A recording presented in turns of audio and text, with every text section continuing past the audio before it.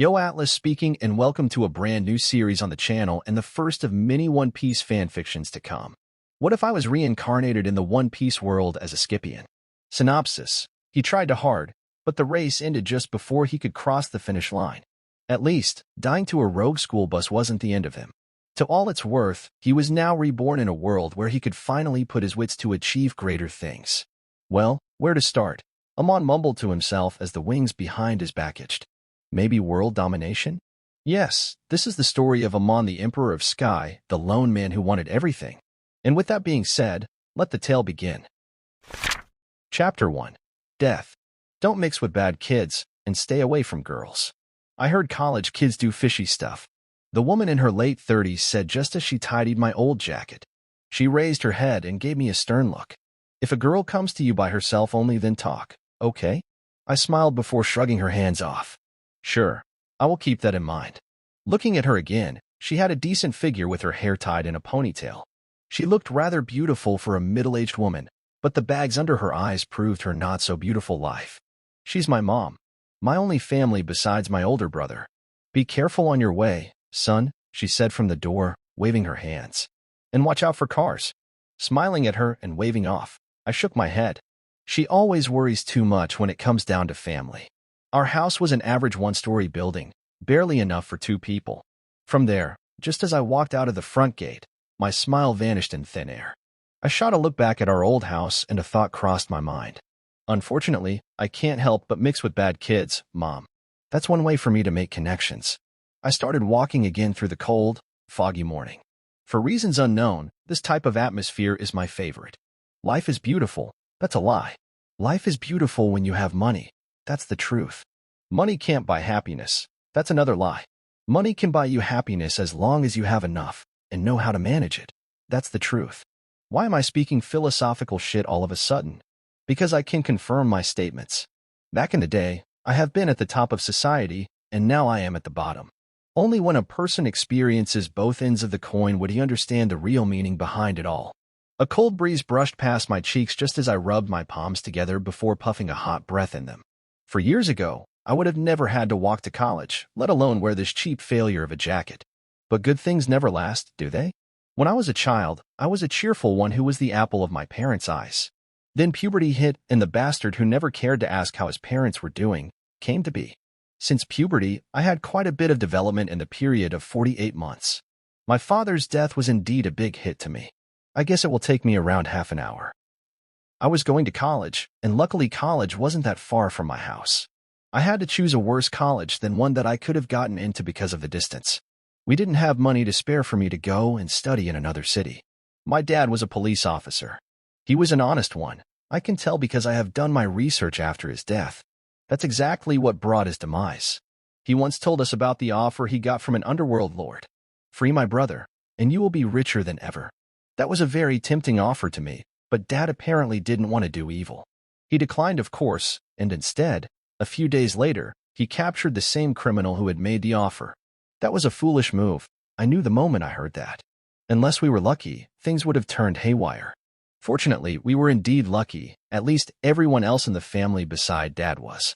The jail where he kept the criminal was raided just a day after his capture, and there, Dad died in a crossfire. It's only later that we learned that he was shot to death by a fellow police officer, not a criminal. The sadness of losing my father all vanished in thin air, and rage took its place. But I had no idea who the policeman was, and even then, the guy apparently did it accidentally. But guess what? Just days later, one of the policeman uncles I was very familiar with, one of my father's close friends per se, got a huge promotion even though the base he was supposed to defend was raided just recently. Dots were matching. And I knew who I needed to kill. But then again, killing's not as simple as it sounds. He was also a policeman. I could indeed catch him off guard since we were close in the past, and he wouldn't expect me to know that he is the culprit. But what after? After I kill him, what happens to me? Jail? Or execution? Killing him would achieve my revenge, but my death would just leave my family as it was before. Empty. I needed a better plan. So I made one. But another problem rose just then. My older brother fell ill, not just any illness, but a serious one. Osteoporosis. A disease that made his spine so weak that he couldn't get up from bed. My dad's death left us with his pension, which we used all in the hospital just to cure him. Then the hardest part started. We now had no money, and my previous plan was based on money. My brother was cured, but he needed to rest for months. He couldn't attend his high school final, so we had to retry next time. But next was just a dream since we had no money to even keep him studying in school. Same with me. So I took in a job, of course. Child labor was illegal, but so was bribing. Does that mean people don't do that? They do, and so I found myself working on a construction site. I had to hide this from my mother, but my brother knew. I just told my mother I worked in an internet cafe and did blogging and stuff, but I in truth knew jack shit about that at all. My mother was devastated when she one day met face to face with bricks in my head, right at my work. I was forced to stop working. Things turned out worse, and my brother's illness also started acting up again. It was all a mess. Life wasn't going anywhere, and we were meeting a dead end. We asked for our relatives' help, but they already helped us, if that even be called help, back in the first surgery. Now they were refusing to do so, saying they were lacking money themselves and that we should take a loan instead, or sell our house. But taking out a loan was dangerous for us, since we knew we wouldn't be able to pay it back anytime soon, but so was selling our house. We had memories of growing up in the house. Abandoning that was just not right. We then tried to beg for our father's colleagues. Surely, they worked together for decades. They will help, right? We were wrong. They refused, and some never even picked our calls. I even begged the bastard who I was sure killed my dad, assuming he would at least help us out of guilt. But humans are apparently scummier than I thought. When they all refused, I was back to square one again. I had to kill him. No, I had to kill them. Each person we called to, their names, their address, their basic info, I had it memorized in my head. I just had to gain power and influence next. Some needed to die, like that police bastard, but some would need to experience hell on earth. We sold out our house and spent it all behind my brother again. He was this time 100% cured and started doing some online jobs after buying a computer from the loan. Things weren't the best now, but it was much better. I got admitted into high school for the first time, but I was already 2 years older than the others. That didn't shame me, though. That was instead an opportunity. They say life isn't a movie, but the high school kids do think of it as one. With a larger body than others, with muscles that I gained from working in the construction site, it was a matter of weeks before I had a gang of my own. I was never a good student, but I forced myself to study hard. Acing was an everyday meal for me. I was growing. Things were moving smoothly as I played my cards just right. I had to ignore a lot of girls, since I truly didn't have the luxury to maintain a girlfriend. But I did have my own share of experience with them. Apparently having kids with girlfriends within your gang was more beneficial than I thought at first. In my high school life, I didn't have to spend even 100 cents, if I recall correctly. Everything, from my cafeteria to my school fees, was paid by my minions. It was a great way to live. Was I doing wrong? Evil even? Maybe. Did I care, though? Not at all. My father died being an honest man. I respect that. But I won't die like that. If it needs me to become evil, a scum even, just like the people I hate the most, I will do it, as long as I get powerful. My minions actually had their own influence. Their family was rich, and their mind was molded to abuse that richness. It's in fact with their help that I got admitted into a college nearby, even though it is worse than the other chances I had. I, after all, couldn't use their money after separating from them. None of them had good grades, so they could only get into some average colleges. I would never stick to them in such a place just because of a few bucks. Today, as I was walking to my college, I was stepping closer to my goal each second. Closer to becoming influential, gaining political powers, and closer to repaying some certain debts. My planned second stage would start soon. Because of one of my minions, I got some useful information. There are quite a few rich girls in the college I am attending.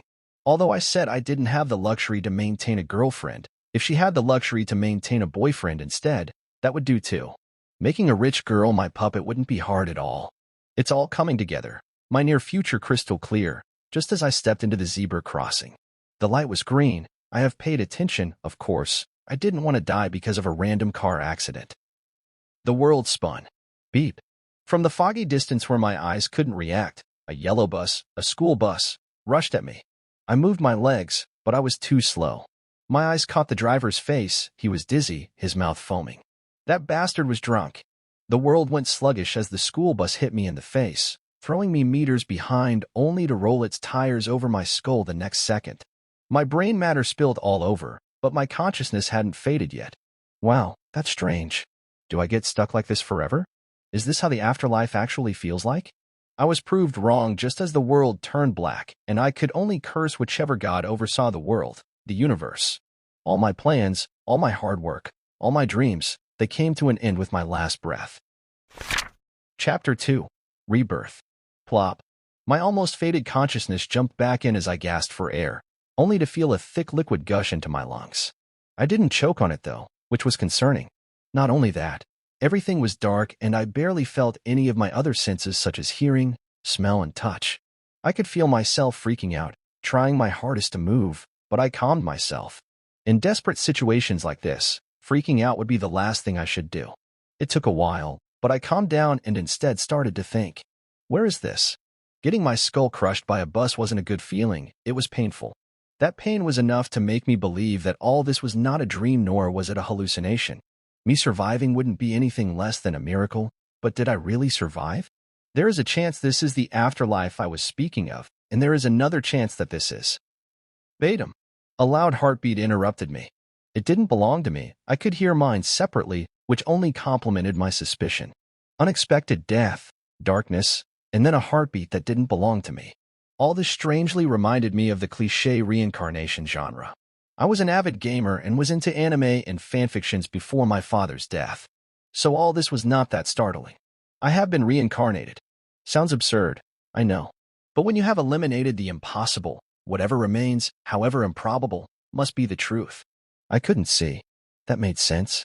If this really is reincarnation and I am inside someone's womb, I wouldn't be able to see even with proper eyes, let alone baby eyes. But I have to confirm my suspicion. I tried to move my hands and reach out in front. It faced a warm wall, and as I touched it, I could hear a barely audible groan from outside. Huh, so I am indeed inside someone's womb. Then again, there is a chance this is a regression instead of reincarnation. Maybe I have been sent back into time, and this woman I am inside is actually my own mother? I would need to confirm it after getting out of here. Immediately as the thought crossed my mind, I felt a force pulling me towards a small gap in existence. I immediately understood what was happening. I was being given birth to. While the idea of coming through a woman's pussy wasn't that entertaining, I was still excited and nervous to find out where exactly I have been reborn. It was a struggle. A great effort was spent, both from me and the woman I was inside. It must have been so painful for her, but in the end she must be happy to see her child alive. But sadly, in case this isn't regression, she most likely wouldn't get the motherly love she deserves from me. Most of my humane emotions died a while ago. I can't come to love another woman as my mother, not unless the sky turns upside down. Light soon found its way to my eyes as I was pulled out by two hands through the small gap of light. My vision was surprisingly clearer than a baby should have. Special body? Or reincarnation privilege? I watched as the two wrinkled hands raised me in the air, with the owner of the hands, an old woman, laughing to herself. My, look, it's a boy. She looked down at me with her large, old, and wrinkled face. A boy, so I am still a male. Good to know. Another good news is that she speaks English. Though there was also a very sad news. I don't recognize this woman, nor the surrounding. The house I was in was a hut made of mud. I have most likely been reincarnated in the past, or maybe a medieval world, instead of regressing back. As your late father had decided before, your name will be Amon. The woman smiled as she wiggled my body. I shook away my disappointment and the growing lump in my throat and instead focused on my name. Amon is a great name, almost too magnificent, but it would suit me when I myself become magnificent one day. If this is a medieval world, magical I mean, then I have some goals in my mind already. The woman laughed again. Look at you, not crying even though you were just born. That's such a warrior-like thing to do. I am sure, your ancestor, Kulgaradash.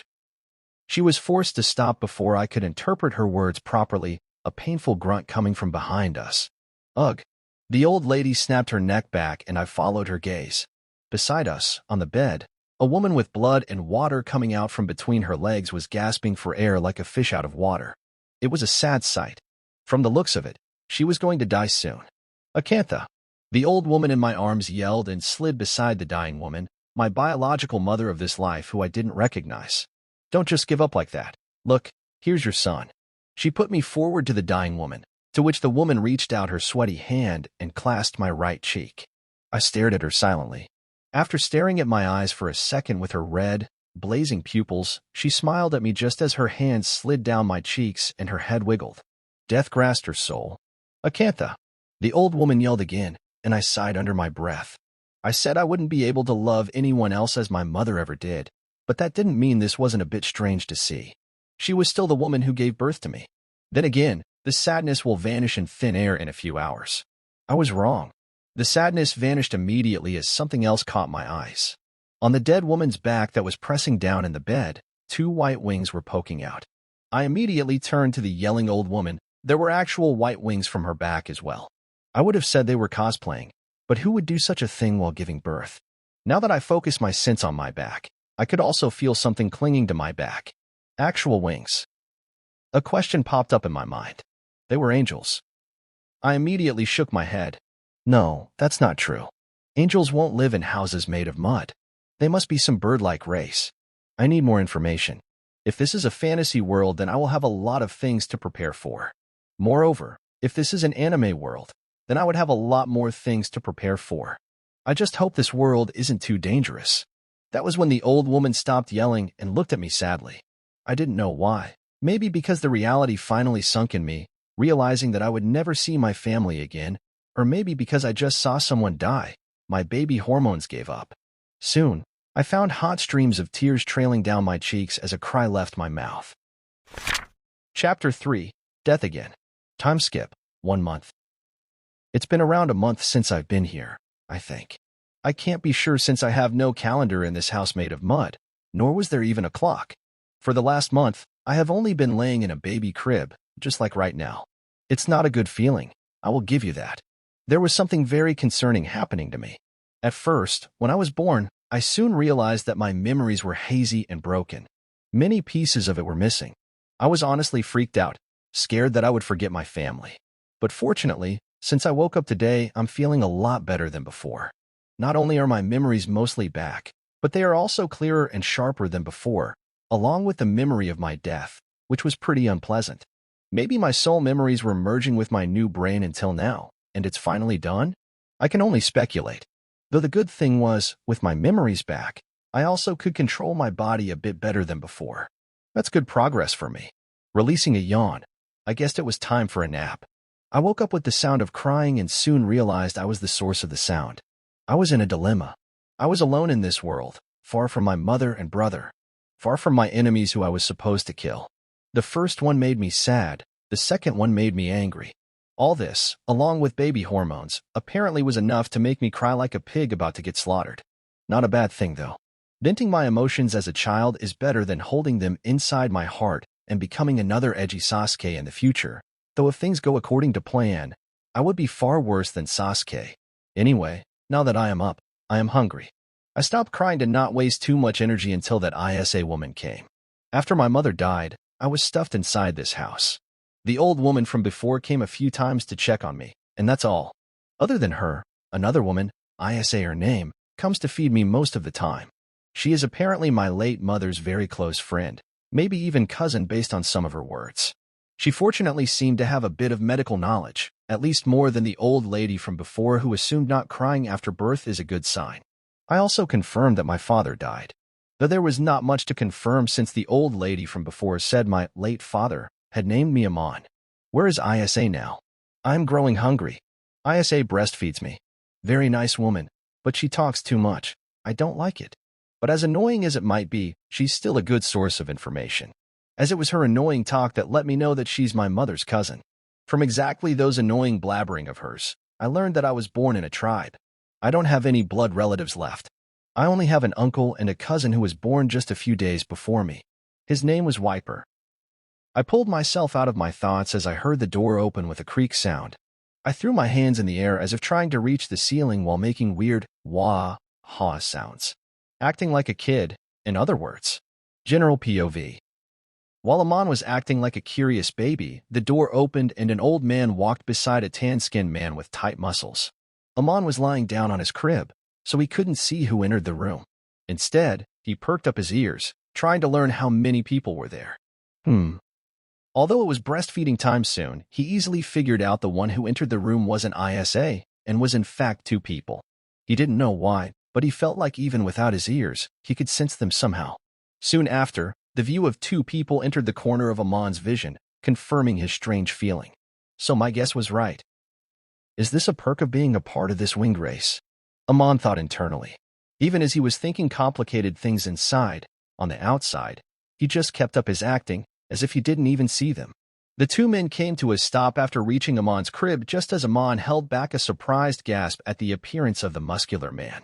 Beside the old man with gray hair and beard, which was nothing interesting except for the dog skin above his head, the one who picked up Amon's interest stood.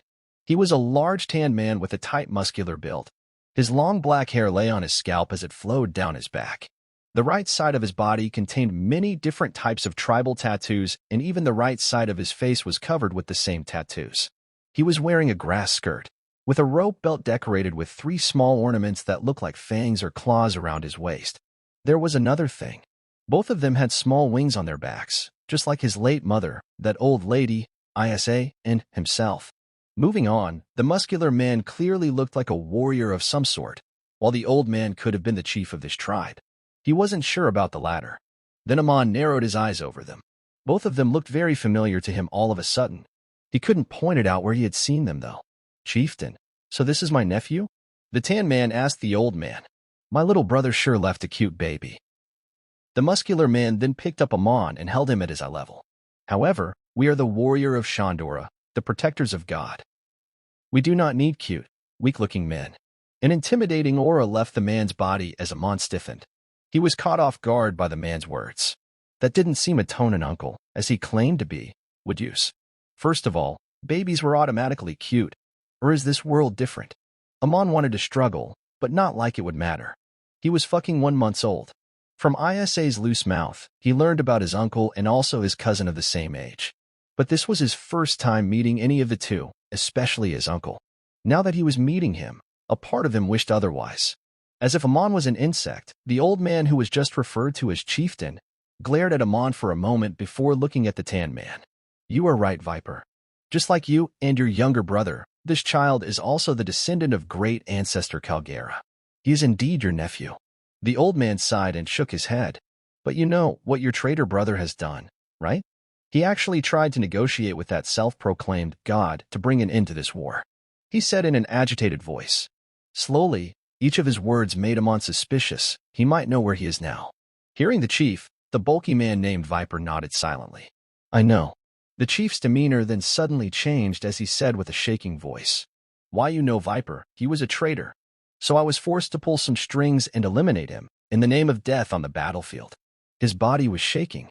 I thought that would be enough to forgive us of the sin he committed. But the recent raids, they're all failing. This must be the wrath of Calgera. We need to do something. Visible panic was present in the old man's eyes. Amon became very nervous hearing his words and started having a bad feeling about this. The old man then looked at Viper seriously before gulping. Viper, I have sent your brother to his demise. But even after eliminating the traitor and his wife, we are still suffering. Why you know what that means, right? Viper nodded at this question and replied.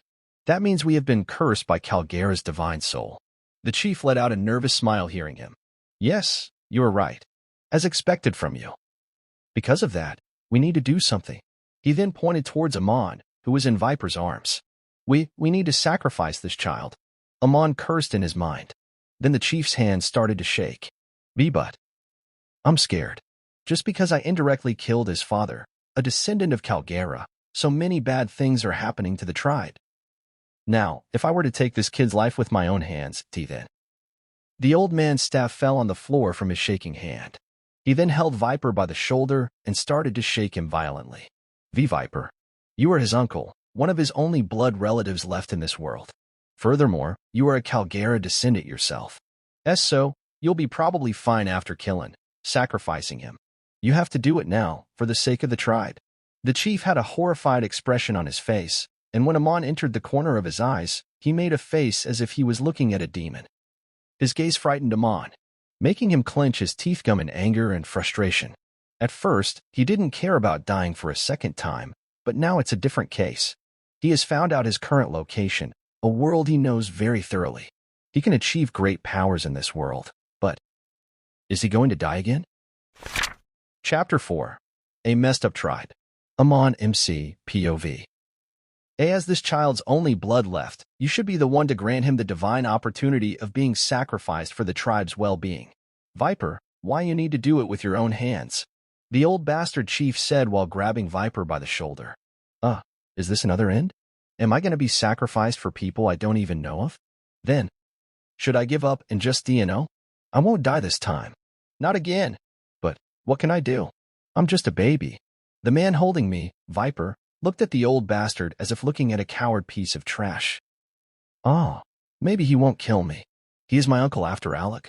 Damn it. Did he just nod his head? Nodding his head, Viper then raised me up while holding me by the armpits. He then stared at me with eyes filled with pity for a while. Damn it. Is this real? I'm going to die just after being reborn. This guy's gonna kill me, but what's with his pity-filled eyes? I swear, if I survive this, I'll gouge your eyes out. My thoughts were interrupted by Viper's deep voice. You unfortunate child. Even though you have nothing to do with my brother's foolish efforts, you need to be judged for his sins. As your uncle, I don't want to kill you. However, as the leader of Shadya warriors, I need to decide for the whole tribe. He sounded as if he's going to do an honorable job. And I was right. Kalgara, Shadya, and these winged people.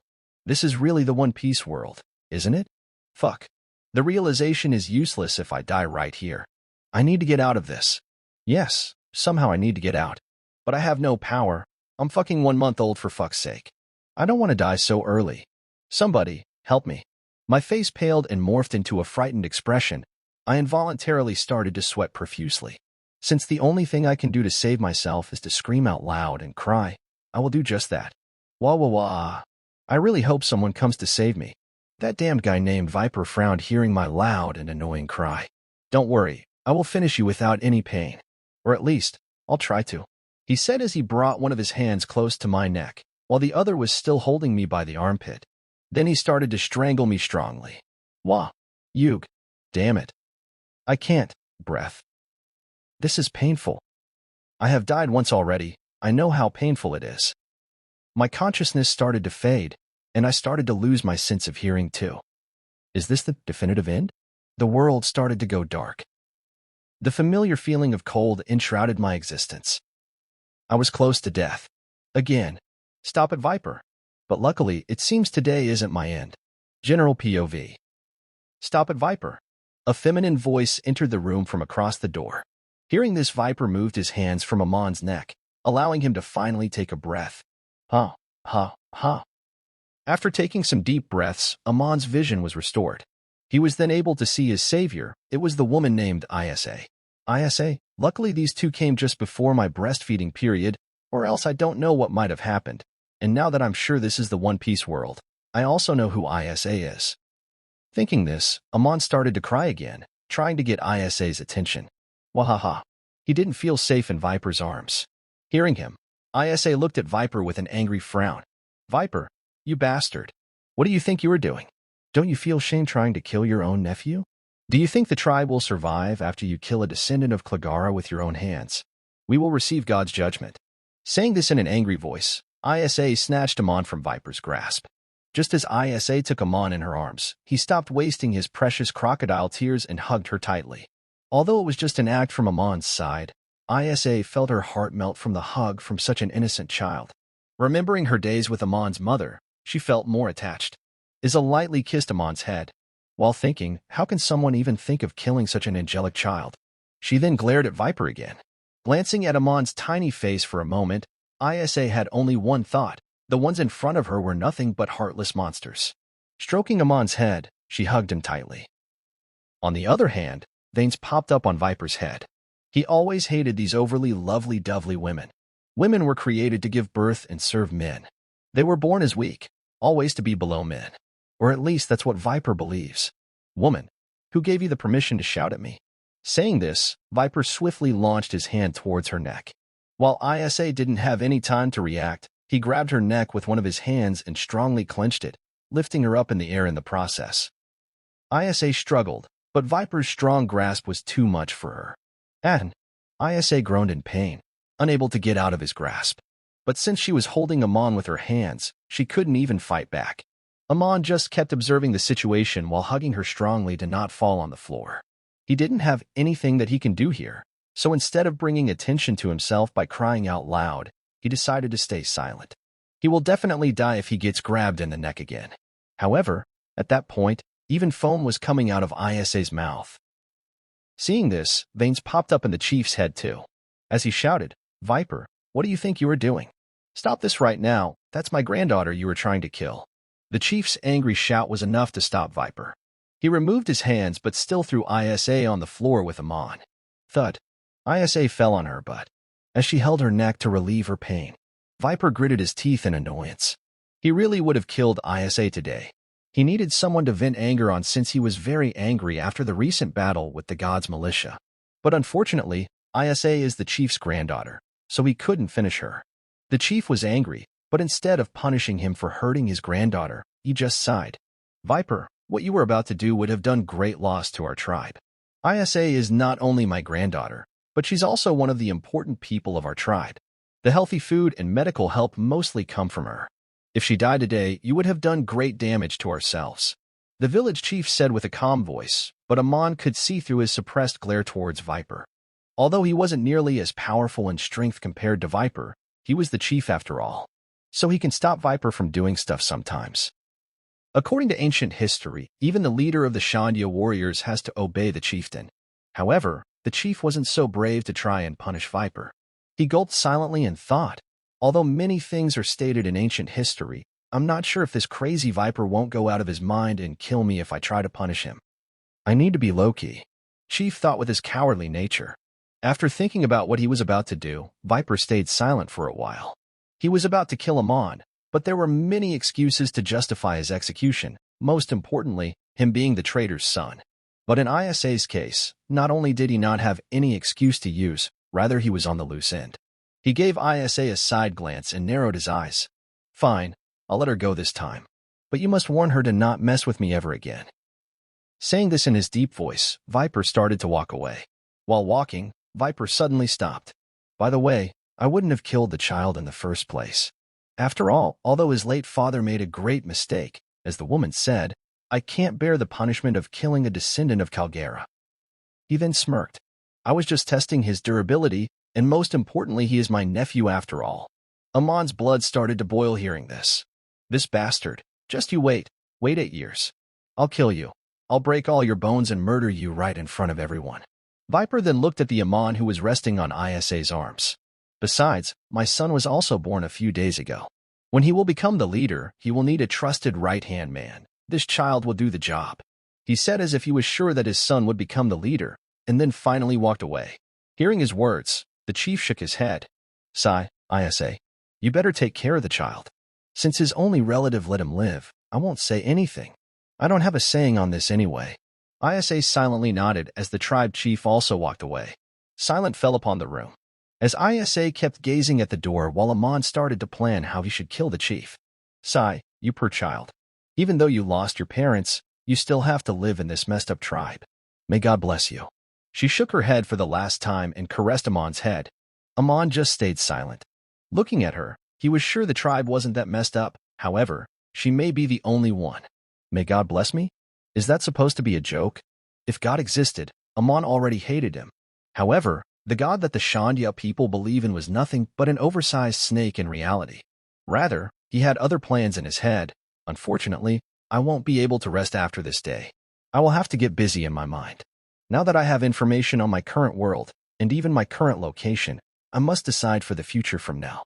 There are many dangers in the world of One Piece. To counter them, I have to prepare myself in every way. It was time to rise for one last time. Chapter 5. Time to be a god. Time skip 6 months after birth. Amon POV. It's been 6 months of me living in this world. Currently, I'm crawling around the village, if this place can be even considered that, while looking around. Since that day, it's been 5 months, and I have already thought out everything I will do until Enel shows up. While crawling, it's hard for me not to be fascinated, because unlike one would expect a clear blue sky above my head, based on me being above the clouds, no sign of a blue sky can be seen. Instead, there are only clouds and more clouds. So, I'm most likely under the white water, or rather inside something like an igloo. Because, even with anime knowledge, I'm not sure of my current location, since the Shondin's hideout was never revealed. But since the giant beanstalk named Giant Jack is visible from here with some trees in the far, this village must be very close to the upper yard. To be honest, this village still surprises me a lot since I don't come out of my small hut that much. Or in other words, since ISA doesn't bring me outside that much. Nonetheless, I've come here a few times this week by crawling on my own. But even though I've seen this place a few times already, it's still an unbelievable sight to behold. After all, there are people in tribe attire all around me, however. Unlike their clothes, they are playing/training with many different kinds of modern machinery, which also doesn't go with the cheap houses of the village. Speaking of houses, it seems I'm considered quite rich here, because all the so-called houses around here are actually tents, yet mine is an all-out hut. Only Viper's house and the chief's house is a hut like mine. I suddenly feel rich. Now, it seems my father wasn't that incompetent after all. Anyway, unlike the poor-looking houses of the village, there are different kinds of weapons that I never saw in my previous world, like the things called burn bazooka, flash gun, burn blade, and many other things that I don't even know the names of. There are those things called dials too. Overall, it's a quite surprising sight. Also, from all the information I have gathered in the last 5 months, I've confirmed that the chief is really the old man from before, while the leader of the Shanya warriors is that bastard named Viper. The bastard chief is very old, it seems. He might kick the bucket soon enough. I will be very sad if he dies. I want to kill him myself, after all. I also met that guy. He is the son my sweet Uncle Viper was talking about. He is named Wiper. Well, now I'm sure of the timeline and also the reason why Wiper was an ass in the anime. It's all about genetics, huh? Obviously, I do know Wiper from the anime, but someone like Viper was never mentioned before. So, unless this is a messed up crossover world, he will die in the years to come. Or in the most possible situation, he will die in Enel's hand when he arrives at the upper yard. I hope it's the latter. I will be very sad at my nice uncle's death. Anyway, like I said, today I came outside alone by crawling, and this is my 4th time coming out by myself. I learned how to crawl at the 3rd month of my birth, but I didn't show it to anyone. After all, I want the people of this tribe to take me as a genius, not a monster. Maybe I'm thinking too much, but it's better to be cautious than to regret it later. In the end, I don't want a situation similar to Big Mom to happen to me. Or worse, this tribe's people might just kill me while I'm off guard. Like right at this moment. Actually, I'm exaggerating things. The tribesmen are friendlier than I expected. So, I don't have to worry too much. They are such nice people. I will definitely treat them nicely in the future. They deserve it. Heh. Currently as I'm crawling, many people are looking at me while comparing me with Wiper. Wow, isn't that Amon? He rarely comes out. Yes.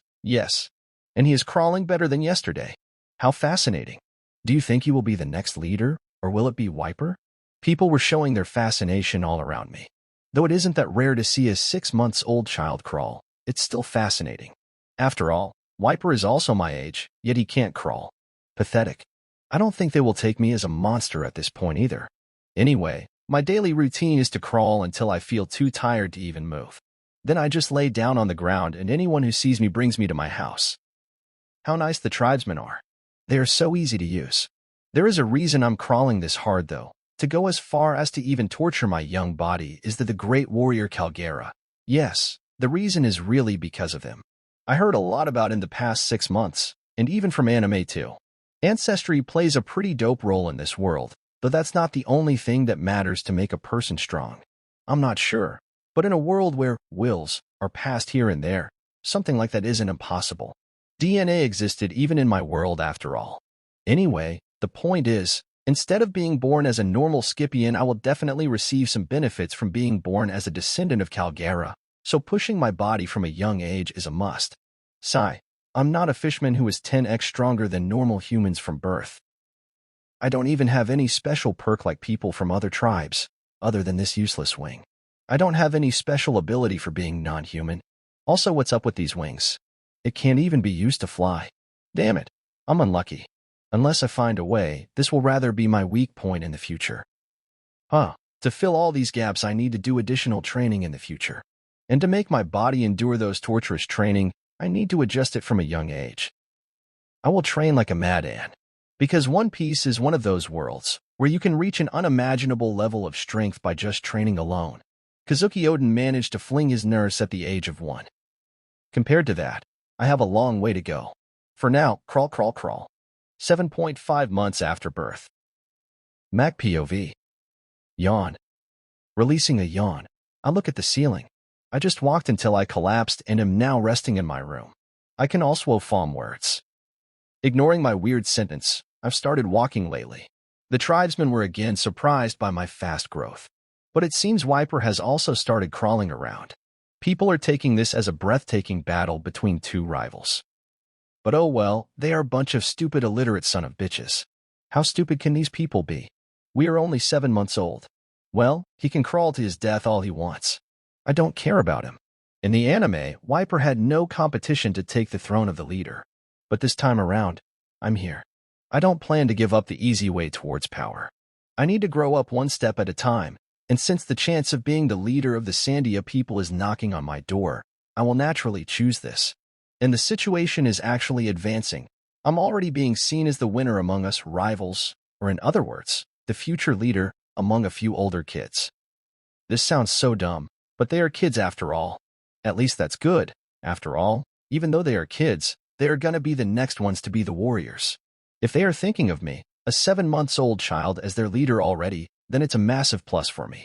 I have already planned my future moves in this world, but for all of that to go according to my wishes, I need authority and power. The absolute power that I always dreamed of, it's not a fantasy anymore. I plan to become strong. Strong enough to maybe one day return? Or maybe achieve omnipotence.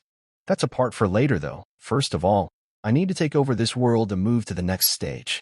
From Enel's cover story, I know there are actual space pirates in this universe, so setting my goals to be the strongest man of the world is a big no, because I'm sure there are races stronger than humans, or rather in my case, Skypieans. One day, what if they invade Earth? I will be fucked in front of their technology. They have high tech from what I remember from that cover story of Enel's moon journey. Becoming the strongest man on Earth may be a goal for the initial part, but in the greater scheme of things I need to become stronger than anyone ever was. Strong enough to hold my own against 4 emperors, 3 admirals, and that guy, Emu his name was. Yes, for what I need to do things. For that, only training like a madman won't do. I don't know how, but I have to achieve all kinds of power. Physical strength, magical devil fruit powers, political powers, human resources, and everything else possible. I have a dream. A dream to not be overshadowed by anyone else, ever. I don't want to fall in that rabbit hole another time. I don't want to die either. For that though, working alone won't work.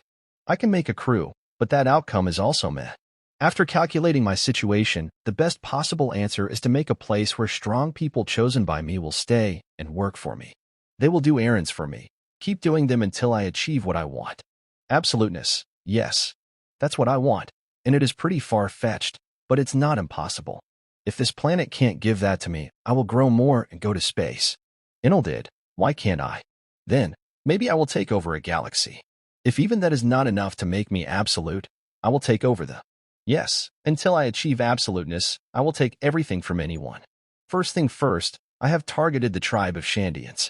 I will leech them off, then take what I want. It might seem I'm setting my goals too high, but a man is as big as his ambitions. If I don't set my goals high, I will fall deep into the rabbit hole. On my way to the absolute, my first goal is to be the king of the winged ones, or better, god of the winged. First of all, now I will take over Shandia, then the Skypieans, then Birkins, all of the winged race. I will create a country that will be strong enough to tackle the world government. I need to destroy that thing to properly move with my main part of the plan. To my way towards absolute. One day, after I have everything, I will. Chapter 6. Aren't things moving a little too fast? Amon POV. 1 year after birth. Currently, I'm running on the village's road with my eyes closed. Yet, not only am I not falling on my face first, I can even tell the position of the people around me. More accurately, I can hear their voice. I feel things are moving a bit too fast. However, it seems my training is paying off. I've started sensing things all around me. It's hard to explain, but I can hear the voices of people around me. It's similar to what Isa's daughter, Isa, stated in the anime. In simpler words, I can see, even after closing my eyes. Oh, There it is. Some people are looking at me. Look, Amon is walking with closed eyes. Ah, this brings back memories. When I was a kid, I used to play like that. Haha, being a kid was nice, though I used to fall on my face a lot. I hope he doesn't fall, though. People were talking about me, unknown that I can still see with my eyes closed. I can even discern their position with closed eyes. I'm not sure of the range yet, but I can feel 8 people looking towards me. Not only that, if someone is approaching me, I can also guess who it is. Yes, it's still low level, and I have to use words like guess. Is this how observation Haki feels like? Well, if I say so myself, it's not that strange for me to have observation Haki without any prior training at this age. After all, in the anime, the winged race have always shown their gifts on observation Haki, or what they like to call it mantra. In the Skypiean arc, at the fight of the upper yard, not only Enel but also all of his priests were shown proficient at the so-called mantra. From what I recall, Enel and his priests are from the subrace called Birkins, one of the 3 subraces of winged people. But Shandians also have shown gifts on mantra. As the future daughter of Isa, the girl named Isa was able to use observation Haki at the age of 9 years. She was supposedly able to use it from birth, though it might just be a rhetorical saying. Nonetheless, this can be enough proof that the winged people are somewhat more gifted in observation Haki than normal humans or fishmen. So there are some perks of having these useless wings after all. Though I don't know if I also have talent in learning armament, it's still better than nothing. Now, instead of drowning in arrogance, I should train more. Even if I have talent in observation Haki, it's not like I will get to see the future anytime soon. Actually, even when I start seeing the future, it's not like I'd stop. After all, if trained accordingly, perhaps I can upgrade observation Haki to something like Mystic Eyes of Death Perception. First thing first, I have to take over Upper Yard, where the City of Gold is hidden. The city might have secrets as to why the winged people are so proficient at observation, and perhaps even ways to use these useless wings. 1.5 years after birth. Gulp. It's been another 6 months of my life in this world. Currently, Isa is feeding me this terrible tasting soup.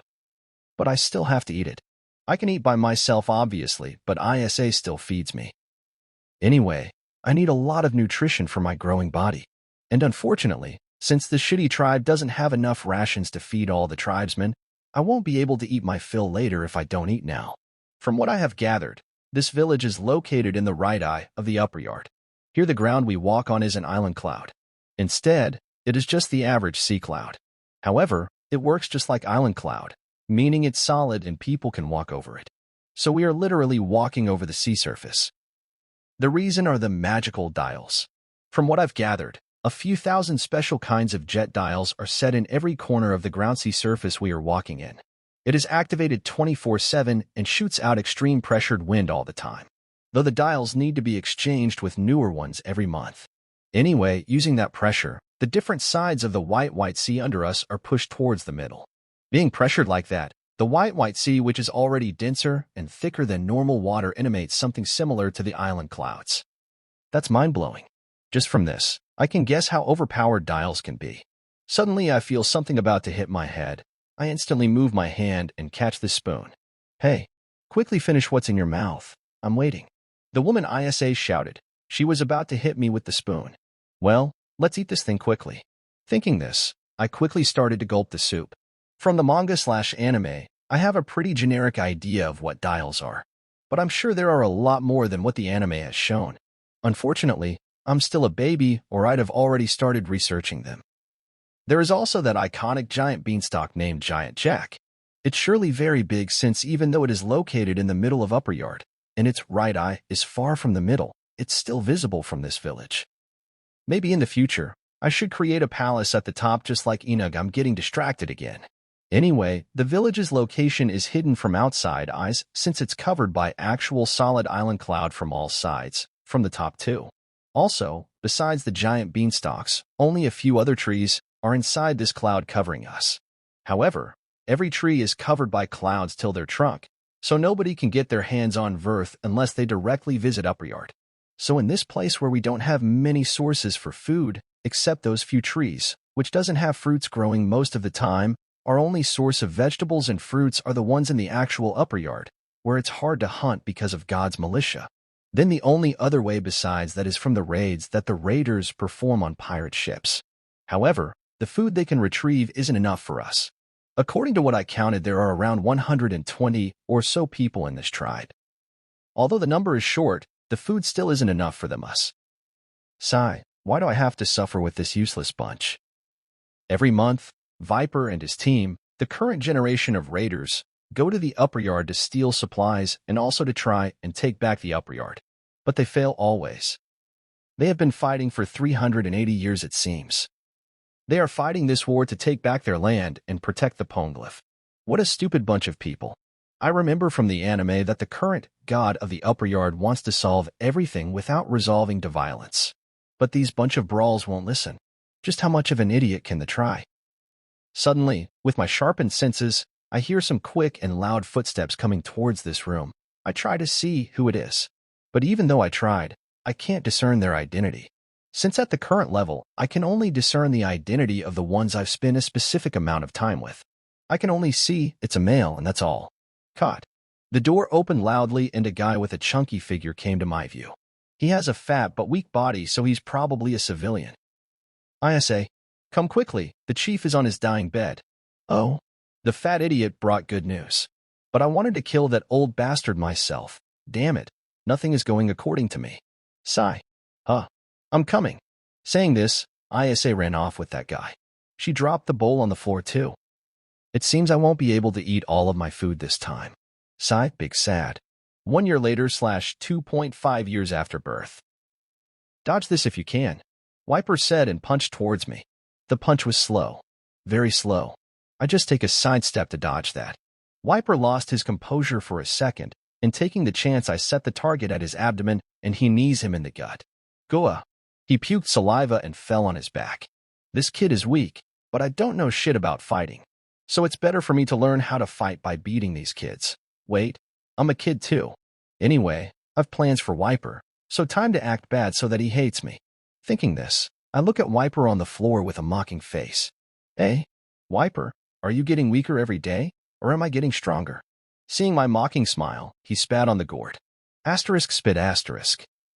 Next time, I'll win. He grunted and ran away. Well, let's just ignore him. Anyway, last year the chief died. Ugh, I can't believe it. I felt so frustrated for the first few days after his death. I wanted to kill him myself. Yet that old piece of garbage died by himself. A peaceful death. Why? Why did he get a peaceful death? Is some ROB playing with me? Fuck this shit. Sigh, let's not lose my cool. Anyway, now I'm around 2 years and 6 months old, and I possess the strength to beat teenagers striving to become warriors, so beating kids like Wiper is easy. But to be honest, defeating the teenagers is a bit tough. Still, that's good progress. After all, these teenagers aren't like normal One Piece human teens, they are a lot stronger. Now, let's talk about Enel. Actually, unlike how I used to think at first, after contemplating for a long time, and living in this world among these people for more than 2 years, I don't think that guy with God complex would be that hard to deal with. Even though his powers are terrific, he is a dumbass smarter than most. At worst, if I fail to attain the fruit before him, I would need some allies who will take Enel's lightning spams for me. I'm sure many good-willed people would be happy enough to take them and die for me. This is a world full of idiots, after all. Anyway, calculating by canon means there are still around 14 years left until Enel will arrive on my Sky Island. Until then, I will be more than strong enough to take him down. Chapter 7. Not to regret later. Time skip. 1 year / MC's age 3.5 years. General POV. In Amon's hut, he was executing his daily set of squats. 107, 108, 109, 110, thud. Passing his 100 squats threshold, Amon had conducted another 10 squats before falling on his back exhaustedly. Huff. Being able to break your previous limit feels nice, Amon said with a small smile while catching a breath. His nerfed version of Saitama training of 100 push-ups, 100 sit-ups, 100 squats, and a 1-kilometer run is paying off. He can feel the massive increase in strength during the last year. Amon then looked around his hut. It's nothing fancy, consisting of only a bed and some accessories for eating a meal.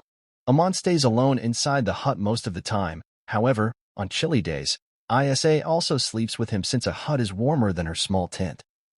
Amon then searched for the jar containing water. However, even after looking out for a few seconds, he couldn't find it. Another few seconds passed, and Amon made a thinking posture by starting to scratch his cheeks and said, "I wonder where the jar has vanished to. Maybe a cute thief had stolen it." It was clear that he was acting. His act was bound to be seen through unless the other party isn't a toddler. He then moved his eyes towards the door and pretended to smile playfully. Maybe the culprit is outside, hiding by the fence. Just as he said that, a hardly audible gulp sounded out. Amon unexpectedly sat up and quickly pointed his finger towards the door and yelled, "Boo, found you. Eep." A very frail and childish voice came from the other side. Slowly and nervously, a small girl came out from the other side of the door. She has a small build, seemingly 2 years old. She also has a round face with large eyes full of curiosity, along with 2 large bangs parted to either side of her face on the front. Meeting Amon's eye, she again went to the hide. Still, she peeked from the other side without revealing herself fully. Amon smiled seeing her, his eyes forming a crescent moon, and said, "Hey, lil sis, gimme the jar. I'm thirsty." The girl had the jar with her, but she hesitated to come out. Still, after a moment of consideration and hesitation, she ran towards Amon with her small feet and placed the jar on the floor. However, she fled again after leaving the jar to Amon. Then from across the door, she mumbled, "The jar was empty. So I took it to fill it with water." Amon just ignored her and lifted up the jar up to his face. Gulp, gulp. With a few immediate gulps, he finished the seemingly 2 liters of water. Amon released a pleased sigh after satisfying his thirst.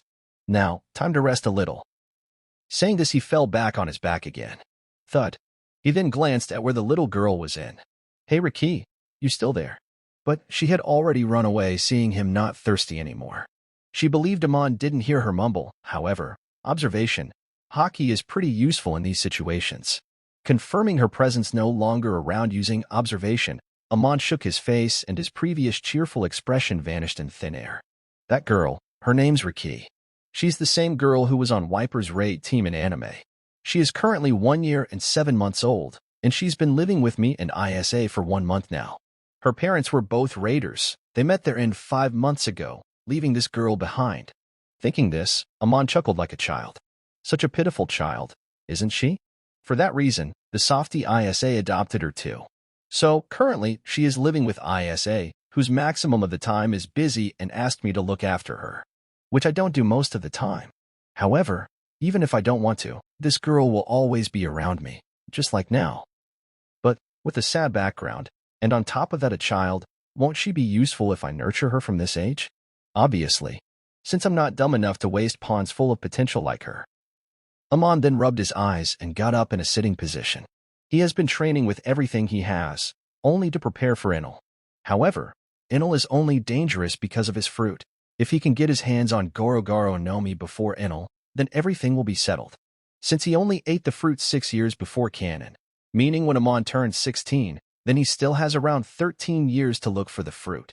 So if given the chance, he would definitely try to take the Goro Goro fruit before him if given the chance.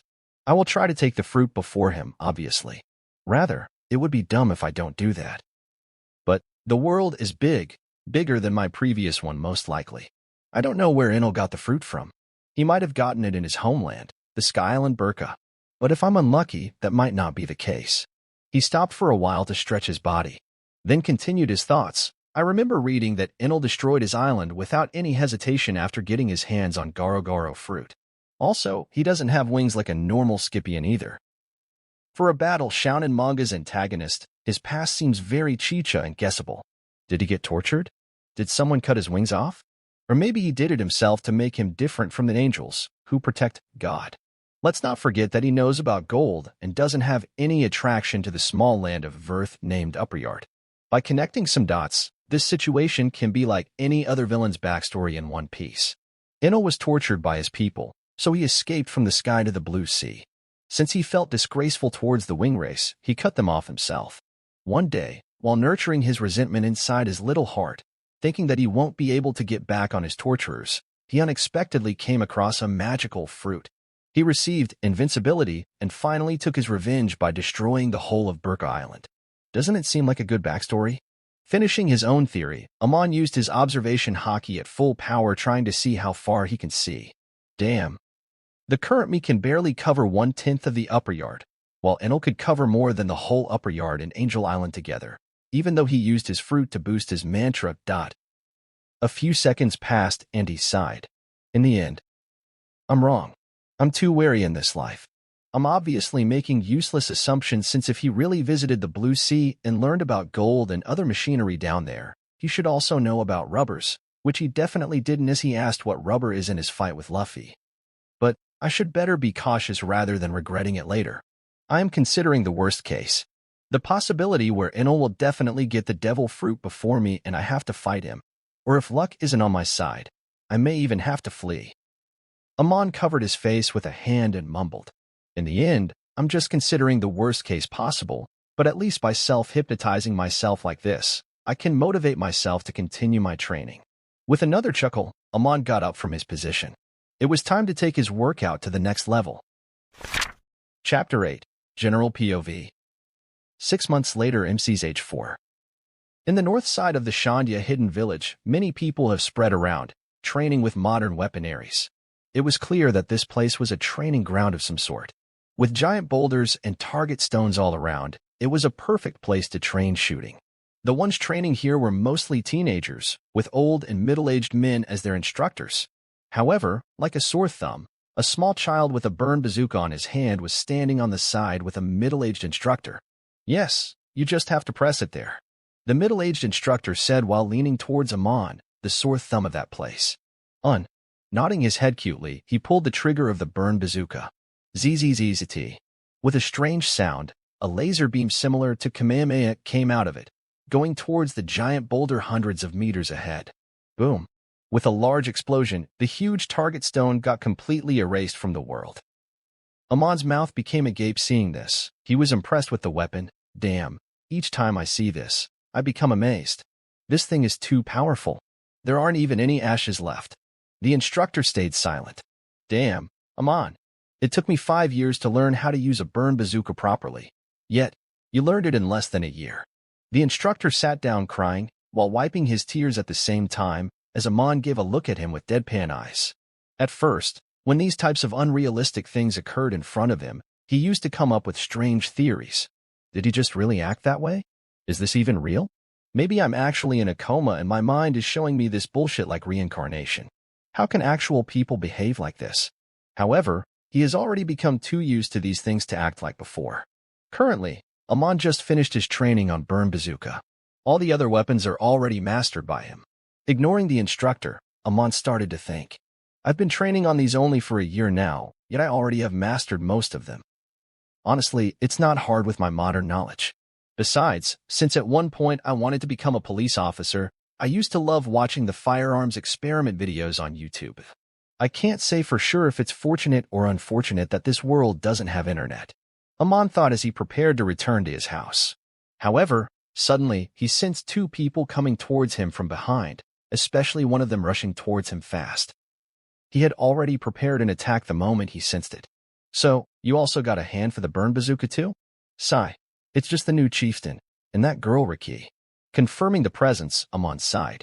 Of course, Big Brother is the best, after all. The 2-year-old Riki said as she jumped on his embrace. Catching her with a smile on his face, Amon then patted her head. He then looked back at the chief, while thinking, after the previous bastard's death, this guy was chosen as the new one. Him being the chief, his attire is the same as the previous one. So I sometimes want to attack him out of spite.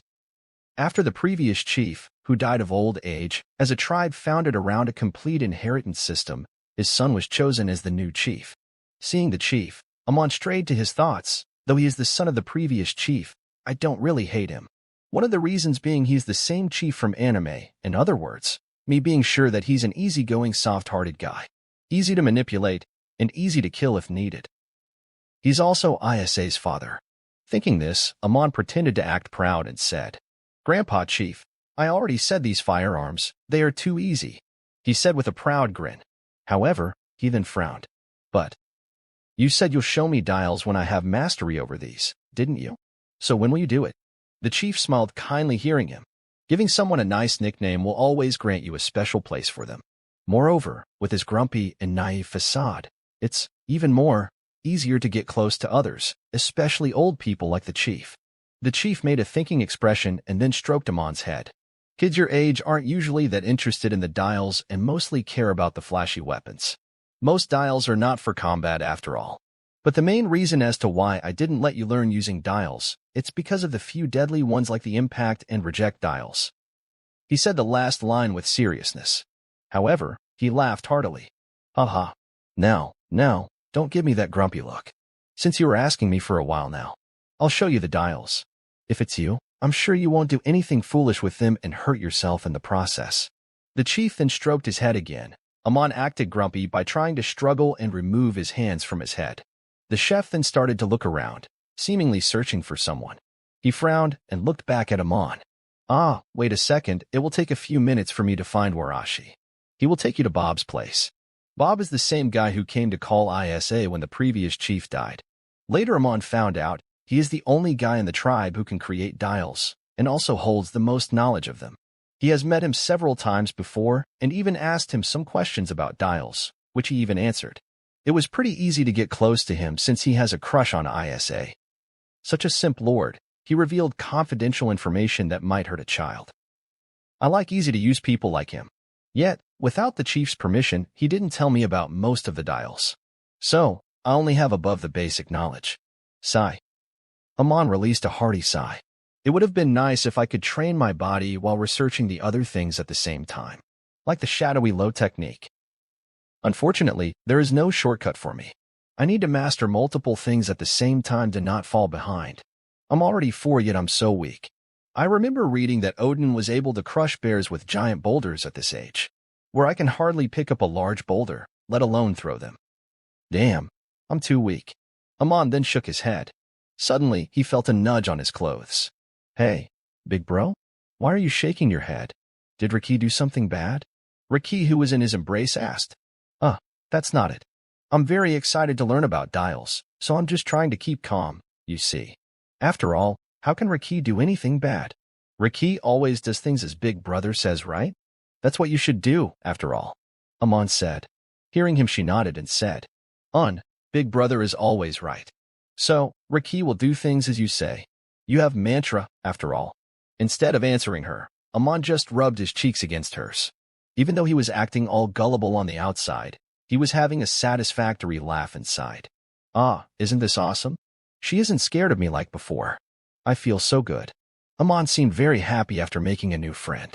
But his thoughts took a turn the next second. In another few years, and she'll be a perfect girl. Someone who will move according to my thoughts, taking her own life if needed to. Amon kissed Riki's head thinking this. Amon decided to not think that anymore. Anyway, I updated my rip-off Saitama training. Now it's, in a sense, better than the original training, consisting of 200 push-ups, 200 squats, 200 sit-ups, and finally, 3 kilometers run. Still, Amon knew that even though working out his body is good, actual battle is more effective. Battle experience is very important in this world. For that reason, he picks fights with everyone. Kids, adults, raiders, everyone. But the grown-up tribesmen just stroke his head and ignore him. Such sad. However, kids are easy. So, I have sparred with all of them in the tribe. The top punching bag being Wiper. I fought him numerous times, but he is weak. I have fought some teenagers, but they are also easily defeated. I only fought the adults who gave in from constant irritation. Although defeating them was a bit hard as 2 years old back then, now I can easily beat them. But the only adults I fought are civilians. The raiders are still left. Raiders are the ones who go to raids. Raid is what the Shandians like to call their surprise attacks on pirates who arrive at Skypea. Such cheap tricks, can't say I hate it. At least this is providing good food. Anyway, they are the strongest people in the tribe, while Viper is the strongest among them. Amon's observation again sensed people coming towards him. As he looked back, it seems the chief has found who he was looking for. Here Amon, you know him, right? His name is Warashi. He will take you to Bob. The chief pointed at the teenager beside him. Warashi, like I said, take him on to Bob and tell him to explain all the dials to him, with the dangers included, of course. Also say that I'm the one to send him. The chief explained to the teenagers behind him. Warashi is a tall, broad, and pale teenager with unkempt blonde hair that goes till his shoulders. Amon obviously knows him from the manga. He even fought him 68 times, winning all of them, of course. Seeing the teen, Amon thought, so Warashi will take me to Bob. Huh, he has an idiotically serious face. Amon then put Riki down from his embrace. Anyway, Riki, be a good girl and don't cause problems. Big brother will be going now. Saying this, he looked at Warashi. Warashi made an irritated face seeing him, while he just smiled sweetly in response. He must hate me for all the times I broke his bones. Heh, that hate will turn into loyalty soon enough. Though he was irritated, he still complied with Chief's order, and soon enough, Amon arrived at Bob the Builder's place. Chapter 9, Saimai Kikin. General POV. Time skip 1.5 years, MC's age 5.5. On the eastern side of the Shonda village, Amon came out from a tent slightly bigger than the normal ones. Soon, a short and fat man also came out of the tent, just behind Amon. He had a pretty heavy-looking basket covered with a curtain in his hands too. Hey, Amon. Do me a favor and give this to ISA, all right? The fat guy, Bob asked. Amon responded with a fake playful smile. Oh, what is this? Is this what the adults call love? You are even giving your own food for ISA now? Bob blushed hearing him and scratched his head. Hiki, wait, no. You are just a kid. You aren't supposed to ask something like that. And, no, I'm not giving her all my food. You see, I got a bonus this month from the chief. I exchanged some goodies with that, so I thought, why not share it with ISA? Amon took the basket from his hands and said, all right, I'll give it to her. Maybe. I can even say a few good words to her about you. Should I? Bob's eyes grew for a second as he replied quickly, huh? Really? Then I'll give you my special shooter's weight. No, it's not that I want you to do something for Dash. Amon interrupted him as he said, Hey, calm down. A little help won't do any bad. You see, everything is fair in love and war. Amon showed off his biceps as he said this. Then he prepared to walk away. Anyway, I'll be going now. See you. Saying this, he started to walk towards the western part of the village where his and ISA's house is located. After a few minutes of walking, Amon reached his house. He sneakily went inside, evading people using his observation Haki. After that, he sat down on his bed.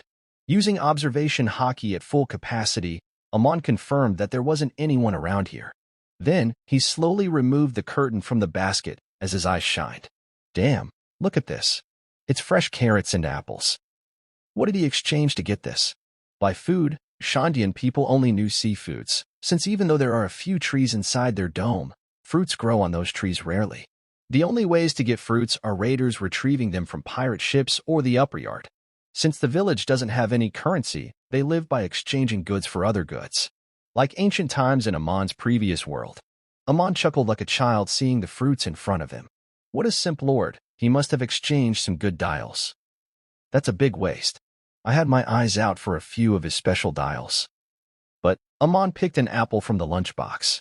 It's not that bad. After all, something good happened to me for his stupid action. These fruits, full of nutrition, these are mine now. Amon then started to eat the fruits. As soon as the fruits in the basket started to dwindle. As he kept doing just that until only 2/10 of the original fruits were left. Waiting for a few minutes, Amon got up from his seat and walked out of the hut with the curtain-covered basket, going towards ISA's tent just beside his house. After turning right after leaving his hut, Amon faced a tent, slightly bigger than Bob's tent. Amon, after confirming ISA's presence with observation Haki, went inside. Noticing the small figure entering her tent, ISA, who was sitting on the bed, looked towards him. Seeing Amon, she smiled kindly as she said, Why are you here? Anything I can help with? Amon just went towards her and also sat down on the bed. He placed the basket on the bed as he looked at ISA. It feels good to be beautiful, right? Always receiving gifts from the other tribesmen. Amon said with the fake tone of tease in it. My, are you jealous? Unfortunately, you aren't a girl. Or I'm sure with your face, many boys would have been after you already. She then looked at the basket beside her. Anyway, who is it this time? And what's inside? It was Bob. He is nice enough to give you these lots of fruits. Amon said, pointing at the basket. ISA's blinked in surprise. Fruits? That's rare. She thought as she picked up the basket, it was not that heavy, but from the weight, she could tell there were quite a few left. She took off the cover from the basket and became surprised again. That's quite a lot. Amon glanced from the side as if he's holding himself back from not eating those. Isa noticed this and smiled lightly. He trains too much for a kid. However look, he is a kid after all. Haki. Unfortunately for Isa, this was all an act. Amon has already adapted to acting like a kid, so doing these small acts to trick the adults is nothing new to him. Isa hid the basket behind her as she looked at Amon. What are you looking at? Those are mine. Amon pretended to be unhappy as he frowned, getting up from the bed preparing to leave. What? I never wanted those anyway. I'll go now. Bye. Acting grumpy, Amon prepared to leave. But suddenly, Isa caught him from behind and picked him up in her embrace. Haha. Look at you. I was joking. I won't be able to get sleep at night if you go away like this. Isa wiped her imaginary tears saying this. Amon didn't say anything as Isa lowered him on the ground. She then went towards the basket and took half of the fruit from it. Placing them in a small bag, she came towards Amon. Here, take this. Eat all you want. Oh, don't forget to share them with Haki. I won't share any more of mine. Amon smiled receiving the fruits. He then jumped up and kissed Isa's cheeks. Soon, he ran out of the tent towards his hut. Isa sighed with a happy smile as she saw him walk away. He is such an innocent child. Unfortunately for her, this was all for his nutrition. A few hours later nighttime. Amon was sitting in his room on top of his bed in a lotus position, similar to those cultivators from wuxian novels. Seated like that, Amon was breathing rhythmically. His body was comfortable. He wasn't even moving an inch. If anyone saw him now, they would assume he has fallen asleep. He soon opened his eyes, proving that he wasn't sleeping. His red eyes seemingly gleamed for a second as he suddenly frowned hard. He rendered his strength and let it surge throughout his whole body. Amon held his breath as his muscles tightened slowly. Soon, he bulked up to almost 2x of his actual body size. Amon then tried to circulate his strength to his back, the unmovable part of his body, his wings. Saimai Kikken, life return. He was trying to use Saimai Kikken, a technique that can supposedly let one control their whole body functions by their will. However, the next moment he spat some saliva and fell on the cloud floor face first, creating a thud sound. Now, unlike his calm demeanor a second ago, he was sweating profusely while huffing a lot. Huff. Damn it. Why doesn't it work? Amon was trying to perform Saimai Kikken, the technique that allows the user to control all of their bodily functions. Amon knew if he were able to learn this technique, he should be able to move his wings. He wasn't sure if he would succeed at this, since not much was explained about Saimai Kikken in anime/manga. And for someone like Amon whose complete knowledge comes from the show, he didn't have enough points to work on. Also, due to the fact that this technique didn't have many users, the only shown users being Rob Lucci and Komodori, Amon's chance for mastering this technique would be even lower. However, those thoughts were getting him nowhere. He thought after getting nutrition from the fresh fruits, he might succeed. However, it seems all that nutrition has gone to waste. Amon felt disheartened for a while, but he soon got out of it. After regaining his composure, Amon sat up and sighed. Saimai Kikken. If I succeed, I will definitely be able to move my wings, but it's very hard. When I was 7 months old, after filling my tummy, I tried to practice Saimai Kikken and digest the food. But not only did I fail, I almost died choking on my own vomit. Amon let his thoughts wander as he rested for a while. Only now, after 5 years, I have enough courage to try this shit again.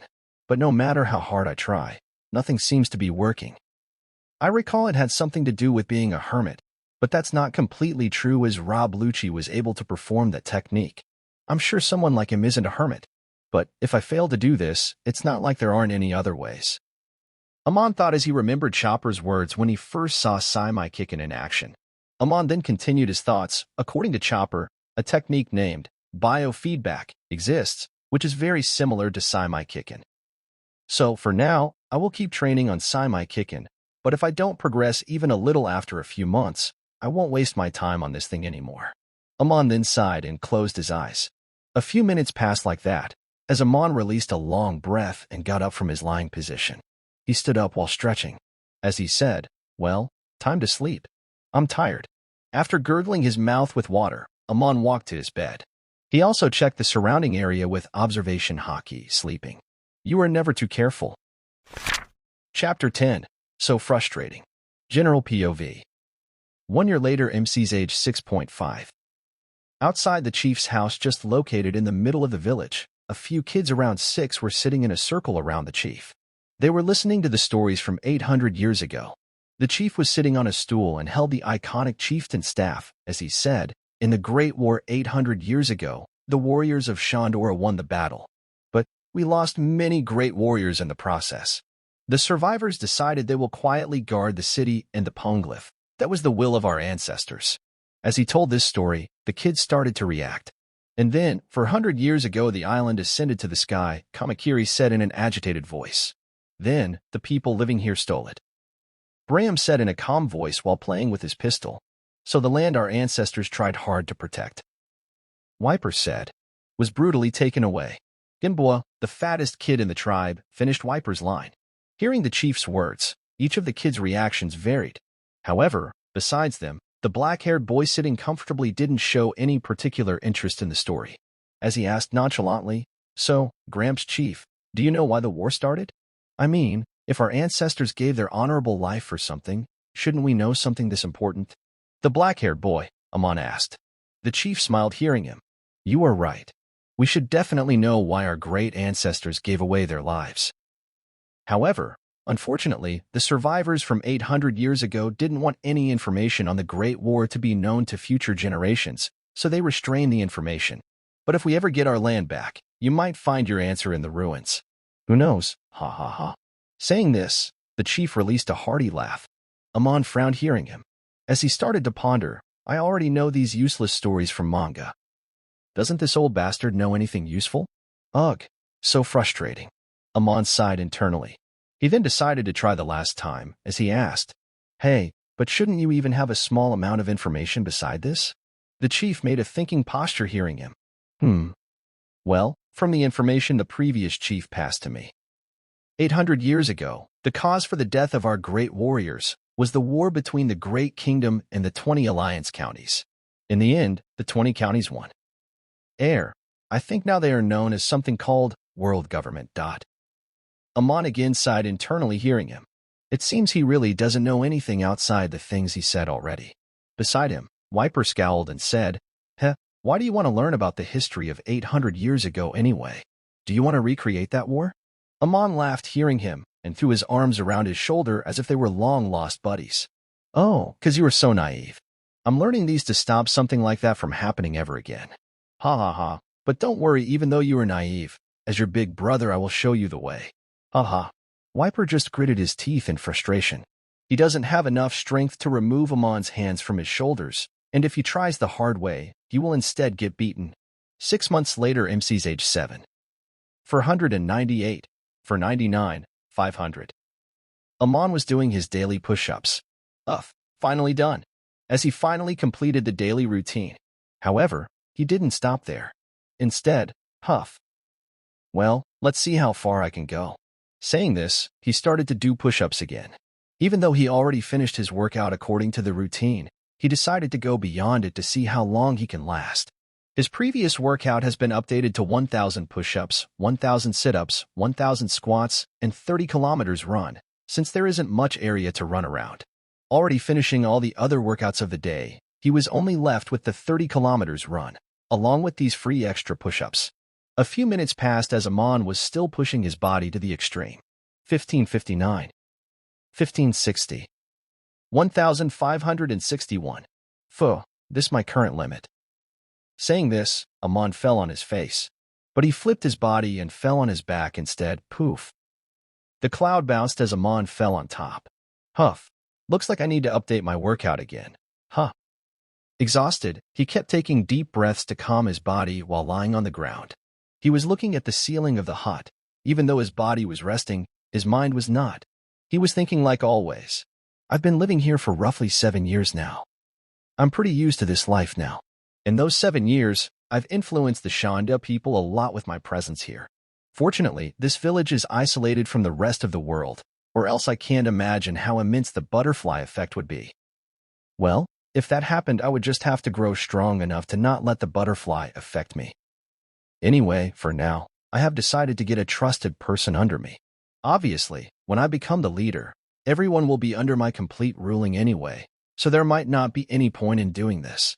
But since I don't want to be stuck on this tribe, and surely have to go out to the Blue Sea in the future, I would need a pawn to keep the tribe on the lookout for me. I've been giving my valuable time in this tribe, after all. If they suddenly go out of my control, or gets destroyed by someone/something, then the whole ordeal of creating a country that can match WG would be pointless. Since, in the end, the tribe is just a facade. The thing I care about the most is absolute power. In the first place, I never dreamed of creating a country of some sort. This will just be my backup. This will be Amon's weak point to the outside world in the future. But that doesn't mean I won't take in the people with potential living in here. Ah, how nice it would have been if I had a person of this tribe under me, who would even massacre the whole tribe if I ordered from the other side of the world. Amon thought, but soon he sighed. However, this tribe's people are too much attached to each other. Unless it's someone who I was able to influence from their birth, it will be pretty much impossible.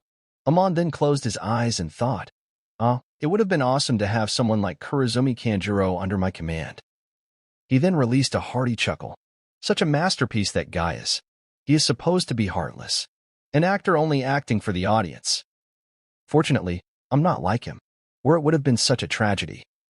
Amon slowly shook his head while grinning. Anyway, in this world, it is hard to find someone like Kanjuro, let alone inside this small tribe. But in reality, if I had someone like him around me, I would kill him the moment I got a chance. That type of guy is too dangerous. But in the end, the Shandians have always lived to sacrifice themselves for the sake of the tribe, anyway. So, I don't need to think too much about this anyway. This will come to me for free. Amon thought as he reached out his hand to grab his water jar, then drinking it with a few rapid gulps.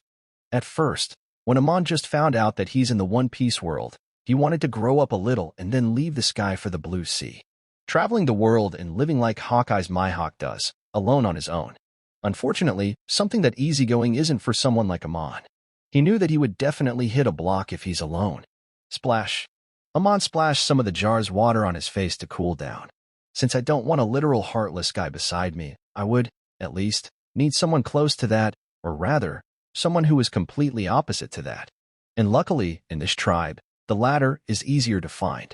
I have been keeping an eye out for people with too much emotions, like Wiper and Riki, for example. One who hates me, and one who loves me. They are the ones who exhibit the most emotions towards me in this tribe. Obviously, I don't care if the too emotional person is an evil girl or an innocent boy. The only requirement is them being overly emotional towards me. Doesn't matter if it's hate or love. After they meet the requirements, making them loyal would be up to me and me only. Thinking such, he jabbed his right hand inside the cloud ground and pulled out a small chunk of the cloud. As the sunken part in the ground soon got filled. Ignoring that, Amon started to alter the round chunk of cloud, crafting a small human figurine. The figurine looked strange since Amon didn't care to make it look perfect. But if any tribesmen saw this, they would easily recognize the chunk as the promising newbie warrior Wiper. Looking at the Kud doll, he started to contemplate. The primary candidate is definitely Riki. I mean, in the last 7 years, she is the one I've influenced the most. But unfortunately, this shitty tribe looks down on women and would never accept her as my temporary substitute. She can be my personal informant instead. Anyway, after Riki, the most perfect candidate would be obviously Wiper. Let me arrange his data in my mind. Name, Wiper. Age, 7. Birthday, January, 22. Description, he is Wiper, son of Viper and my cousin. Just like mine, his mother also died when giving birth to him. His father, Viper, is currently the leader of Shandia warriors. Reason for being a candidate, he is the descendant of Calgera. Also, he is the strongest 7 years old after me. In anime, he became strong enough to become the leader of Shandia warriors. Overall reason, if nurtured correctly, he has great potential to grow. Relationship with me, bad. I'm possibly the most hated person to him. Reason being me beating him whenever I want. In the name of a duel between two rivals, I beat him thoroughly. The reason isn't something stupid like, he is Viper's son, so he is my enemy. He needs to die. That type of thought is just stupid and would only hinder my mental growth. I was stupid enough to think like that in my previous life. How sad. Anyway, the actual reason is quite simple. His personality is very similar to Bakugo from MHA. Acting nice with him won't get me anywhere. In the end, I have big plans for him. And like I said, It doesn't matter if the candidate hates me, he only needs to have a source of emotion towards me. If they do, I will transform the source to whatever I want. To make a guy like him loyal to me, I would need to act in the strangest way. For now, he can play the grumpy role. Conclusion. Failure. For now. Can't make someone who hates me, my most trusted person to the outside eyes. But in another few years, the failure condition will change. Well, he is already changing.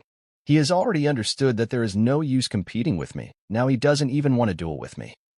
Previously, I used to hold back a lot since if I show too much power ahead of my age, the bastard Viper might do something shit again.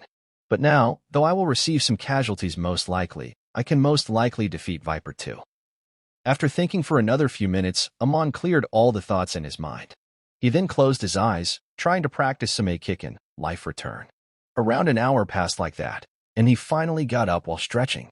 He still couldn't understand anything about Kickin, but he didn't get frustrated. Rather, he looked pretty happy. Well, I may be wrong, but I think I'm getting somewhere. Anyway, time for the 30 kilometers run. Then, going to the corner of his room, he took out the shooters, special dials used for skating in the cloud. He also took a heavy bag and went outside after wearing it on his side. Since he's been working with Bob the Dial Man for 3 years now, he's learned how to create dials himself. So, the bag is filled with various kinds of dials made by Amon himself. I'll soon be able to create new types of dials never seen before. Amon stopped his thoughts from wandering and went outside. Chapter 11. Rokushiki. General POV. A few days later, Amon was preparing to leave his hut for the newly appointed 40 kilometers run. Before going out of the hut, he used observation Haki to sense if there were any kind of deadly trap placed outside the door. Confirming the safety, he slowly walked out of the hut. He looked very weird with his 1.4 meters tall body carrying the big bag beside him. He was currently walking towards the exit of the village, to the upper yard. That's why the bag was important. It's filled with all kinds of life-saving dials. After all, there were exactly 26 dials in there, only to save his life in critical situations. Like if he unexpectedly confronted God's army, a strong pirate ship, or a strong white sea creature, this will help him get out of any critical situation. Walking through the road, a few kids around his age caught his sight. One was running with another one chasing after him. The one ahead had a boiled fish in his hand, while having an anxious face as he was being chased by another kid. Hey, give me back the food. Huff. No. You ate yesterday anyway. This white sea carp is mine. Bastard. Mom said to share it with me. It's a strange sight. Kids were fighting each other for food. Amon kept walking without paying any attention to them. This was a normal sight to him. While walking, many useless thoughts were wandering inside his mind. I know these two who are running. They are brothers with 1 year of age difference. The older one is called Roy and the younger one is called Ray. And like most kids in the tribe, they sometimes have to starve for a day or two. Not me though. Being a Calgara descendant has its own perks, as I get 5x more rations than normal. The others can starve to death for all I care.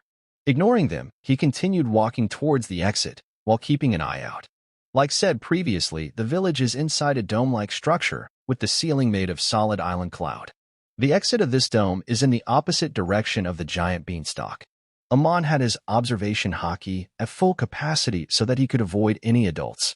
Since children under the age of 8 aren't supposed to leave the village, it was better to not catch any adult's eye. After a few minutes, Amon was spotted near the upper yard's side area. He was skating towards the territory with the shooters in his feet. After a few moments, he reached the land. He then jumped to the ground from the sea surface. It was flawlessly executed with the special custom shooter of Bob that Amon reaped last time. After landing, he took off his shooters. He liked to feel the touch of soil in his feet. Placing the shooters in his bag, Amon stretched for a while. As he said, well, it will take less than a half an hour for the running to finish. But I am about to perfect Sorrow shave, so I will have to train for a few more hours. Among the Rokushiki's 6 powers, Amon can only perform a weaker version of Saru, also rip-off version of Jeppo, that only lets him double jump a few times. Finally, an ultra rip-off Tekai, Iron Body, which lets him harden his outer skin for 3 seconds. Amon learned Saru and Jeppo naturally because of his daily habit of sprint. He was able to perform Saru from a year ago, and Jeppo from only a few days ago. The late is mostly because of his small legs. However, he learned Tekai by accident or more specifically, from the constant attempt to perform semi-kicking. Because since he didn't know how to perform it, he kept doing what he thought was right, like tightening all his body muscles and pushing the strength towards his wings, or the part of body he wants to move. Doing that for countless times, though he wasn't able to perform the technique he was aiming for, he at least gained something else. One of the Rokushiki Tekai. Amon cleared all his thoughts and prepared to start running. Hua. Releasing a heavy breath, Amon dashed ahead, still with the bag beside him. Today wasn't the first day Amon came to the upper yard. In fact, he has already come here countless times before. However, he still wasn't completely used to the terrain of this land. As he thinks while running, from my estimation, the upper yard's area in a whole should be around 4,000 km superscript 2, as expected from something called City of Gold. Just, according to Amon's estimation, the size of the upper yard should be just around Dubai cities. Ignoring his wandering thoughts, Amon kept up running on the messed-up terrain of upper yard, while sometimes jumping from one tree to another. Amon was running without any problem while parkouring through the rigid places, jumping above trees, and even avoiding any kind of living being, may it be God's militia or any other creature. He was trying not to pick any unnecessary fights. While running, he was sometimes kicking the ground at a very fast pace, vanishing from the spot for a second, only to appear a few meters away. He was trying to perform Jeppo, however. Since he didn't have much experience in using it, all of his efforts were turning into sorrow. Yet, he didn't give up and kept kicking the ground. Puff, puff. A few minutes passed, and Amon can be seen jumping in thin air. It was very unstable, and it looked as if a baby was learning how to walk for the first time. Also in this state, only by looking closely would a person be able to tell that he wasn't doing that using his shooters. Instead, he was doing this with his own legs' power. Ha ha ha. This is more fun than I expected. Amon had a happy smile on his face, however. Unlike his smiles of the tribe, which are fake most of the time, the current smile he was redirecting wasn't fake. He was truly feeling happiness from the bottom of his heart. The feeling of freedom was sweeping inside his whole existing. I feel like a free bird. How nice it would have been if this never stopped. He wasn't able to complete his sentence as he started to fall down. However, luckily he still had his shooters on, so he was able to replicate the same action using them. Puff, puff. Damn, that was close. Ha ha, but that was fun, Amon said with a hearty laugh. He was experiencing the feeling of conquest. This new feeling wasn't that bad after all. However, I can't slack off. The small achievement wasn't enough to get over his mind, as he said this with a serious grin. After that, he started to try his best at learning Jeppo, kicking the ground as fast and hard as he could. At that pace, it wasn't supposed to take that long for him to learn Jeppo and master sorrow. Chapter 12, Lobster Hunt. 1 year later, MC's age 8. General POV. What? You haven't seen him too? In the Shonda village, ISA was looking for Amon all around, but it seems he has seemingly vanished without leaving any trace. ISA's been searching for Amon all day long, however. Nobody has seen him at all. Hopeless, ISA fell on her, but as she wiped her sweaty forehead. This kid, he's been running out of the village every chance he gets ever since he got his hands on dials. I'll wait until he comes back. This time I will have to be more strict. But she remembered how Bob gave him his custom dials. Or from where would a kid get enough courage to go out alone? Bob, just you wait, ISA said and punched the ground lightly. Asterisk. On Amon's side, he was out hunting giant lobsters. Because as surprising as it might sound, even in this white sea of cloud, many different kinds of sea creatures lived without any difficulty. The area Amon was currently in is the territory of giant lobsters. He was wearing a tribal mask which covered his whole face. Using the shooter dial, he was skating on the sea surface. He was also armed with a burn bazooka in his back while carrying many other types of dials in his trusted bag. Usually, the raiders would only come to this area with their teams. However, even they mostly avoid this area, because when they confront one lobster here, it is most likely that its group will also come out. Even if the raiders survive that, there would most likely be casualties. So, Amon coming here would be seen as a dumb move by the other tribesmen. Obviously, Amon knew all this, yet he came here. Also, unlike his laid-back personality most of the time, currently under his mask, laid a sharp, serious look. A few minutes passed by as he continued skating. He hasn't discovered any lobsters yet. Still, he wasn't worried about that. Instead, he was playing with dials in his hands. The dials are more useful than I initially thought. Theoretically, if I have a strong shell and enough dial-making skill, then I can create a reject dial strong enough to blow a hole in monsters like Kaido's chest. Theoretically. After that, Amon wasn't able to think of anything else, as suddenly he sensed something big right under him. Before he could be sure of what it was, right at that moment, a giant lobster's claw came out of the white water trying to catch him off guard. Sensing the danger, Amon abruptly stopped on his tracks, just narrowly evading the attack. Splash! The hit was so strong that the sea seemingly got cut in half. Just as he saw that, he created great distance between themselves. Skating a few hundred meters away, Amon released a breath. Phew, that was close. Fortunately, Amon's observation Haki was fast enough to sense the path of the attack. Or, Amon might have been shredded into half instead.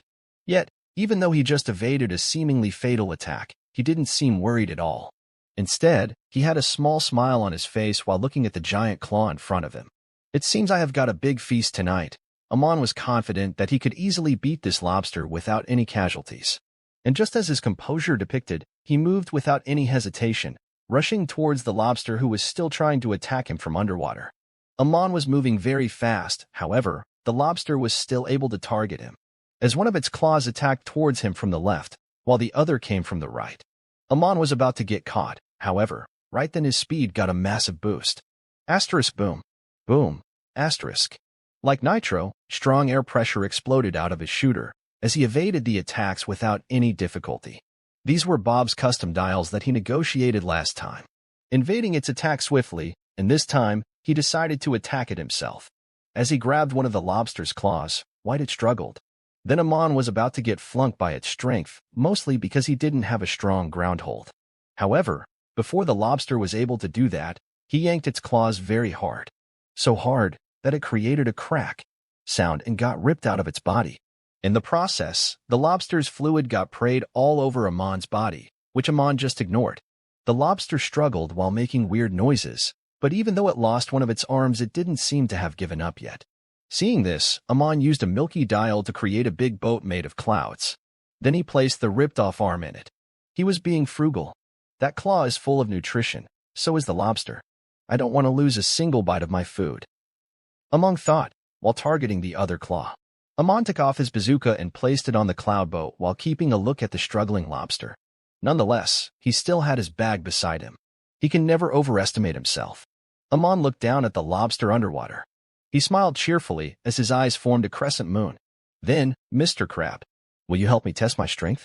The lobster danced in pain, still, most of its body underwater. Oh, thank you very much. As if triggered by his word, the lobster then jumped up, starting to float in the white water. Amon smirked and started to inspect it. The bug is bigger than I thought.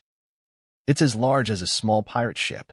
But, oh well, it's still nothing but a bug in the end. The lobster rushed towards him with full force, while Amon also prepared himself. It used its only clawing to try again and grab a hold of him. But with Amon's swift movement, he evaded all of them. But the lobster's claw was still a pain in the ass to Amon. That other claw of yours was quite annoying, but now that it's gone, this one seems to be exhilarated to join. Another attack was evaded by him while saying this, as another fresh attack was coming towards him at full speed. Since I'm feeling nice today, I'll help you take that one off too. Saying this, he caught its incoming attack with both his hands. Bam! It created a sound akin to a rock hitting an iron. Then just like before, he yanked the claw strongly. With another crack sound, the claw got ripped out of its body. The lobster without its claws could do nothing but make strangely awful sounds. The fight was close to ending, but Amon was a bit disappointed. He sighed and shook his head. Though he did get enough food that can feed around 200 people for a few weeks, meaning the whole tribe, he didn't feel any thrill from this fight. He lightly shook his head in disappointment. I'm not a battle maniac, but there is nothing I can do other than hope for a good fight. Since I have no teachers, the only way to unlock my armament Haki is constant training and to fight strong opponents. Ignoring the strange behavior of the lobster, he prepared for a finishing move. Swinging one of his arms backward, Amon prepared a punch. While dashing towards the clawless lobster, he started to think, without any care for the enemy. My observation has already obtained a pretty great level, yet I haven't even unlocked the armament. This is simply disappoint and dash. Before he could attack the lobster, Amon again felt a sense of danger under him. Without thinking about any other thing, he quickly invaded its attack. Sorrow. Whoosh. With the help of the shooter dial in his feet, along with Sorrow, there aren't many creatures faster than him in the sky. But, as he ran backward, the claw that he ripped off just now fell into the deep water. Fuck, that's my food, Amon yelled. Though he was agitated, he still first increased the distance between him and the clawless lobster by a few hundred meters. The attack just now obviously wasn't from the clawless one. There is another one underwater. Splash. Just as he thought, another giant lobster jumped up on the water just beside the clawless one. This was even 3 times bigger than the previous one. Seeing this, Amon's eyes arched up as he smiled. Another Mr. Crab, and this one is at least 3 times bigger than the other. More food. Without allowing it to attack first, this time, using Saru and his custom shooter, Amon rushed towards their direction even faster than before. But he didn't attack any of them. Instead, he swiftly returned back after retrieving the previous giant lobster's claw from the boat. Now, 300 meters in front of him, on the right side there was the bigger lobster and the left side was taken by the small one. Amon decided his target at the right, dashed forward. Asterisk boom. Boom. Asterisk his shooter's speed boosted. Using Saru, along with a shooter dial, he quickly decreased the distance between them. Though the speed was slower, due to him carrying the heavy claw. But it was still faster than the lobsters could ever react to. When he's only 100 meters away, using an imperfect version of Jeppo, he leaped a few steps in the air. Puff. Though his shooter dial could have done the same, using Jeppo frequently will help him perfect the technique itself. After mastering Jeppo, only 4 other techniques would be left for perfection among the 6 powers. As he was floating, he strongly gripped the slim end of the claw as his fingers pierced the hard outer shell, going inside it and locking them in the process. After that, he swung the claw behind his back for better momentum. Then, as he was only a few meters away from the target, he mustered all his strength into the claw, smashing it towards lobster number 2's head. SCHA. The claw cut through the wind, as the velocity of the hit created great wind pressure, adding in the power. DQM. Finally, as the claw hit the large lobster's head, it created a large shockwave. That one hit cracked its shell in 2. But he didn't stop there, and asterisk bam. Bam. He kept hitting the lobster for an overkill. This lobster was the reason he lost the other claw, his food. Before dying, the lobster made the same kind of noise as the clawless one. As Amon realized, oh, wait, the clawless one is still alive. Let's finish this quickly. I'm hungry. Amon looked for the clawless lobster and thought. He smirked with coldness sweeping from his gaze, and when he was about to rush at it. But he again sensed danger, however. Unlike last time, this one was bigger. Actually the biggest in his small 8-year-old life. It was as if someone was hitting his head with a hammer nonstop. His young body was not completely used to this type of sudden headache. But he didn't have time to worry about it now, because some pretty big bugs have appeared. Splash, splash, splash. One after another, lobsters started to pop out of the water. It was then when Amon also understood something. So that strange noise the lobsters were making before death. They were calling for backup, huh? Ha ha ha. Amon laughed nervously, seeing the 10 giant lobsters in front of him. Well? Amon slowly started to take out dials from his bags. Isn't this a gold mine? Taking out 17 dials from the bag, he skillfully threw them at the sea surface near the lobster's spot, in a circular motion. CA cracked the next second. Sounds of water being frozen sounded out. Confused, the lobsters tried to move and attack Amon. However, half of their bodies submerged in water were frozen. Because the water was now frozen. Amon chuckled. My first custom-made dial, freezing dial, sea of ice. With no way for the lobsters to move, Amon did not need to feel nervous anymore. This is the reason I love my bag-filled dials so much. Chapter 13. Time for the butterfly to flap its wings. 3 days later. General POV. Calm down, ISA. That child is strong. He is one of the chosen ones to be blessed by mantra. He will definitely come back alive. ISA's father, the tribe chief, was trying to calm ISA, who's been crying for a whole day now. Sniff, how can I calm down father? Though Amon does go missing frequently, he always returns before sunset. ISA stated, but it's been 3 whole days now. She wiped her tears, but it didn't stop her from crying. Sniff? I was able to hold myself back yesterday, but I can't anymore. Please father send someone to search for him. ISA was very worried about Amon. She scolds him every time he does something out of the line. which she planned to do 3 days ago too, but her heart is already melted. She just wants him to return safely now. Isa started to cry again while hugging her thighs. She was just 29. She doesn't have plans to have any children too, only because she has Amon. She didn't even marry in fear. She wasn't sure if she'll be able to hold herself back from having another child after getting married. She was sacred. What if Amon hates her for having another child? The village chief sighed and shook his head. Don't worry, Isa. I know if something happens to him, our tribe will definitely experience a great loss, so I have already sent a team to search for him. Close to these two, Wiper was studying a burn bazooka. He was quite happy on the inside learning Amon isn't coming back. However, hearing that the chief had sent an entire team just for him, it made him unnerved. As he said, nobody asked him to act like a hero and go on goddamn a hunt. Now our actual hunt team, the raiders are wasting time looking for that parentless bastard. Shut up, Wapa. Raki, who was beside him, yelled. You are just selfish and jealous. Even though both you and Big Bro are ancestor Calgara's descendants, you are still learning how to use Blaze Bazooka when Big Bro can even hunt for the whole tribe by himself. Not only that, you are disrespectful to girls. Just like your father, and most of the men on the tribe, you hit us women whenever you want. Only the chief, Big Bro, and a few other men are nice to us. How dare you hurt women? I can't believe I used to be scared of you. She aimed her shotgun towards Wiper. Tell another bad thing about Big Bro, and I'll blow your head off. You bitch, you dare. Wiper refuted. Just try it. Don't forget, you are right in front of my shotgun. This shotgun is custom made for me by brother. It will definitely blow your brain. Both of them prepared to attack, as a small fight was about to break. What's this, Raki? It was then when a familiar voice flowed from across the road. Didn't I teach you to never point your weapon towards a tribesman? So you have even started to go against my words now? The owner of the voice, Amon, said. Amon has returned with a seemingly unharmed body, except for his tribal mask which was split in half, clad in blood. Raki got stunned and looked back. Big Brotha? Raki's eyes widened. What the hell are those? Raki's mouth became agape.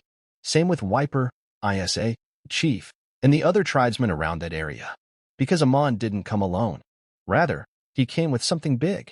As he was carrying 2 giant lobsters over his head on a plate made of clouds, Amon released a sweet smile.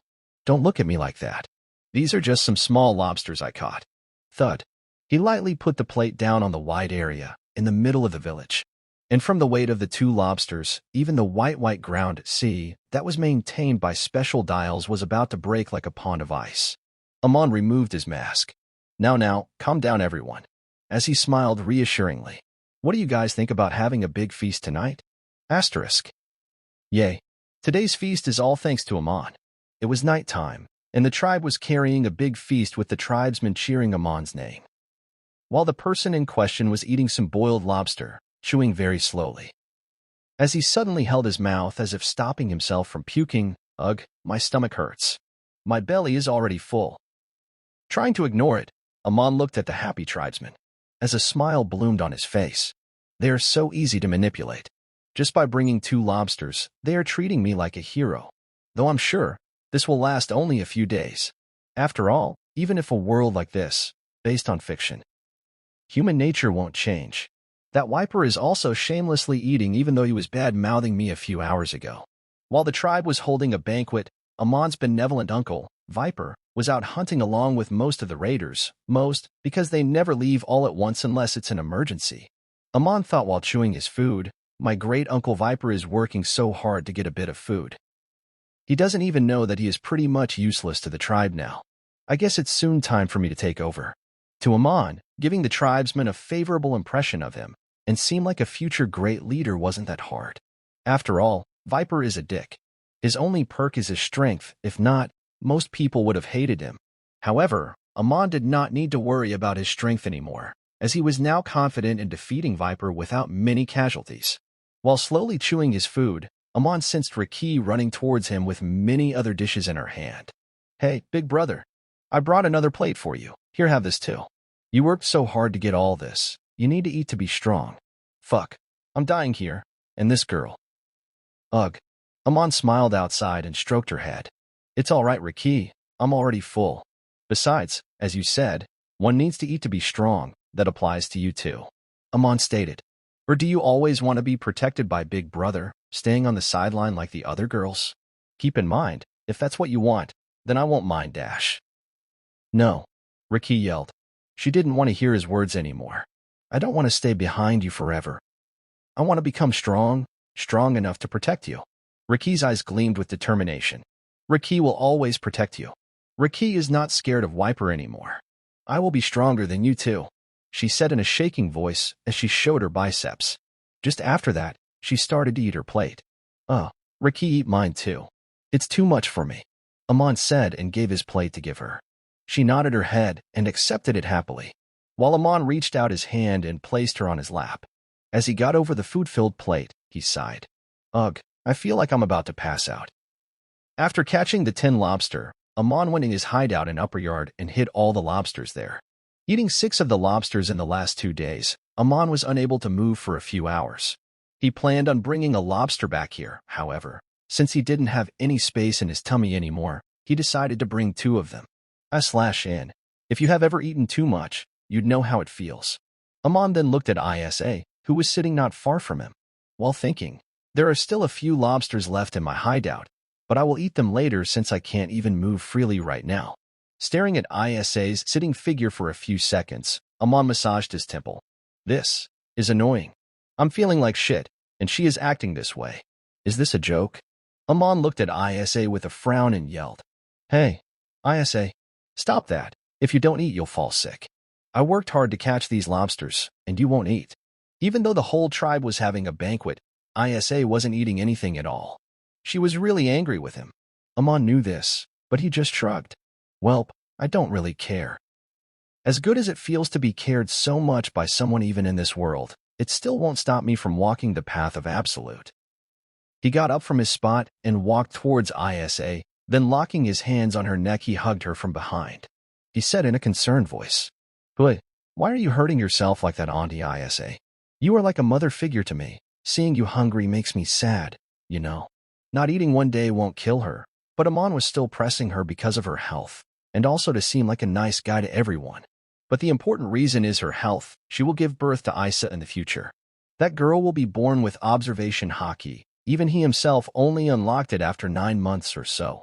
So that's a monstrous talent right there. He didn't want Isa to be unhealthy during birth. Or at least, that's the thing he wanted to believe. According to canon, Isa should be born when I turn 13. But that's too late. Amon thought. It seems it's finally time to make some changes in the timeline. Suddenly Isa's grumpy voice entered his ears. Move your hands.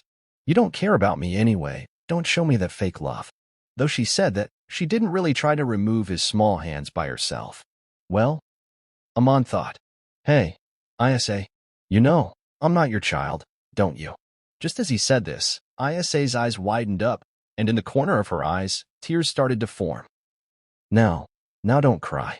I didn't mean it that way, Amon said as he tried to calm her down. What I'm saying is, like you know, I'm very strong. If I don't take charge of the hunts, the tribesmen will die of hunger. He said, No, don't give me the excuses of raiders. I mean, they always were here, yet when I was a toddler, I couldn't even go to sleep with a full tummy. But now, just look around you. Amon made Isa's head look around the place. Everyone can have 3 meals a day, they can smile happily, and no kid has to fight over food anymore. After my first hunt, when I saw their happy smile, I just wanted to see that again. I wanted them to never stop smiling. After that happened, I couldn't hold myself back and sit around seeing people suffer. He said as many tribe men nodded their heads. They are aware that the child in front of them is improving their lifestyles. Suddenly, his hands started to tremble, and his eyes became teary. But when I see your sad face, I can't concentrate on my hunts. His voice starts to shake and tears start to fall down his cheeks. Thoughts like, maybe I should just be like Bob and make dials. Maybe I should just die for the chieftain position. Maybe I should quit being a warrior. All for your sake. Why yet you don't eat? Sniff. Amon hid his face in Isa's back.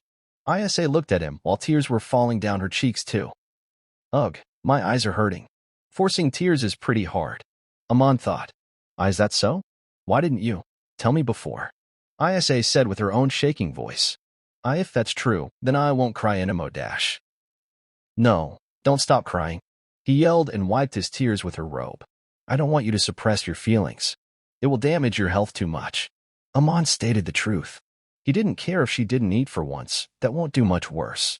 However, he didn't want her to seriously harm her health. He was grateful to Isa for everything she did for him. From saving his life after birth to now, worrying without any reason. In front of the time, humans are weak. Now, maybe he isn't even aware of it. Or maybe he just doesn't want to admit it. But at some point, he has started to see her as an actual aunt. Isa looked at him, confused. As he said, instead, I have a better idea. Then wiping her tears too, he clasped her cheeks.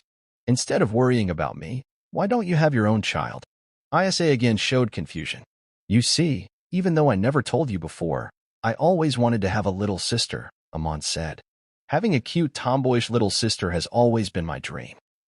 Unfortunately, both of my parents aren't in this world anymore. Amon pretended to hesitate for a second. This might seem very selfish of me, but will you fulfill one wish of mine? I want a cute little sister. From my favorite Ani Isa. Is that plausible? Isa's eyes grew in shock, but the tribesmen's reactions were different. All the people around him reacted with not only surprise but also excitement. It was always good news that a new member will be added to the tribe. However, the important thing is, if they have luck, they might end up as the chosen ones. Yawn. Amon was walking towards his hut while yawning. After the little show, every man interested in Isa was confessing to her. This might have been bad for Amon if someone who's not Isa's husband in anime gets chosen. At that point, all his plans will fail. However, Amon already knew who the guy was, and was sure Isa would choose him too. That's the only reason why he presented this idea of marriage to her now instead of a few years ago, which would have helped him more. Suddenly, he felt a tug on his robe. Hey, big brother. It was Riki who had red, teary eyes and a very sad face. You need a new sister. But, don't you have me? Is Riki, you useless now? Amon looked down at her with deadpan eyes. What a dumb question. No one is useless under me. His eyes then turned comforting. Amon stroked her head. You are more than enough. He crouched down and hugged her. You are too cute for me alone to handle. I need someone to share the cuteness, right? Riki's body shook. Or am I not even allowed to do that? Riki didn't answer, then got out of his hug and ran away. Amon also ignored her and went to sleep. Chapter 14. The Year of Revenge is here. A few months later. In the open training ground, Amon was plunking with a giant boulder on his back. His muscles looked as if they would come out bursting, as he was sweating fountains. On the giant boulder, there were around 70 jet dial, timer version, placed on the left side of it, as time was lessening from 4:59 minutes. This was hard training, a very dangerous one too. He was trying to master Tekai, and since, like always, he doesn't know the actual way to learn the technique, only by doing these strangest things may he master the technique. Or if lucky, he can even unlock armament Haki. He's been like this, plunking for 5 hours now, with only around 5 minutes left for the hour of revelation. There were also many tribesmen around him, waiting to see if he can actually succeed or not.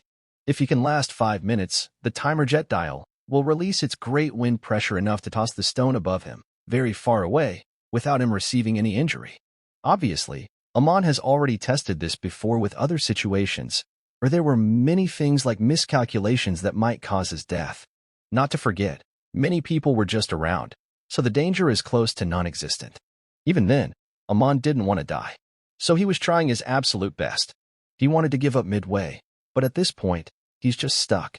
With the 500-kilogram stone boulder on his back, Amon only had around 2 minutes. 1:49. 0:26. 0:09. It was a breathtaking time for everyone. Many also prepared to rush if Amon fails and the boulder crushes him like a cockroach. However, midnight, beep. Esha asterisk boom. Boom, asterisk.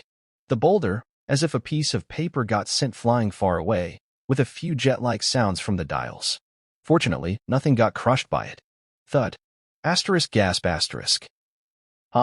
Amon fell on his face while taking deep breaths. He was bathed in his own pool of sweat, as he almost lost consciousness. Hey, Amon, are you all right? People ran towards him, with Wiper being one of them. This time, unlike all the previous times, he doesn't have any look of hostility or annoyance in his eyes.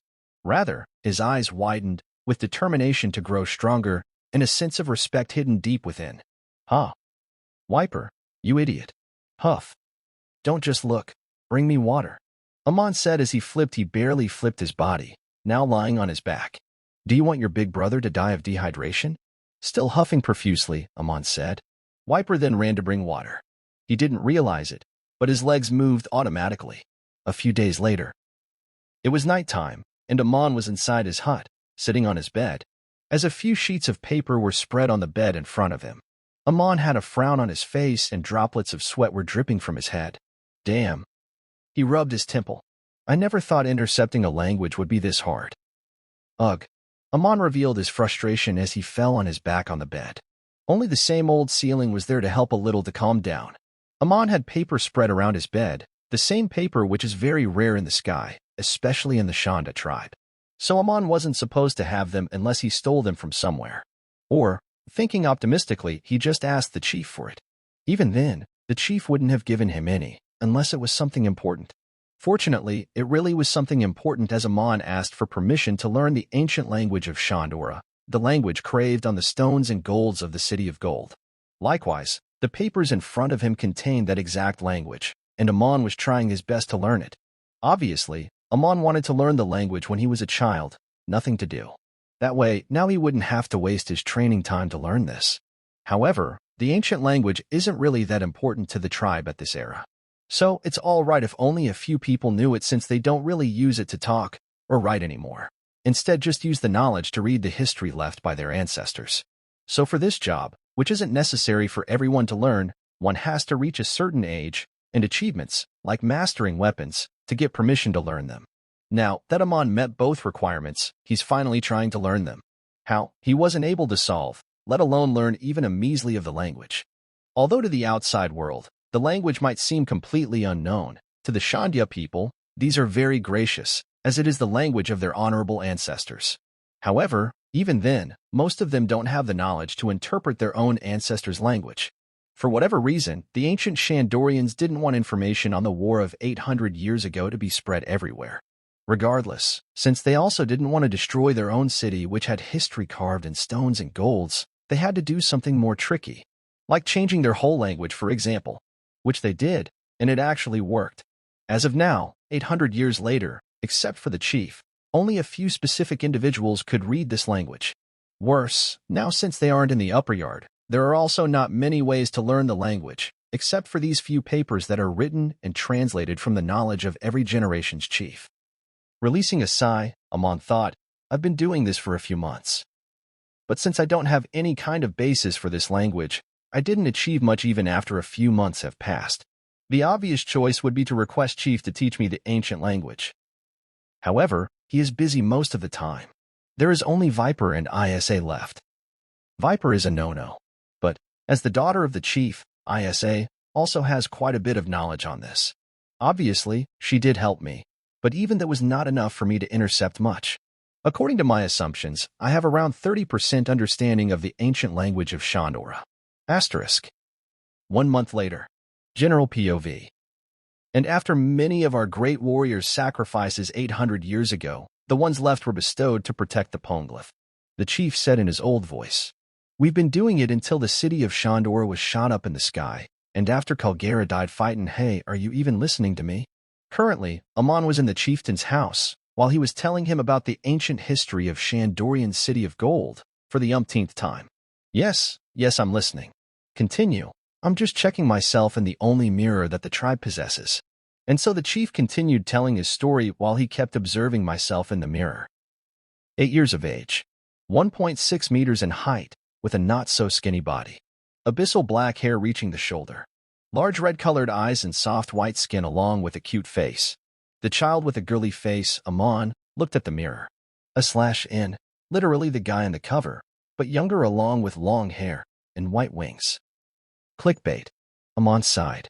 I already accepted this. Well, doesn't matter anyway. There is that guy named Cavendish who was drawn like a girl, to begin with, as stated by Oda, and I'm sure everything will be fine after I grow up. Huh. Amon released a long breath. Let's not think about this anymore. Amon looked at the chief and asked, Oh, by the way, how's been Isa doing with Bob? I can't believe our dial man Bob always liked Isa. Not only that, who knew he was courageous enough to confess to her in front of everyone. After that day's feast, many people came to confess to Isa. Even Bob the Builder himself came and confessed to her. Surprising the tribesmen, Isa accepted Bob's confession. I obviously wasn't surprised, though. Amon thoughts. Since the only reason that I decided to intervene with the timeline and quicken Isa's birth is that I am sure that Bob is the one who is most likely to be Isa's husband in anime. Huh, are you trying to run from hearing the great stories? Sigh, fine. I guess I'll let you go since you already know these stories. Anyway, Isa and Bob are doing fine. The chief scratched his cheeks, creating a thinking expression. Actually, I was surprised too. Bob is a shy man after all. But I guess marriage depends on fate. Here's the thing, Lil, Amon, I'm happy if my daughter is happy. Haha. Saying this, the chief started to laugh. Amon ignored him and kept looking at himself in the mirror.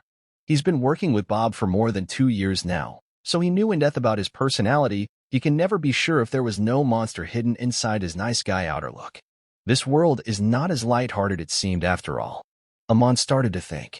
I have no idea who Isa's husband was in the canon timeline. So, I could have let things go like before, and, not counting the butterfly effect, when I would have turned 13, Isa would have naturally gotten a husband and Isa would have been born. Even then, that's too long. I want Isa a few years earlier than before at least, so I needed to find the husband soon.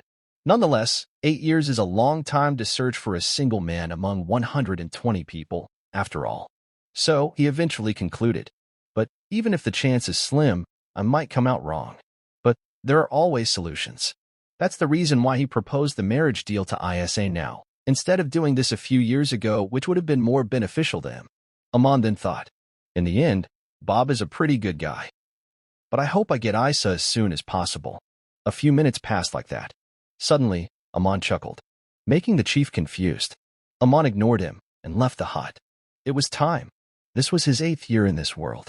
Time to pay his long-kept debt to his favorite uncle. Chapter 15. Amon vs. Viper. A few months later, a month left until MC turns 9. Something grand has happened in the Shanda tribe today. Amon, the new Jin descendant of Calgara, had challenged Viper, the current Jin descendant, who's also the current leader of Shandora warriors. However, this wasn't a normal challenge for a duel. Rather, it was a battle for the position of the leader. In a world where strength mattered the most, the stronger one would always rule over the weak. The Shanya tribe was still a tribe in the end and still had the backward system so similar to beasts. To take a territory, one had to simply defeat the leader. While any member of the tribe could challenge the leader, it was not very common, and no one so young as Amon had ever done so. There were 7 days left before the Battle of the Throne. 5 days before the battle. Amon was training hard in his room, with Raki cheering him on from the side. To be more specific, he was planking with a small boulder over his back, for 2 whole days now. This wasn't that serious like last time. Nonetheless, it will help his endurance. He hadn't even slept even a bit, and only Raki was there to feed him, while he kept at his plank. He knew that there was no danger greater than underestimating the opponent, so he trained hard. However, a completely different scenario was taking place at Viper's place. He had heard people say that Amon was strong, and while that might be true, his mentality was along the lines of, how strong can an 8-year-old be? With this in mind, he went. From what he heard about Amon's strength, he knew the kid was strong. However, he was confident in beating an 8-year-old child, without training all day. For that reason, he was just eating all he wanted, not showing any concern for the duel. 3 days before the battle. Graham, the son of the sharpshooter of Viper's team, also the best new Jin sharpshooter of the tribe, was fixing his damaged pistol, as many things were going inside his head. /N. He isn't an OC. He is the guy who almost defeated Zaro in Skypiean arc. People call me the best sharpshooter of my generation, however, that's not the complete truth. He sighed. I can't call myself the best. Where that guy is still there. After a moment of silence, he continued to think. I've been training with these handguns of mine from the age of 3. On the ways of sharpshooting, my father's fighting style. He thought, as his grip on the gun tightened. Yet, I can't find myself feeling proud of this. Since, me, who's been training on sharpshooting from 3 years of age, has never been able to defeat that kid in sharpshooting ever. Graham's hand shook. I knew he had something called mantra, but that doesn't mean that his shots should be that precise. Nonetheless, instead of taking his losses offensively, Graham took them as a challenge and trained hard to surpass him. But it's such a pity that he challenged that monster Viper. Yes, he is strong, but Viper is stronger, Graham reckoned. It's like comparing a 40-years-old Viper to an 8-years-old Viper. The winner is quite easy to guess. 2 days before the fight, Viper was in his room, but it wasn't a hut like Amon's, rather, just a tent bigger than most. The reason being, Amon inheriting the hut from his deceased parents. However, Viper wasn't that lucky. Currently, he was biting his nail with an anxious face. It's coming.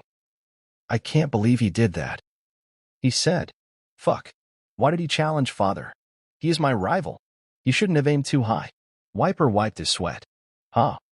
Just when I actually started to respect him a little. He had to ask for death. Now, I won't have any reason to grow stronger. One day before the fight. You have to father. Isa shouted on top of her lungs. The tribe chief sighed hearing her. Listen, Isa. Even I, the chief, don't have enough authority to stop this duel. He said with all seriousness. This is a way to choose a new leader, and has been acknowledged from the distant past. We can't deny the orders of our ancestors. Isa was trying to convince the chief to stop the fight. She believed that Amon will definitely die if he fights Viper.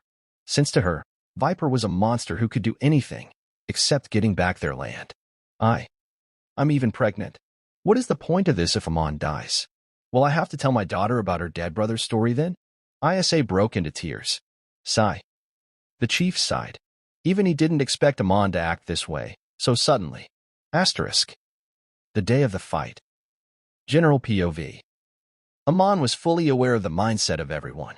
However, he didn't care about it in any way. He was sure that he would win. Wahaha. Currently, he had to stop his thoughts, because of the aggressive beast-looking guy in front of him. Brad, it's been 100 years since something like this has happened. The last time someone challenged my great-grandfather for the rank dash. Shut up. Amon yelled. Enough of your TED Talks.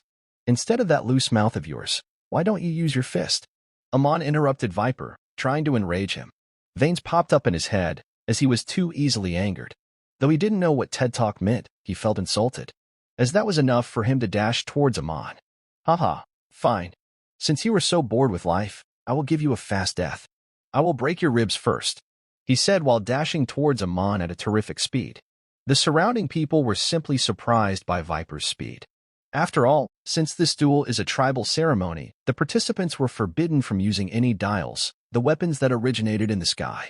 Here, they could only depend on their own body strength. Yet, Viper's speed was so fast that people almost didn't see him move.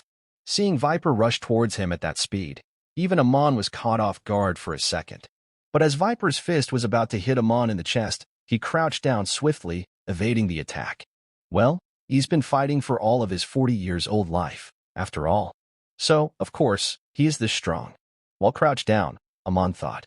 However, this is nothing. But the surprise wasn't big enough to make Amon regret his decision. Targeting towards Viper's chest, Amon swung his fist at a terrifying speed, as the punch was about to hit his ribcage. Bam! Break my ribs? Look whose ribs are breako? This was unexpected. Unlike how Amon believed, Viper wasn't sent flying with broken ribs. Instead, he caught his attack mid-air. Heh, didn't expect you to be this strong, Brad. Viper said with a mocking smirk as he flung Amon in the air and jabbed a punch towards his face. Amon could sense the attack coming, and if the attack hit him, he would be leaning towards the losing end. But being mid-air, he didn't have any ways to avoid it. Except, of course, Jeppo. Puff. Surprising everyone, Amon jumped in the air. What? But he doesn't have any shooter in his feet. The audience's reaction was filled with shock and surprise. As similar to the audience, Viper was also surprised. Ignoring them, Amon backflipped mid-air, landing a bit far from him. Viper frowned and narrowed his eyes. He might have to get serious now, as he prepared to rush towards Mao again. However, Amon didn't care about Viper attacking him. Rather, he dashed towards him at a speed faster than what Viper had shown before. Whoosh. Disappearing from the sight of people, the next moment he appeared in front of Viper, with his kick moving towards his face. Bam. Hew. Viper's nose broke and his face became bloody as he took a step back while groaning.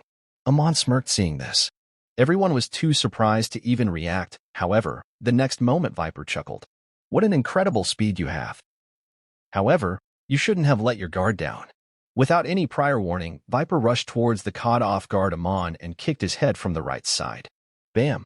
Amon shielded the attack using his hand. However, he felt pain in his bone due to the impact. Amon released a nervous smile seeing this and then used Saru. Whoosh! He literally vanished from everyone's sight, as even Viper was hardly able to see him.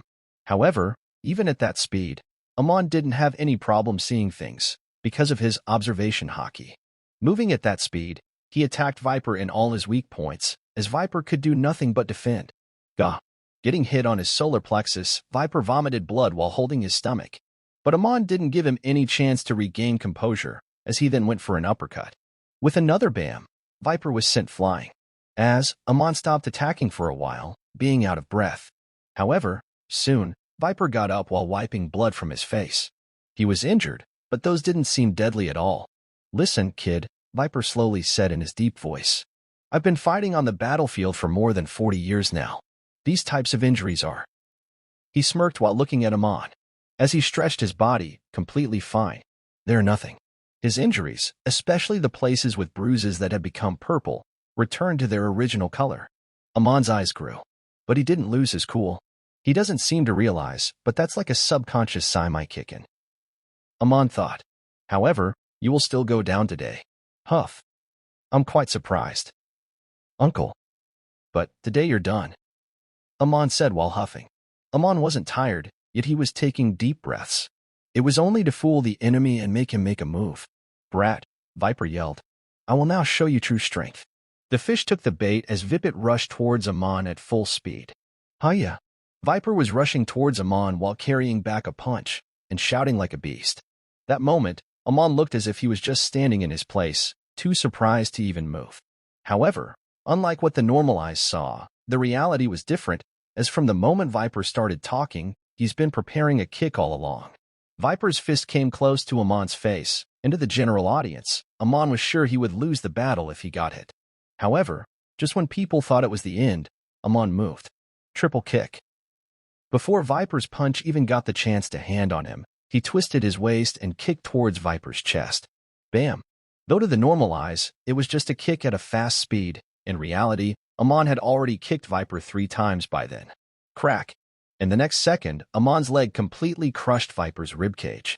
As blood came out of his mouth and he was sent flying into the southern part of the village, crashing into trees. However, while Amon's leg landed on his chest, Viper had caught it already. So not only him, but Amon was also flown there. Boom.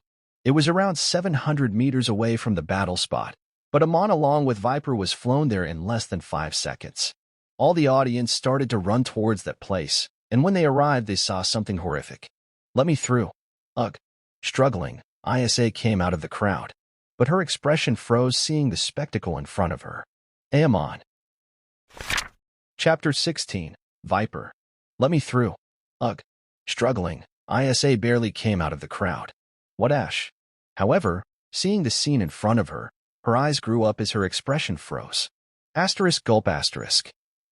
Isa gulped seeing the bloody and injured body in front of her. She was not sure if he was alive or not. Amon. The body was Amon's as she ran there and crouched down by his side. Hey. Amon, wake up. Isa was shaking Amon's body, but there was no response. Hey. Isa. Suddenly, the chief's voice flowed from behind her. Amon is fine. Check it. He is still breathing. He is just exhausted and unconscious. Hearing this, using her slight medical knowledge, she quickly checked his breathing and blood vessels. Fudu. She released a sigh. It seemed she was just too agitated to notice that Amon looked completely fine except for a few injuries. But those were not deadly at all. He was just exhausted and went unconscious. Hey. The chief shouted once more from behind her. Ignore Amon for now. We need you here. Hearing him, she looked back as her expression froze for another time. This time, the reason was Viper, but she didn't know if referring it as Viper would be correct. Ignoring this for a second, she called for the wrinkled lady, the same lady who was there at Amon's birth. And after her arrival, she handled Amon's limp body, instructing her to take him to his room. After that, Isa diverted her full attention to Viper, as her hands flinched in fright. While Amon looked completely fine, Viper wasn't the same. As, even from the outside injury, his crushed throat, and the footprints on his broken ribcage, One could tell that this was a critical situation. Isa wondered, was this really Amon's doing? Was he always so strong? Without much delay, she took Viper to medical care Oswell. Though with that type of injury, she wasn't sure if Viper would live. A few seconds ago. Bam! Amon's leg hit Viper in the chest as he was about to get sent flying. However, before getting flung, Viper caught Amon by his legs and took him along, thus Amon was also flown towards the southern part of the village. On the other hand, Amon wasn't surprised that Viper caught him. In fact, it was his strategy to get caught by him in the first place. He knew just sending Viper flying far wouldn't have done any damage to him. So, he decided to tag along, planning to deal great damage in that instant. Likewise, while flying towards that direction, in the small span of 5 seconds, Amon removed Viper's hands that were holding his leg and held them tightly by pulling them towards him, making him unable to use his hands and resist what Amon was about to do. In that small duration, Amon had already placed his left foot on Viper's throat, while putting his right one on the chest. And since Viper was already injured by the previous impact, additionally since he was flying at an incredible speed, he couldn't even open his eyes fully, let alone struggle. For that single moment, Amon was riding Viper like an airbike. And by the time Viper was able to open his eyes, he was already about to hit a giant tree behind him. Boom. The impact didn't hurt Amon at all, as he got covered by Viper, as his legs crushed many of Viper's bones. Gah. He wasn't even able to puke blood since his throat got severely crushed. Now with his throat and ribcage crushed completely, he inevitably lost consciousness. On the other hand, Amon was completely fine and he seemed ready to fight another round. However, as he sensed the people rushing towards his place, he knocked himself out by slamming his head on a tree. It was better to be unconscious instead of answering too many useless questions. Asterisk. 3 days later at nighttime. General POV. Past 3 days, the Shonda tribe went through a silent period. Everyone was serious and concerned about their 2 best warriors. As currently, in Viper's hut, he was laying on his bed, with a neck collar on. Though these types of medical luxury were rare in this tribe, it wasn't non-existent. Viper had a hollow look in his eyes, and some people might even think that he's in a coma. But he was, in fact, alive and thinking completely fine. I still can't believe I have lost to a kid, he thought with unbelief. Though he did take advantage of that special situation, it's still my loss. He was even able to injure me to this extent. Viper's headache got worse the more he thought about it. Ugh, and I'm smelling something too. But soon, his eyes gleamed with resolution, however. I'm a warrior, he thought. Even though I lost to him, it's not impossible to get my position back. Viper thought as he recalled his hard days in the battleground. I'm someone who has lived with injuries all along with his life. For someone like me, I would just need a few more months, and everything will be completely healed. Viper was right.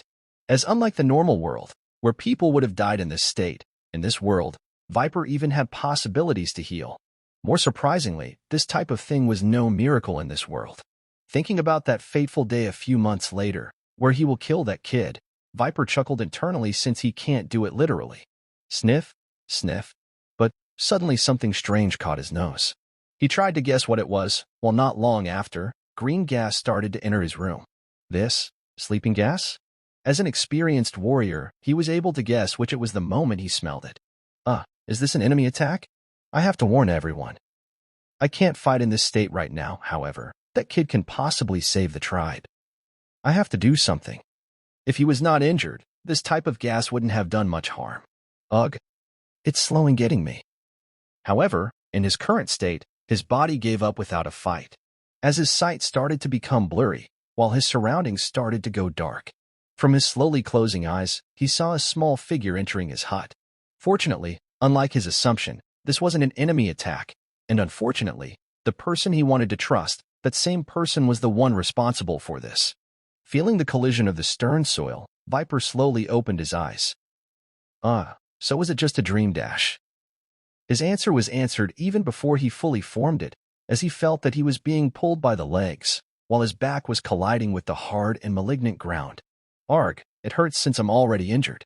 Enduring the pain, he tried to look who the person pulling him was. However, he didn't need to try hard as the person, or more specifically, as Amon looked back himself. You are up, Amon said as he again looked ahead. Looks like the antidote worked. Mumbling, he kept walking. Viper started to struggle as his muffled voice entered Amon's ears. However, no matter how hard he tried, he couldn't form any words. Amon ignored him completely as he walked towards a certain detection. He was currently in the upper yard, and unlike when he was 7, currently, he was walking through the forest as if it was his backyard, though he was still avoiding every living being. For now. You see, just a few hours ago, I spread a strong variant of sleeping gas all around the village using sleeping gas. So, unless I provide the antidote, no one will wake up before 3 days. Amon said in a cold voice. So, don't expect any hero to come to save you. He looked back at Viper's eyes with his rosy red eyes. If someone from God's militia saw him now, he wouldn't believe this was a child, partly because of his completely emotionless face, along with his blood-red eyes. Rather, seeing this, they will most likely run the other way. After this, Amon kept walking with Viper being pulled by while colliding with the ground. His legs were on the 2 sides of Amon's waist, while he was holding and pulling them using his hands. A few minutes passed and Amon finally stopped beside a big tree. He stopped at this exact point, because this place was a bit isolated, being covered by large trees from all around. And partially because Amon didn't sense anyone close to this place. Thud. Stopping here, Amon threw Viper in a tree. As he hit the tree and fell on the ground, while blood started to flow down his nose. Then Amon slowly walked towards him, as Viper's eyes started to shake. He wasn't scared of death. A warrior should never be. However, he knew today he wouldn't just die a normal death. Amon came close to him and crouched down, now at his eyes level. Then staring at his eyes for a while, Amon suddenly chuckled.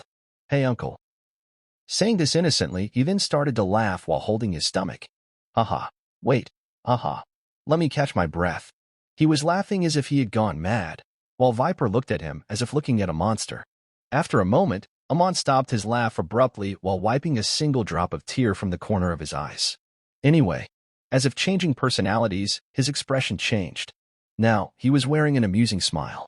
Hey, uncle, do you have any idea why I'm doing this? Viper didn't answer, rather, he couldn't. Instead, he just glared at him, making Amon know that he still had a little will to live inside him. You know. This is kind of not so fun, Amon said as he got disappointed for not being able to hear his voice. Maybe you shouldn't have destroyed it that severely. But it is done. What is done? Viper became confused hearing him. I don't understand. He thought, is he here to kill me, or just make fun of me? Veins popped up in his head. This little bastard. If I can get out of this, I will definite dash. If I'm able to get out of this alive, I will definitely kill you, Amon said. Is that what you were thinking? Saying this, he again started to laugh. Haha. Such similarities in our thoughts. Viper was surprised at his first line, but the latter made him just confused. Similarities? The hell is this kid saying? Haha. All right, I'll stop. Amon stopped laughing as he said, you must be confused at my words, so let me help you recall things. Saying this, Amon slowly and carefully removed Viper's neck collar to not hurt him in the process. Then, standing over a high ground, he grabbed him by the neck, raising his body up. Wallagon. Viper howled instinctively as he felt as if someone was tearing apart his throat. After all, his throat was already crushed. So, it's like adding oil to fire. Soon, Amon's hand got clad in blood from his throat. Amon just ignored this. Do you remember now? Then Amon said in an aggressive voice. Around 8 years ago, just like this, you were about to choke me to death just like this. Hearing him, Viper recalled that day, the day where he almost killed this kid. How does he remember? However, he was surprised by how he could recall things from his birth. Ah, don't think too much, Amon said in a fake concerned voice. You were gonna die anyway, so just enjoy your last moments, all right? He then pulled his face closer and gazed at his eyes. Enjoy your last moments filled with pain. Amon then tightened his grip on his neck as Viper's mouth widened in pain. Arg. Whoa. Ignoring his groans, Amon took out a few tea bags like packets, the packs which were filled with spices and salt. However, these were developed by Amon, especially for torture. Then using his unrestricted hand, he shoved all the bags inside Viper's throat. Aga. The first second, everything was nice, things hadn't gone too far. Arg. But the next moment, Viper screamed in pain, as not only his bloody throat but even his insides were burning. Aga. God. Ayuji Chin. Viper yelled at the top of his lungs. However, he wasn't able to form any more words, as blood started to fill his mouth, and he was almost about to choke. Bam. However, Amon didn't have any plans to let him die so easily, as he needed him in the solar plexus. Gah! Viper spat out all the blood, surviving barely. However, soon he would regret why he didn't die just now. A few hours later. Gah! Amon kicked Viper on the face as he spat blood. Well, this is enough, Amon said, as hearing this Viper looked at him with pleading eyes. They weren't asking for forgiveness, they were begging for death. The pain was too much for him. His insides were literally burning. Haha, don't worry, uncle. Even though I hate you, I'm nice enough to accept this wish of yours. After all, I'm a weak-hearted child, Amon said. However, sorry to say, but I can't take your life by my hands. Amon wiped his imaginary tears. But the next moment he grinned maniacally. You do not need to worry. Amon then took out a packet of poison and slowly entered it in Viper's mouth. This will fulfill your wish soon enough. Viper groaned. This time it wasn't spicy, instead, it was sweet. However, it was still painful. Just as Amon did this, Viper heard loud footsteps coming towards here, with people talking. Why yes, those sounds were coming from here. God's militia was here. At that moment, Viper only had one thought. Would it have been better if I killed him back then? I heard it when I was patrolling around here, but I didn't have the courage to see it for myself. One of the God's militia said. They were in a group of 30 as soon they reached the spot where the groans were coming from. It's her prepare for battle. It's Viper. Just as they arrived at the spot, they recognized Viper and dashed towards him all at once. They weren't sure why he was laying down, however. Thinking that this is just him letting his guard down, they all attacked. Everyone all at once. In an emergency, they didn't even realize that the Viper they were attacking, he was already dead. Chapter 17, Big Brother. General POV. After confirming Viper's death and witnessing his body getting cremated, Amon returned to the tribe with a satisfied spirit. Viper's burning ashes brought Amon a sense of peace, as he felt a sense of freedom after 8 long years. While enjoying this feeling, Amon hummed while he returned to the tribe. Amon sighed as he reached the village. Now that Viper's gone, this place feels like home, Amon said as he enjoyed the smell of the fresh sleeping gas. This type of sleeping gas does not affect the current Amon, as he had previously done many experiments on his body with these harmless gases. The whole tribe was sleeping, with only Amon being the one awake. Still, he used his observation Haki to check if things were as he left or not. Confirming the safety, Amon shook his head lightly. He was too skeptical. After all, unless he spreads the antidote of the gas, the people have a 0% chance to wake up before the 3 days time limit. However, Amon didn't have any reason to wake them up so early, as he started to enjoy the peaceful silence while walking towards the chief's house. After reaching there, Amon again checked if the chief was awake or not using his Haki. Double-checking that the chief was also sleeping, he then started to walk on the opposite side. Ignoring the sleeping chief and his house, Amon went to Dead Viper's house. Entering without any prior checking, as if he owns the house, Amon then went and sat on the chair. Here, unlike Amon's house with only a bed and few accessories, Viper's had a chair, a table, along with a few other pieces of furniture in his room. Amon gave them a side glance. 3 days later all of this will be his.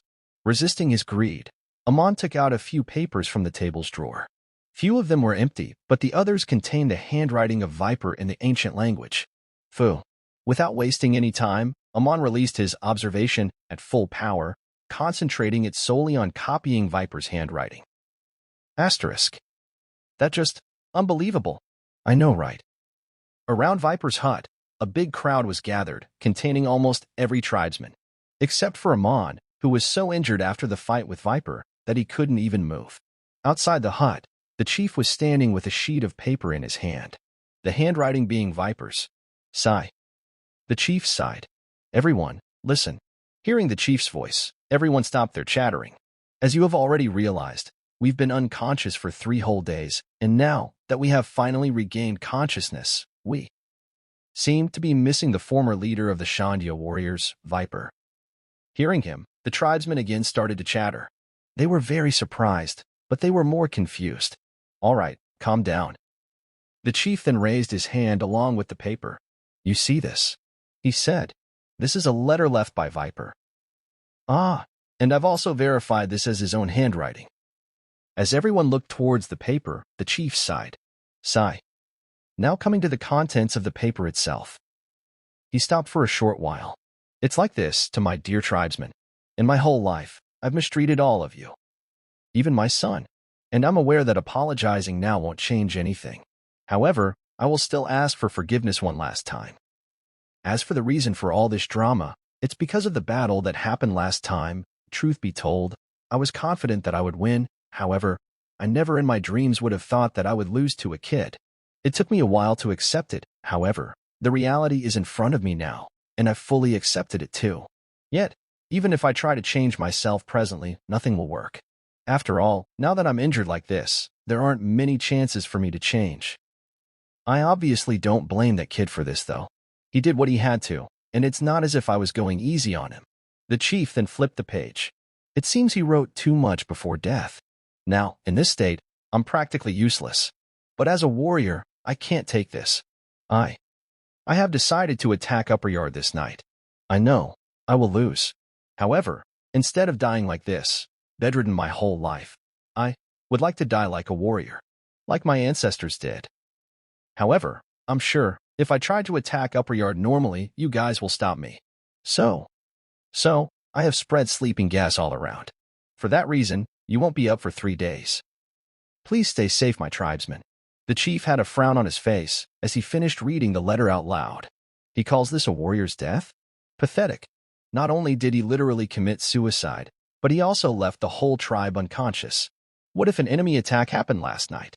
Won't that have caused their massacre? All the tribesmen had this type of thought. Even Wiper. Though he was very sad and, if possible, would love to bring his dad back to life, he also felt ashamed that a man, who called himself warrior, would act like this. He can feel people's gaze filled with anger in his back.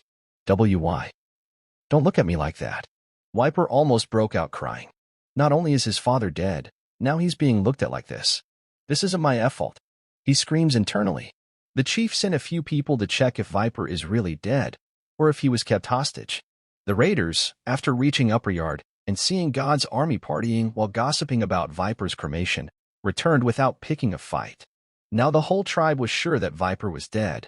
People were sad, however. They were still pretty angry at what he did. Many even lost respect for him, as some even started to call him a coward openly. In the end, however, he was once their leader who had done several things for them. So they still attended the memorial service held for him at the graveyard in the most southern part of the village. It was around the same place where Viper flew last time. As children were joking, Amon's kick let Viper fly directly to his grave. Though one glance from the adults was enough to stop their mouth, the adults realized that Viper's name had already been polluted, and in the future generation, he will be seen as a coward. At least the one getting the limelight is none other than Amon, the current leader. That's a good thing. They thought. Hey, you kid. I told you to stay in your bed. Saying this, Isa pulled Amon by his arms, who was about to fall face first. Arg, let me go. Amon staggered as he walked slowly while dragging his left leg that had been rendered unable to move. He was going to Viper's memorial. It would leave an empty place in his heart if he doesn't attend it. However, Isa was strictly against it, as she knew he should just lay down on the bed. After all, he was injured. If he moves too much, his wounds might open again. You don't get it. He is my uncle. How can I not be present at his memorial? Amon said, as his eyes became teary. After all, in the end, I'm technically the one who killed him. Amon had a little argument with Isa, who now had a small bulge on her belly, proving her pregnancy. A few minutes later, Isa gave in as she accompanied him along with Raki. At the graveyard, the first thing he encountered was the crowd.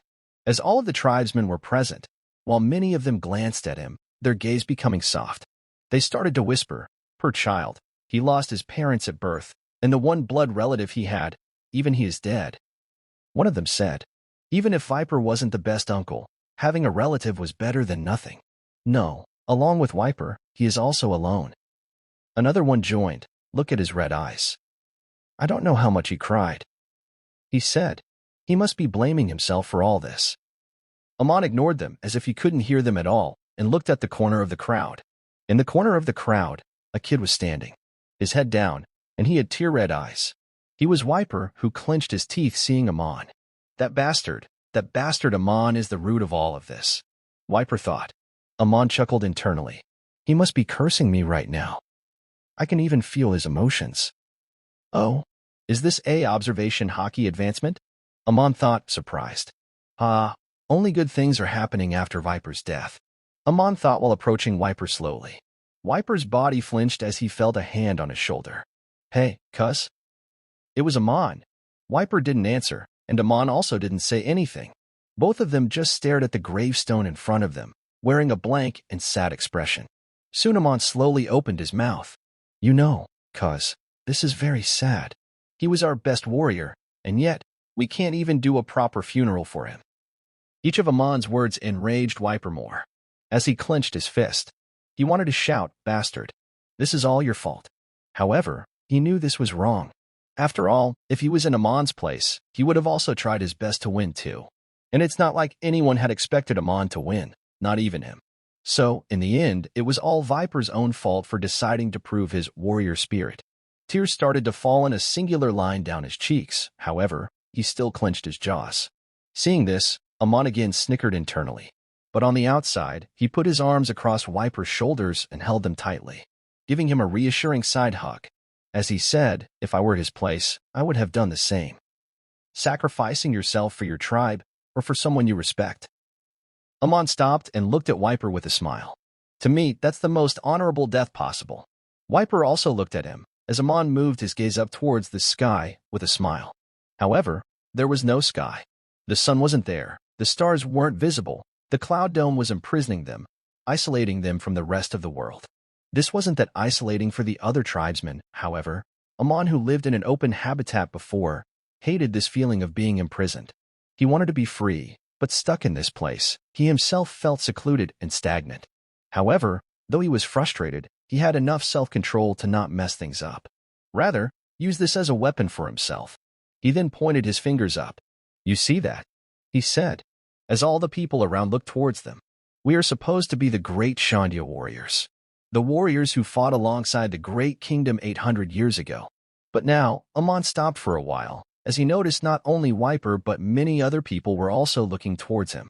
But now, we're just birds trapped inside a giant cage. Everyone stayed silent hearing him.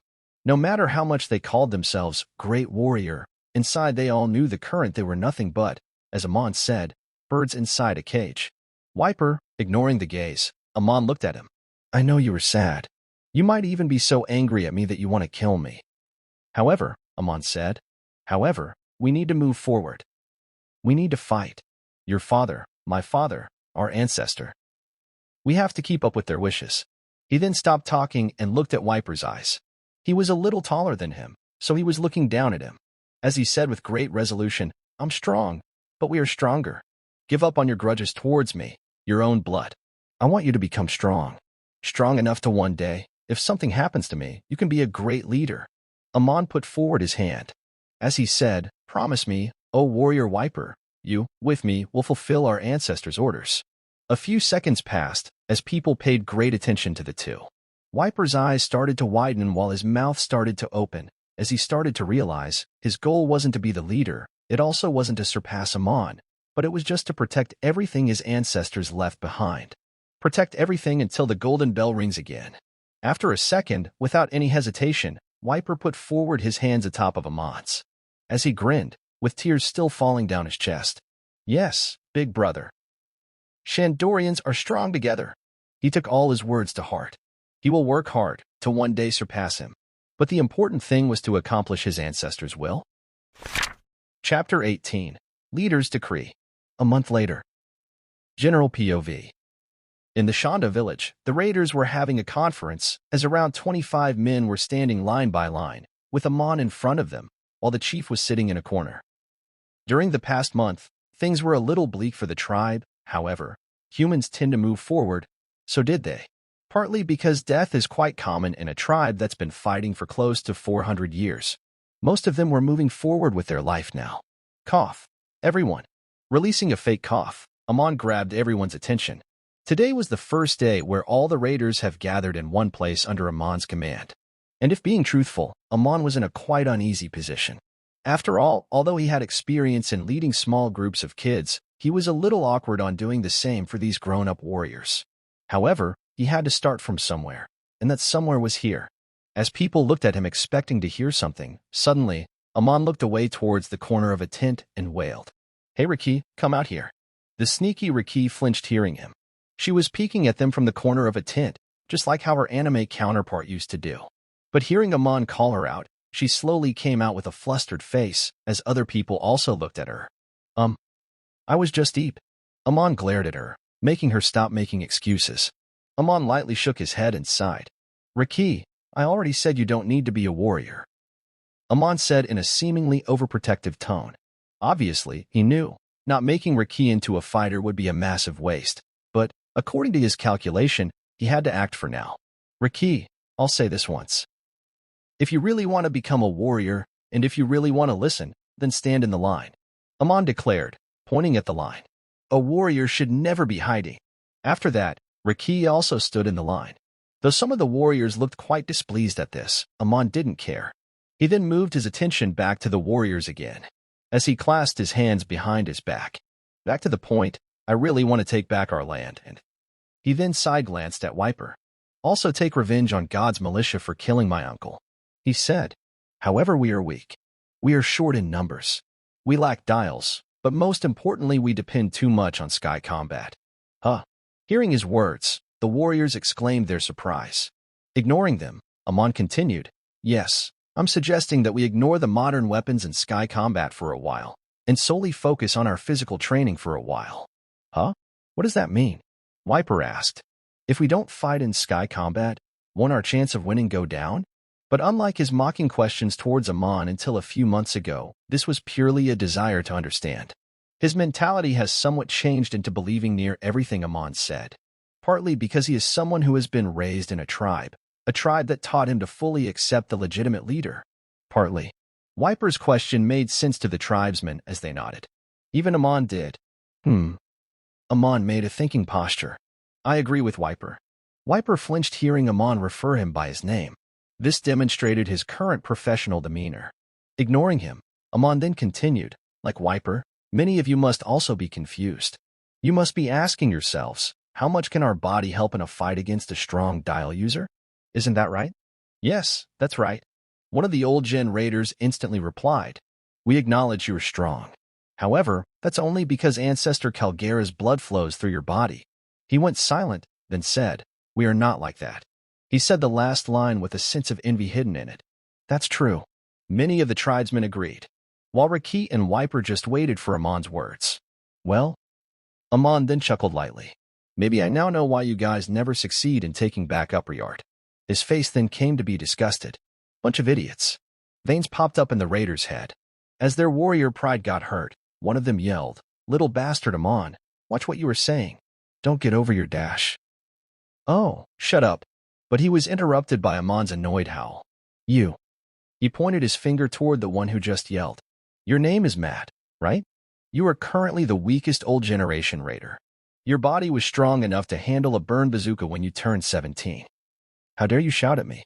Who gave you the permission to call me a bastard?" The raider named Matt's eyes twitched as they heard his words. After a short silence, Amon made a mocking smile. "Why are you looking at me like that? What can you do? Do you even have the strength to beat me?" Suddenly, Amon gulped and took a step back. "Oh, I forgot. You have the dials. I'm so scared." That's it. Matt couldn't hold it any longer as he dashed towards Amon. "I don't care if you're the leader. I will show you the power of impact." He used his shooter to move fast while holding an impact dial in his hand. Impact. His hand touched Amon's chest, and he just stood there. Boom. A small explosion occurred. The explosion cleared up, and a completely fine Amon came to their view. While Matt was on his knees, with one of his hands holding the one which was shaking profusely from the impact. Amon had used Tekai to boost his defense, though he couldn't keep it up for 5 seconds. It did the job. However, he didn't have any plans to let the other tribesmen know this. Pitiful. Was that all? Amon looked down at Matt. He wanted to show him impact? Fortunately, he had no idea Amon's own custom impact is 5x stronger than normal ones, yet that doesn't do him any damage. Amon then kicked the guy away, as he flew a bit far. "I don't even feel itchy, yet you almost lost your arm. This just proves the difference in our body power." Amon inspected the wide-mouth expression of everyone around him. Soon, he released a sigh, massaging his temple. "Listen, I'm not asking you to give up using dials. You can use them, or even do personal things with it, Amon said with a wry smile. Anyway, I don't care. I'm just asking you guys to train your bodies a little. If this doesn't work, we can just go back. His words seemed logical, however, many of the raiders refuted. But that's just the waste of time. We are in a war of nearly 400 years. Are you suggesting we waste more time? One of them said as many others joined. Let's attack Upper Yard already. What's there to wait for? They shouted, and a quarrel almost broke out. But Amon then meddled in. Hey, he said in a calm voice. You know who I am, right? He asked, pointing a finger towards him. The warrior Amon am all of you guys' leader. As if a personality change, his face went emotionless. Attack Upper Yard? That's for me to decide. He said. Also hear this, from now on, if you want to call yourself a raider or a warrior as a whole, then you would need your leader's approval, meaning my approval. Amon said as he stomped in the ground hard. Everyone's eyes twitched hearing him. Yes, it was shocking and impressive that he can take an impact head-on, but now he thinks they need his approval to be a raider? That is just too much. In this tribe, everyone is a warrior from birth, but if one wants to be a raider, they need a certain amount of power, strength, proficiency at dials, etc. If they met this requirement, even the leader wasn't supposed to oppose that. Hey, listen, kid. A raider said. You are only 9, yet you are strong enough to be our leader. However, even that isn't enough to convey this order of yours. An adult raider said. Amon recognized him as a guy named Grid from the Dead Vipers team. Amon knew this type of question was unavoidable, so of course, he had prepared the answers beforehand. Now, he said slowly. I'm aware of the rules. But let's not forget, everything that has to do with the raiders is up to me, the leader, to decide. Even the chief doesn't have any saying in this. As he said this, the chief nodded from the sidelines. He already discussed this topic with Amon. The raiders frowned. Their displeasure was as clear as clean water. Seeing this, Amon chuckled. All right. He raised his hand. I know this is a little too much. For that reason, and also as a benevolent leader, I will give all of you one last chance. This piqued everyone's interest. I, the leader of Shanya warriors, the warrior Amon, challenges all of you to a battle. Me against all of you. A 1v25 match. Just as he said this, everyone's eyes widened in shock. Without giving them any chance to ask any question, Amon continued. However, this won't be a battle like mine and Vipers. Rather, here all of you can use your dials, Amon said. Including me, of course. Hearing this, the so-called warriors gulped. As Amon continued, if any of you, or maybe all of you, can defeat me and go unconscious, then not only will I not do what I said, I will also pass my leader position to a capable person, he said as he looked at everyone's face. Hearing the last line, all of them slowly started to pull out their dials from their bags. Oh, by the way, Amon said, glancing at Riki. Any of you can quit if you want. Riki quickly got out of the line as she heard this. For a second, Wiper also wanted to do the same, but he changed his mind. He wanted to check his leader's strength by himself. Amon let them get prepared, as he also took out his custom-made special dials. Then looking at them again, Amon said calmly exclaimed, All right, you so-called warriors, prove your worth. Unknown to any of them, Amon's bag was filled with dials that can even match weak devil fruits in power. Asterisk. The fight of Amon against the 25 warriors has been going on for close to an hour, and 6 of the warriors were already down, Wiper being one of them, mostly because they are the young ones. But the fight with the adults was a bit hard, even for him. If dials were forbidden to use, he might even have eventually lost.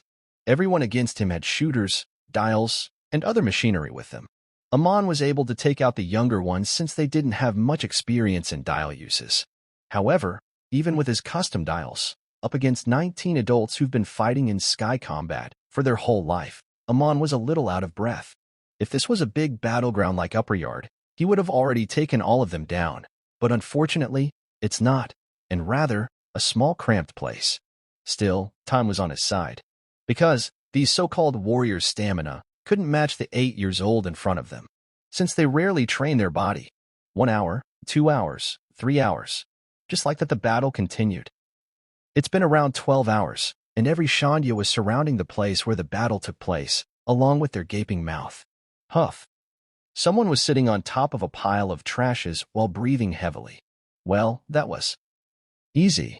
That's someone being Amon, as he stated. Under him, laid the pile of trashes.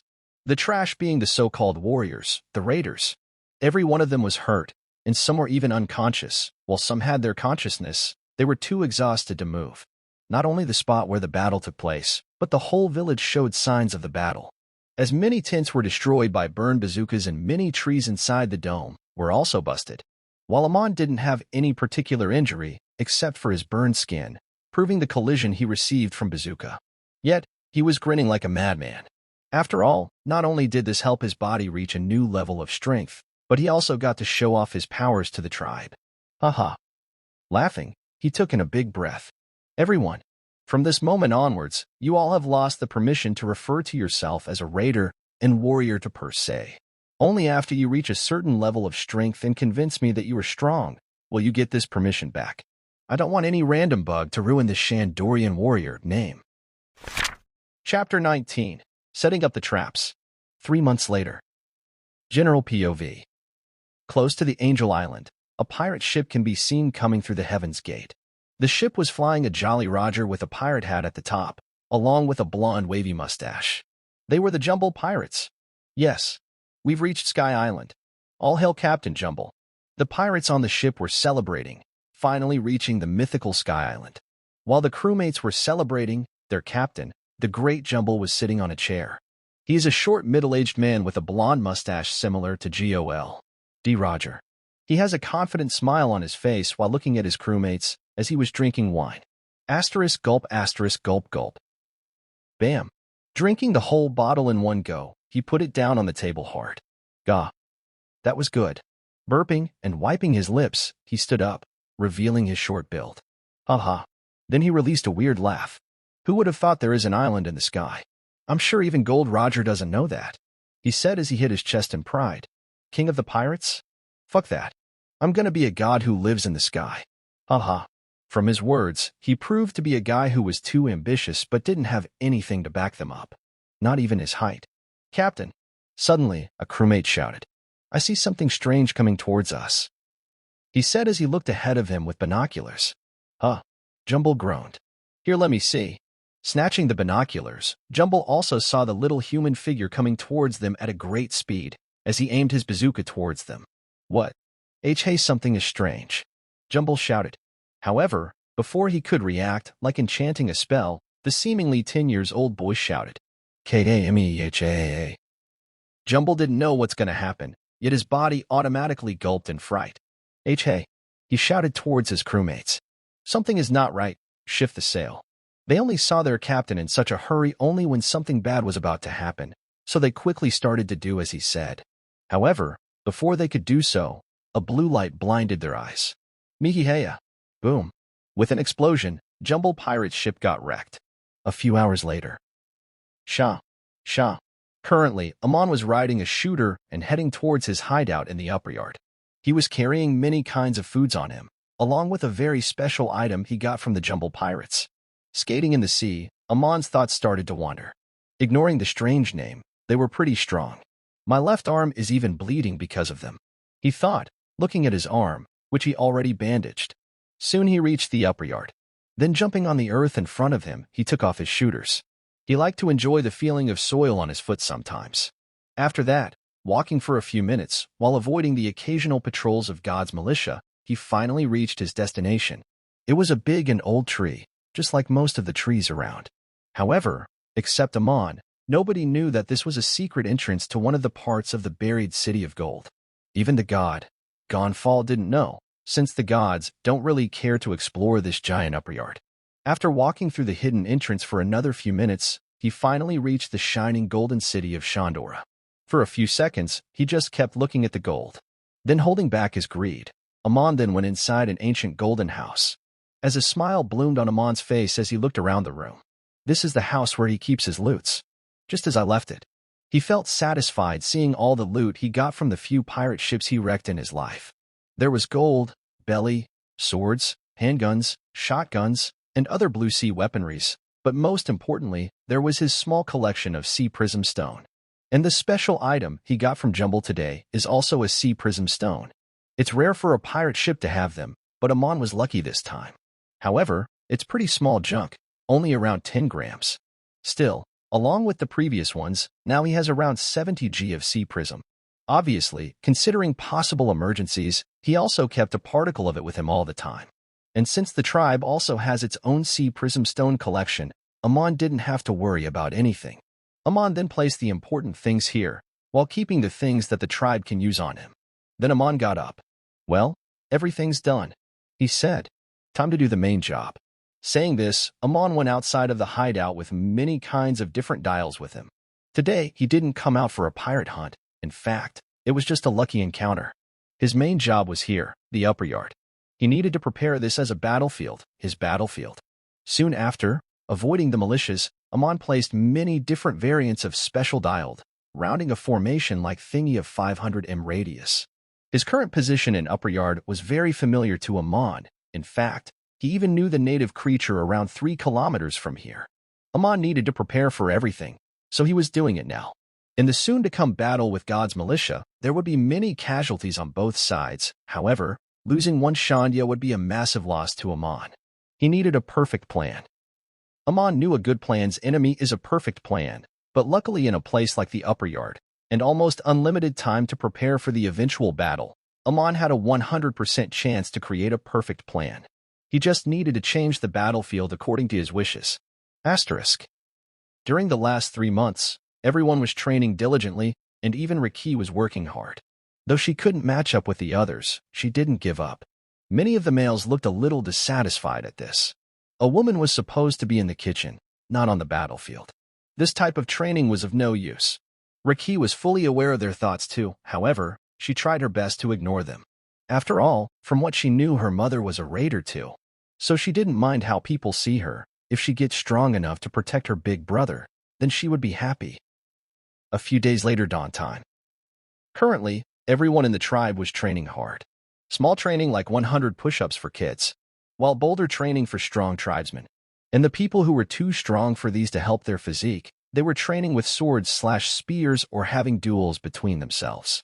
However, most didn't want to train with passive weapons like swords and spear, so the ones who were dissatisfied with being ordered to learn those weapons were given the choice to do other training instead. Anyway, with the kids, there were Haki and Wiper. At first, when these training were assigned, Wiper's training was just 5x of Saitama training.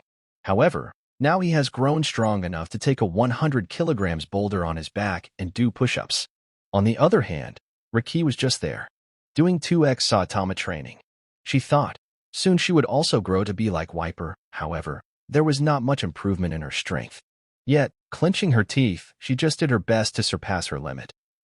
Currently, it was around sunset as everyone was gone. Only Haki and Wiper left behind. Wiper was doing push-ups with a 110 kilograms boulder on top of his back, as finally gave up. On the other hand, Haki was just there laying on the ground under a tree. This was one of the few rare trees that grow even on artificial island cloud. She was breathing heavily while staring at the clouds above her. She just finished and even surpassed her workout limits today. Here is how she was different from others, as although she couldn't keep up with others, she at least worked hard. On the other side, finishing his training, Wiper then started to walk towards his hut, which he inherited after Viper's death. But, stopping at Haki's side, he looked down at her. "Hey, girl," he said, "it's already eve, get up and go to your house." Haki didn't answer, as Wiper just walked away ignoring her. After a while, she smiled. "Even Wiper is changing under brother," she said. "Hiki, now that everyone's gone, I will train with the swords." In reality, Haki was waiting for everyone to finish their training in the first place. She thought that body training wasn't just for her. That maybe, just maybe, she can use swords and prove to be useful to brother. Well, Haki smiled. It doesn't hurt to try. Soon after, she got up and picked up a sword laying around. Do note, swords are seen as a useless weapon in Sky, so except for a few certain individuals, no one uses them. Shah. Surprisingly, her sword swings aren't bad for a newbie, as she was swinging it with all her vigor. Soon, she started to find fun in using the sword. As time started to flow, an hour, 2 hours, 3 hours, and without her realizing the midnight was here. Now, Haki had sleepy and almost closed eyes, yet she was swinging the sword. She will most likely get hurt at this rate. I need to sleep," Haki barely said, while swinging. "For now." Sleepy, she didn't even realize that she was swinging a sword. As the sword fell from her hand on the floor, while she also started to fall towards it, the pointing end towards her face. It was definite that she would die if she falls now. As right at that moment, as if God sent, a hand caught her limp body and lightly put her on his shoulders. Soon, without saying anything, he took him to his room. Sleep is important, Amon said. Chapter 20. Ice's Birth and the War. 3 months later. Somewhere in the training zone, Amon was sitting with the chief, while both of them were eating seafoods. Slurp. Highway, Amon. Chief called out while pouring his mouth with shrimps. Gulp. Then gulping his food, he pointed towards the training ground. Are you sure this is a good idea? He said, pointing his finger towards Riki, as she was swinging a sword with a happy smile on her face. Glancing at her, Amon lightly nodded his head. Yes. After all, everyone has their own fighting style. If Riki likes to use a sword, she can do it, Amon said. I don't care. He then went back to filling his tummy. Though he did say he doesn't care, however, in reality, it was he who wanted Riki to be a swordsman in the first place. The reason being the lack of swordsmen in the tribe. Amon groaned internally. There is not even one swordsman in the shitty tribe. Though they did use swords and spears sometimes, there wasn't anyone who can be called a swordsman. After a while, he sighed. If I really want to set my ambitions high enough to even dream of creating a kingdom, matching the world government, then I would definitely need them. I don't need the strongest swordsman, I just need a capable one. He contemplated. Amon knew if he searched, he could easily find great swordsmen with potential out in the blue sea. However, rather than someone from down there, he preferred a swordsman from the tribe. And who's a better candidate than his little sister, Riki? Nobody. For that reason, he's been doing minor psychological manipulations on the one he has the most opportunities with, Lil Sis Riki. However, in this world, just wanting to be something won't work. One would need the willpower to achieve what they want. For that reason, Amon never directly asked Riki to be a swordsman. Instead, throughout his life, every time he would be around her, he tried to ignite the will of a swordsman inside her. By suddenly saying things like, "Why doesn't the tribe have any swordsmen?" Or after becoming leader, "It would have been a blessing if I had a swordsman under me." After hearing these lines constantly, for a girl like Riki whose main priority was to please her brother, her subconscious mind had prepared herself to become a swordsman. Nonetheless, in the end, everything Amon did will not only help him increase his overall power, but being a swordsman will also help Riki herself in the long run. After all, a sword is definitely better than using a shotgun as her anime counterpart uses. Finishing his food, Amon then got up. Oh, by the way. However, the chief called towards Amon. Almost forgot to say, don't go out of the village while Isa is in a critical state. Her day of deliverance is around. He said with a happy yet nervous face. You are pretty good at this doctor thingy, so we would need your help. All right? Hearing him, Amon nodded with a smile. Obviously, I will be there, he said, as he pointed his fingers around the place. Since we already have enough food for a few months, I don't need to risk going out, he said, pointing towards the giant white sea creatures all around. There were giant shrimps, lobsters, and white sea versions of sea kings. Besides, Amon wouldn't have gone out anyway. This was a crucial moment for Isa. Not only the child, but he didn't want Isa to die herself without any prior reason. Although in canon she was completely fine after birth, Amon didn't have enough trust in the butterfly. So, instead of risking big stuff like this, I'll just stay here and learn ancient languages, he said as he looked at the chief. Well, Amon shrugged. Then I will go and give some pointers to Riki, Amon said, pointing towards Riki, as he then walked towards her. Though he wasn't any swordsman, he did train with swords a little, actually very little. And the reason he didn't seem to fight with a sword is mostly because swords are pretty useless against sky combat. Only when he might reach a level of post-Alabastazaro would he confidently fight with a sword in the sky. However, even if his current level was around elementary level, with his observation Haki, he was sure to help Riki even a little. Asterisk. A month later. Ugh, I'm so worried, Bob said as he walked back and forth in front of his house. It was upgraded to a hut after marrying Isa, and now in the same hut, Isa was inside, giving birth. Today was Isa's day of deliverance. While Amon, along with a few other people, and the wrinkled grandma were inside, trying their best to perform a smooth birth. Currently, Bob was sweating a lot, as his attire was all wet from sweat. He didn't care if the child came out to be a boy or a girl. As long as both the baby and mother are fine, he will be happy. For that very reason, he was very worried as of now. The chief was also sitting just there, with sweat dripping from his head, though he was a little less worried with both Amon and wrinkled grandma inside. Inside the hut, Amon was standing beside Isa, comforting her, while the others were trying their best for a successful birth. Yes, now slightly left. Amon said towards the wrinkled lady who was the MVP here and was acting as the midwife. He was giving instructions using his observation Haki. Although he did have medical knowledge surpassing everyone in this small and backwater tribe, he didn't have much experience in helping in birth.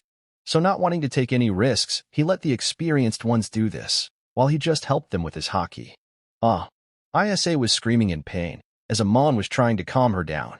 Droplets of sweat were forming and dripping from his head every now and then, as his observation Haki was working at a degree it never did before. He even felt it advancing a little, but he tried his best to ignore the exhilaration for now. Wah wah wah wah. Soon, after a few minutes, a voice never heard before reached Bob's ears. As he jumped in exhilaration. Yes.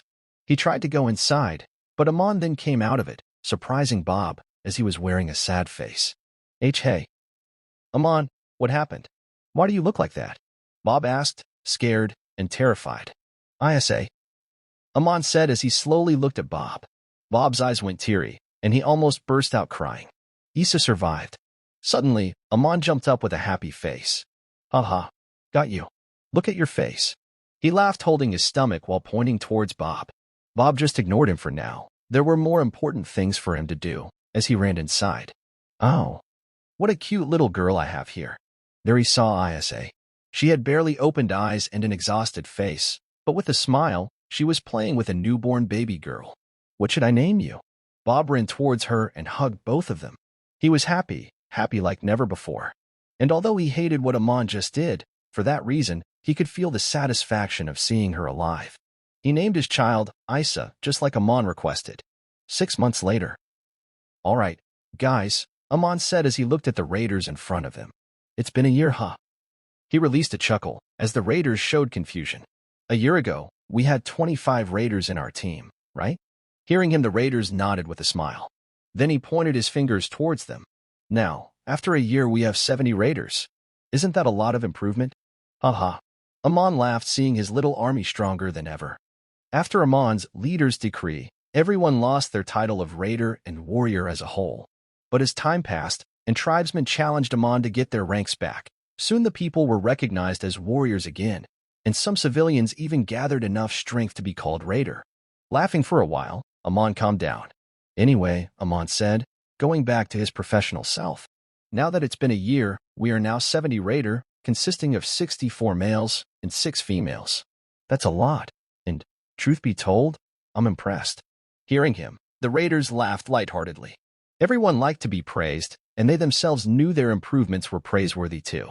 Amon really was a little fascinated seeing how much people can grow in a single year. Yet, he also was a little disappointed, as currently there were 140 people in the tribe. Ignoring the children, there were 120 people who Amon expected to be strong enough to become raiders. However, it didn't happen. Such a big disappointment. Amon sighed internally. Still, it was better than nothing, as he smiled proudly. Then he opened his mouth. All right, you guys know why you were called here today, right? Yes. Everyone nodded seriously as they subconsciously gripped their weapons. Today is the day we will get back our land. They shouted as Amon grinned. That's right. Today's the day we get back our pride, our homeland. But first, Amon said, you guys need to know the situation on the enemy's side. He said in a calm voice as he took out some sheets of paper from behind his back. First of all, while all of you were training hard, I wasn't sitting back stupidly. He said, reading the paper. The past year, I did a lot of research and spied on the militia to know their strength. He said and pointed towards the raiders. There are 650 members in God's militia. 600 of them are normal fighters. These guys are weak enough that any of us can take out 20 of them on their own. So that's not a problem, however. He went silent. 50 of them are special. They are strong. Saying this, he stopped for quite a while. Finally, he opened his mouth again. Back to the point, God's army is around 10x of our current number, while 50 special of them are around our strength. Yet, he looked at everyone's face. Do you guys think we will win? he asked calmly. But their answers weren't calm at all, as they shouted with full energy. Yes, we will win. We will wreck them. Haha. Amon laughed out hearing them. Yes, that's right. Time to defeat that fake god. In the name of Calgara, he said. Let's go.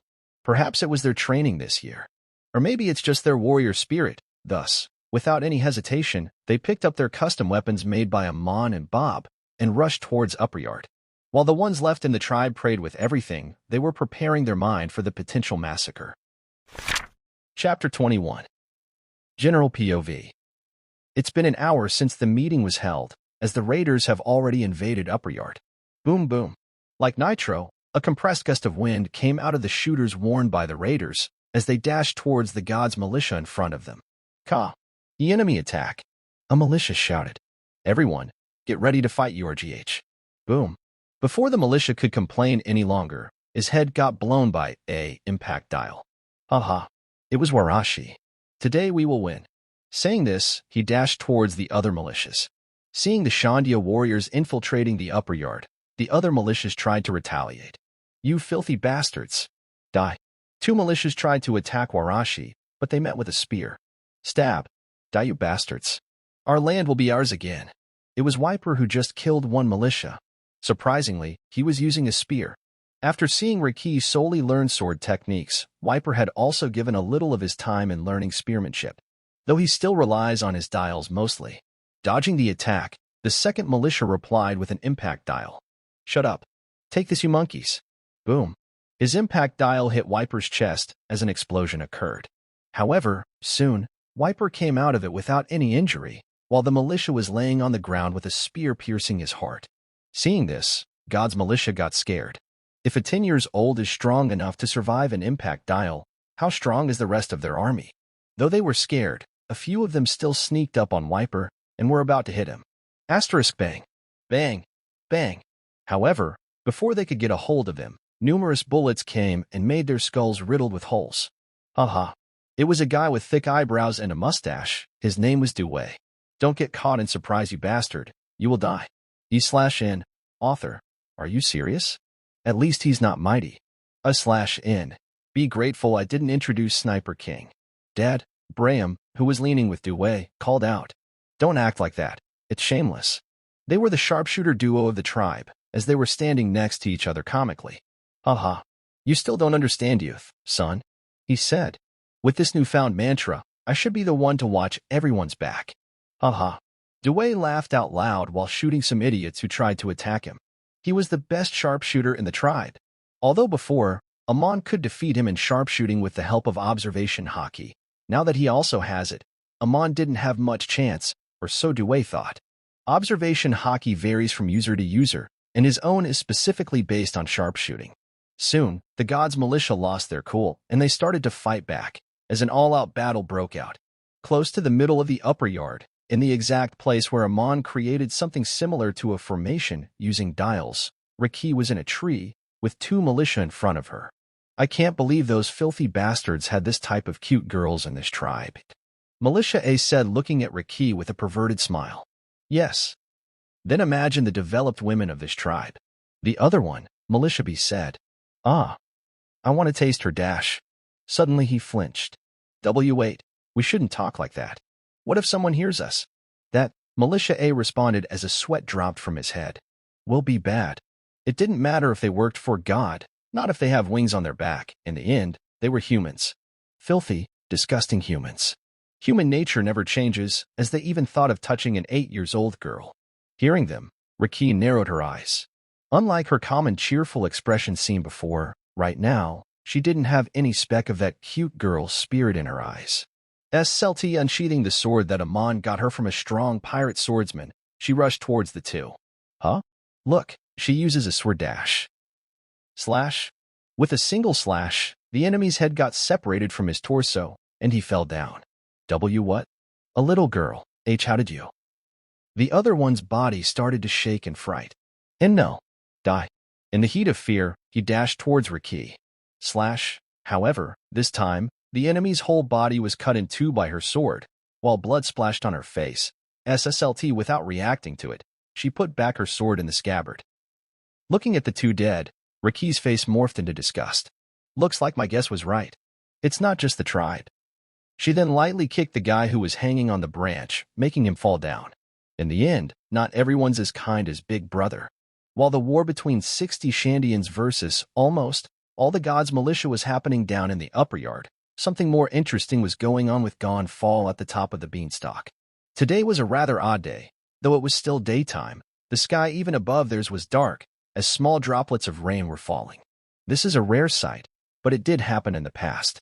Maybe it's Kalgera's divine soul blessing the tribe, who knows. This weather was the strongest at the top of the giant jack, where Amon was there with Grid, Matt, and another few adult raiders. In front of the 10 Shandians, there were 50 gods' militia. They were the ones Amon mentioned last time. While, in the middle of them, the god, Gonfall, was standing with his horse/bird. And unlike how Amon knew Gonfall from the anime, this one was a lot younger, still gray-beard, and wore a dignified robe with his hands behind his back. He was old, but Amon could tell he's a lot stronger than Viper. Young warrior. Don't you think we can talk this through? Gonfall asked calmly, looking at Amon. After Viper's death last time, and when the Shandians didn't attack for a whole year, he thought maybe the war has finally come to an end, and now peace will return in the sky. However, who would have thought a young child was chosen as the new Shandian leader? Now, under his rash decisions, their tribe will face their end. Talk? Why didn't any previous god try to talk? Is this year's god a coward? Amon asked mockingly as Gonfall sighed. He felt a little sad hearing this, and seeing the eventual future with no Shandian being surviving, he sighed for the second time. However, since he still had his own people to worry about, he will have to respond to their attacks. All right, Hayes, then so be it. We'll do it in your way, Gonfall said. Everyone, attack. If his own people were in danger, Gonfall will not hesitate to hurt the Shandians, as he ordered his people to attack. Yes. Hearing him, the special militias rushed towards Amon all at once. However, one of the Shandians went ahead and used an impact dial, blowing away the enemy as Amon grinned. He was the main character of this war, and Gonfall was the boss monster. No mobs should reach him. Amon released a chuckle. To oppose the mobs, he had his own army. Then taking a deep breath, Amon declared, Great Shandian warriors, fight with all you have, but don't forget to do things according to the plan. Hearing Amon's words, the Shandians also started to fight back, as battle also started at the top of the giant jack. However, Amon and Gonfall didn't move from their spot. While some militia tried to attack Amon, they were taken out by the Shandians. Yet, nobody from Shandia's side tried to attack Gonfall. They were thoroughly warned not to do so by Amon. The fight escalated, as Amon and Gonfall remained passive. Chapter 22. As the fight escalated, soon there were only Gonfall and Amon remaining above the giant jack, outside the god's shrine. While the Shandians have lured the enemy militia to the formation Amon has informed them of. Currently, Gonfall, with his hands behind his back, was waiting for the child in front of him to make a move. However, Amon didn't attack. Rather, he just stared at him. How much time passed like that? As finally, Amon opened his mouth. God Gandalf, from what I heard from the riders and the chief himself, you are a pretty nice guy, enough to even leave many raiders alive sometimes. So I will give you one chance, take it and fall back. Amon said, looking at Gonfall. This is our land. Leave, and we won't have any resentment left, Amon said, his tone being forgiving. Gonfall got quite confused. Is this the same child who called me a coward 10 minutes ago? He thought. In truth, Amon was only saying things like this, since this is the best possible course of action for now. According to his calculations, he will take action in 39 minutes and 56 seconds. Truth be told, he had been planning this for a long time, considering if he should kill Gonfall or not. But finally, he reached a conclusion. Killing Gonfall, as of currently, would be too inconvenient for him. Looking at Gonfall, Amon's thoughts started to wander. Gonfall is strong, but that's not the reason for me to keep him alive. Amon thought. Rather, it's his connection to the Skypieans on Angel Island. If I can use him correctly, then ruling over the inhabitants of Angel Island would be easier. But if I were to do it the other way around, controlling them would be nigh impossible. Mostly because I don't have powers like Enel as of now. However, Amon stopped his thoughts as he saw Gonfall opening his mouth. Young warrior, I would have been more than happy to resolve things peacefully if you hadn't attacked us today, Gonfall said as he picked up his lance. However, now that you have done so, I can't leave my people behind. Amon smiled hearing him. However, his pacifist nature is a huge hindrance to me and my plans. Amon thought. But for now, I will use him as long as possible, and if he gets any smart ideas, I can just kill him off. Amon thought and released a long breath. Well, Amon opened his mouth. The reason for today's attack is quite simple. We want peace. Gonfall frowned. Don't give me that "are you kidding me" look. I'm sure you are aware that 10 years ago, the Calgara descendant named Warrior Cobra had tried to end this peacefully, don't you? Hearing him, Gonfall's eyes grew wide as his hand holding the lance shook. Amon continued. Yes, not only did he tried it in the most peaceful way. Amon then went silent. However, he failed and died by the hands of your militia. Gonfall opened his mouth, with his eyes shaking. How do you know about Cobra Dash? Stop. Looking at the shaking eyes of Gonfall, Amon cut his words. That's not the point. He said, the point is, we want peace, but as a wise man, you have to understand, a little bloodshed is a given after our 400 years of suffering. He said while Gonfall was in shock. Sigh. Gonfall sighed. I'm getting old, it seems. After all, it's quite normal for him to know these things as the Shandians' leader. He thought. He then looked at Amon's eyes. So, what are you trying to imply? He asked. Sadly, Cobra failed, but do you think you will achieve it by attacking us today? Gonfall asked with a sensible face. Though he knew that Amon's logic of bloodshed for peace isn't completely out of the life, after Shandian's 400 years of suffering. Yet, today, since there will surely be more casualties from this war, why would they accept this? Gonfall asked himself the question. Well, take it as a gamble. Amon, as if reading his mind, replied. We Shandians aren't stupid. We knew there will be casualties this time too, but we still want this to end. He said. So here we are, gambling with our life on the line. Gonfall didn't really like how he said gamble, but he had to agree. In a sense, Amon's words made sense, since if Cobra's way failed, then maybe his way would succeed. However, he still had one question. Young man, I'm quite impressed by your wisdom. But what do you say about the current situation of the war? From what I see, your army should be at a loose end seeing that they got pushed back by my 50 special militia before. Gonfall asked. As you said, Cobra failed. But do you know the reason behind that? The reason was not me, the god. Rather, it was them, the militia. His face then turned guilty. I also want this war to stop, but if it concerns something that's been passed from the previous gods, my order to the militia doesn't work. That's the real reason I wasn't able to stop Cobra's death. He said, Young man, sorry to say this, but most of your Shandian army is probably dead by now. I will try my best to save the remaining ones, so come with me. Gonfall said as he prepared to get over his bird, with his guilty face. Just like last time, the Shandians failed to achieve peace. Dash. Wait. Amon's calm call cut his line of thought. No need for you to move. The war has already ended. Gonfall made a confused face, however. Before he could ask something, Amon moved. He slid his hands inside his bag, as Gonfall became wary. However, it wasn't something to worry about, since he just pulled out a pair of binoculars. Here, Amon tossed it towards Gonfall, as he caught it. Now, using that, look at that place. Amon said as he pointed his fingers towards the direction of formation. Gonfall didn't question anything, since he felt it would be faster to just check it out for himself. So he got down from his Pegasus and raised the binoculars to his eyes. However, just as he looked in that direction, his expression froze as his eyes started to shake. Holy Mother of Earth. Asterisk. A few minutes ago. In the same place where Haki was previously hiding, there were a few more cut-down bodies of militias lying around. Although Amon asked her to not pick a fight, she had to fight back when she was attacked. Currently, Haki was sneakily looking down, where Shandians were surrounded by God's army. Amon sent her here, making her pretty important for Plan A of this war. Though if she fueled, there was still Plan Bs left. Her reason for being here is mostly because, during the past year, she had proved her strength enough to make Amon trust her with these things. Currently, she was looking down where 60 Shandians were standing, surrounded by more than 300 militia. It appears that although the Shandians defeated quite a lot of them, the militia still had an upper hand. Or so the militia thought. Haki gulped while beads of sweat were forming on her forehead. She was worried about the people below, but she had trust in Amon's words. If he had a plan to take them down all at once at this place, then he would. Or so Haki believed. But her reason for being worried was about Amon himself, since she just spotted around 10 more Shandians being chased by God's militia here, meaning Amon was alone with Gonfall. Then she clasped her hands together. Please, be safe.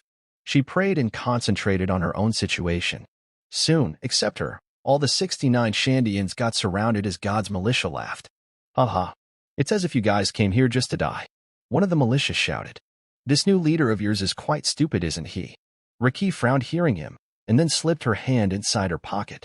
While they were mocking the Shandians, she took out a sunglass, a tone dial, telephone, and finally, 2 remote controller dial, the remotes being connected to half of all the dials, creating this circular formation.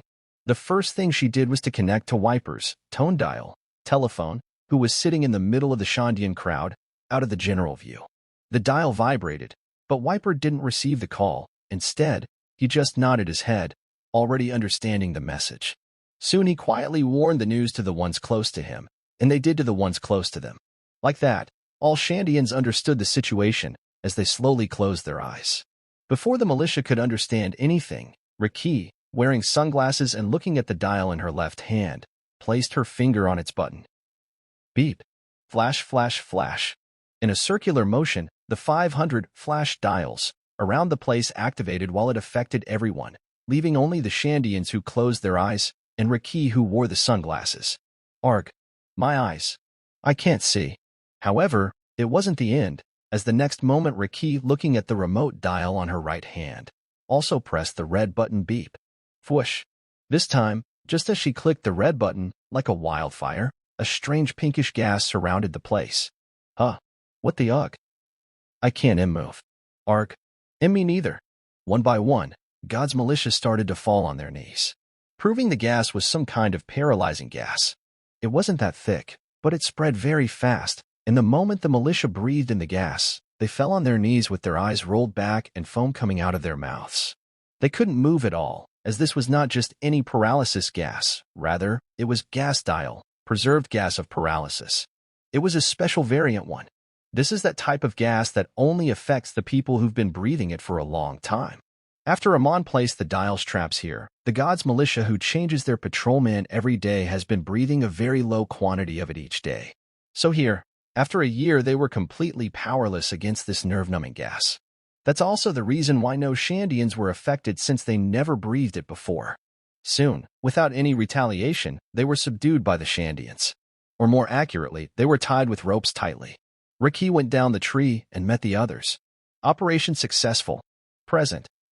Gonfall's eyes grew wide as he gulped. His hands were shaking, while sweats were dripping. His thoughts were getting numbed. What will the Shandians who've been suffering for 400 years do to their enemies? Chapter 23. Ding. What will the Shandians who've been suffering for 400 years do to their enemies? Gonfall thought with sweats forming in his head. Don't worry, Amon said from behind. We won't do any dash. Before he could say anything, Gonfall rode his bird as it transformed into a Pegasus. Pierre, let's go. Without wasting his time on Amon, Gonfall tried to fly to that spot. However, Amon stopped him. Wait. Puff. Using Jeppo, along with his shooters, Amon floated in front of them. I need to ask you about the Golden Bell, Amon asked, floating. In truth, Amon already knew the location of the bell, but he was just preserving for time. According to what he had calculated, Gonfall should only see the situation in the formation after 20 minutes. If not, his plans might fail, and Gamfall has to die. Golden Bell? Gonfall asked, confused. Soon, he frowned as his veins became visible. He doesn't know any Golden Bell. Is he playing with him? Young warrior, currently the battle has already taken above 200 militia's life. Don't you think it's enough? There is no need to kill all of them, is there? Gamefall said. Now get out of my way, or I shall hurt you, he said with all seriousness. However, Amon didn't move. I will say this again, the war is over, we don't want any bloodshed. You do not need to worry about the rest of the militia, they will be safe. Now tell me about the Golden Bell. Amon then frowned. Don't tell me. Did you hide it? He asked as he looked at Gonfall suspiciously.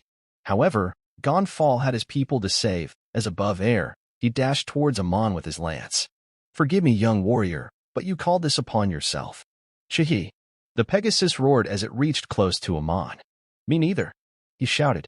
If you really plan to hide the location of a Shandorian's ethical bell, then I shall also go all out." As if he was truly enraged, Amon shouted and also rushed towards him. So the battle for the sky began. A few minutes have passed, and on the other side, around the formation, where God's army was being held hostage, something strange was happening. "Name?" Warashi asked towards a tied militia with a notebook and pen in his hand. Something strange, actually very strange, was happening at this place right now. No, the Shandians weren't killing, nor hurting any militias. Rather, they were noting their personal information, and then strangely, they were freeing them one by one, ordering them to get out of the upper yard. Obviously, without any other way, the militia told them their information, and after being freed, they ran away without looking back. By this time, the tribe's chief had also reached the upper yard and was standing on his side, with Shandians surrounding him. Chief, is this a good idea to let them go? We have been oppressed for 400 years by them." A random Shandian asked. The chief sighed. "You guys have no idea. We have been striving for peace for all our life. Now that there is a chance to get it, then why waste the chance?" He said. "We have already killed more than 200 of them, yet we didn't lose anyone from our side. Isn't that enough?" He then continued. "Also, let's not forget it's all thanks to Amon and his strategy." Chief then looked at everyone, as they also looked back. "Do you guys know how worried he was that you guys won't accept him doing this?" They stayed silent. His father, meaning Viper's brother, Cobra, was the first person who wanted to initiate peace between us. The chief deliberately hid the fact that the previous chief killed him. That would only complicate things. But he died trying to do so. But here is Amon, his son, a 10-year-old child, almost achieving this. "Do you all want to destroy everything by killing these guys too?"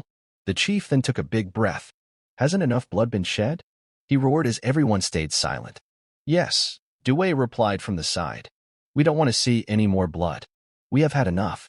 As he said, slowly everyone nodded their heads. In truth, the chief had been supporting Amon's father, Cobra's actions from the beginning. However, Cobra was the front, so nobody ever knew about the chief, or the previous chief might have even killed him, his son. The chief then thought with a guilty heart, "I hate to admit, but I've been manipulating Amon from a young age to make him not into a person like Viper."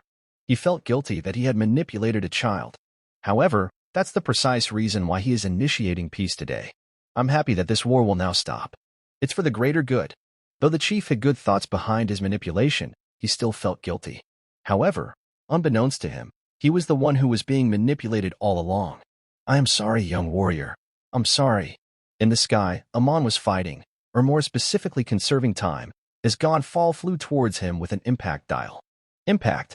Amon evaded the attack swiftly, then he took out a ball dial, producing many cloud balls that floated in the sky. This let him jump on them to get a better mobility in the sky.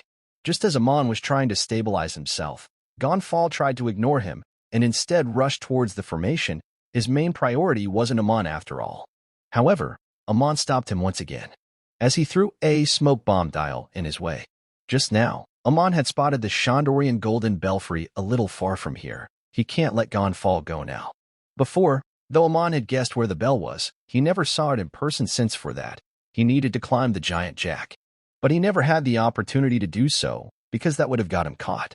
There is a reason other than hindering Gonfall in this fight, and that was to reach the bell. He wants to defeat him by making him crash to the bell, just like Luffy did to Enel. That way, many things will be solved at once. The perfect plan. Amon mostly was dodging his attacks, however, he was slowly, but surely pinning Gonfall towards the bell, without the other party's awareness. "Young warrior, stop this. You are strong, but I need to go down and save my people. Please." Gonfall even stooped so low to beg Amon, as his people's life mattered more than his self-respect as God. "Shut up," Amon yelled.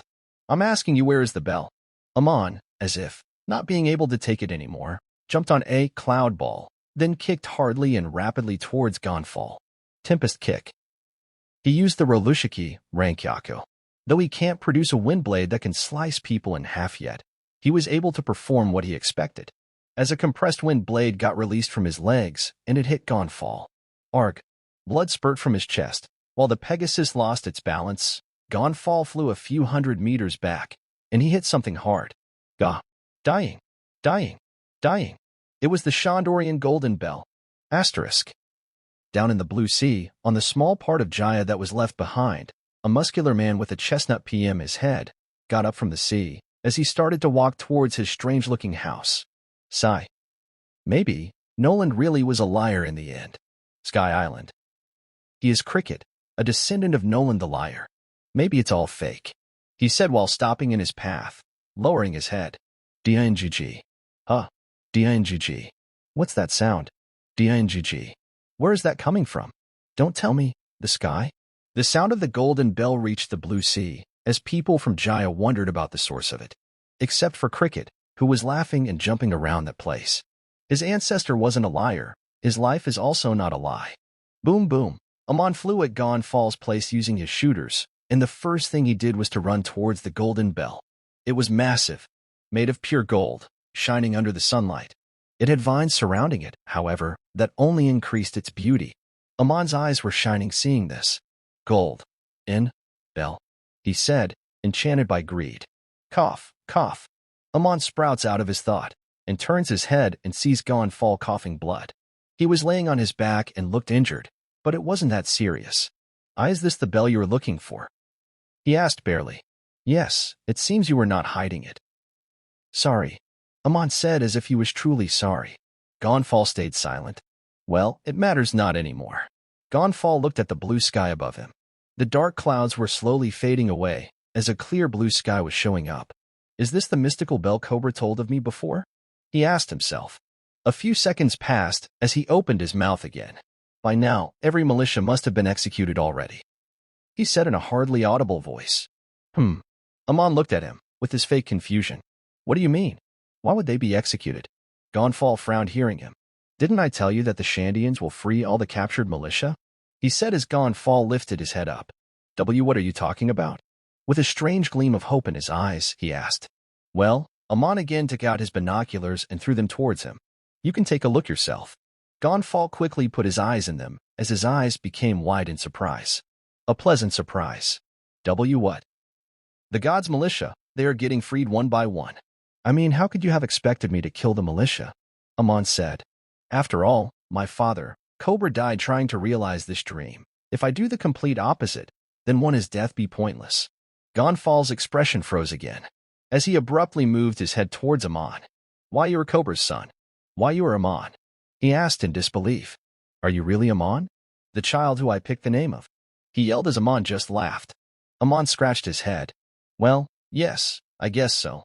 Never knew you named me, though, he said with a chuckle. The world is a small place after all. Soon, Gonfal also started to laugh. Ha ha. Ha ha ha ha ha.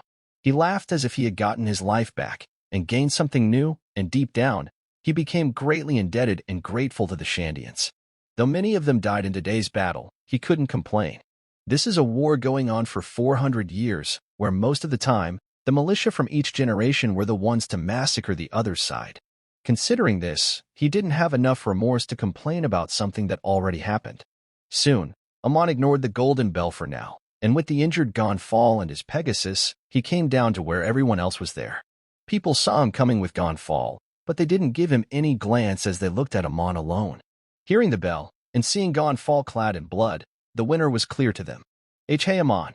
It was Isa. After hearing the giant bell, all the tribesmen were here from the hidden cloud village. Even Isa with the 6-month-old Isa came here. That sound. Chief Cutter. Was that the ancient bell that our ancestors mentioned? He asked, excited. Hey, tell us.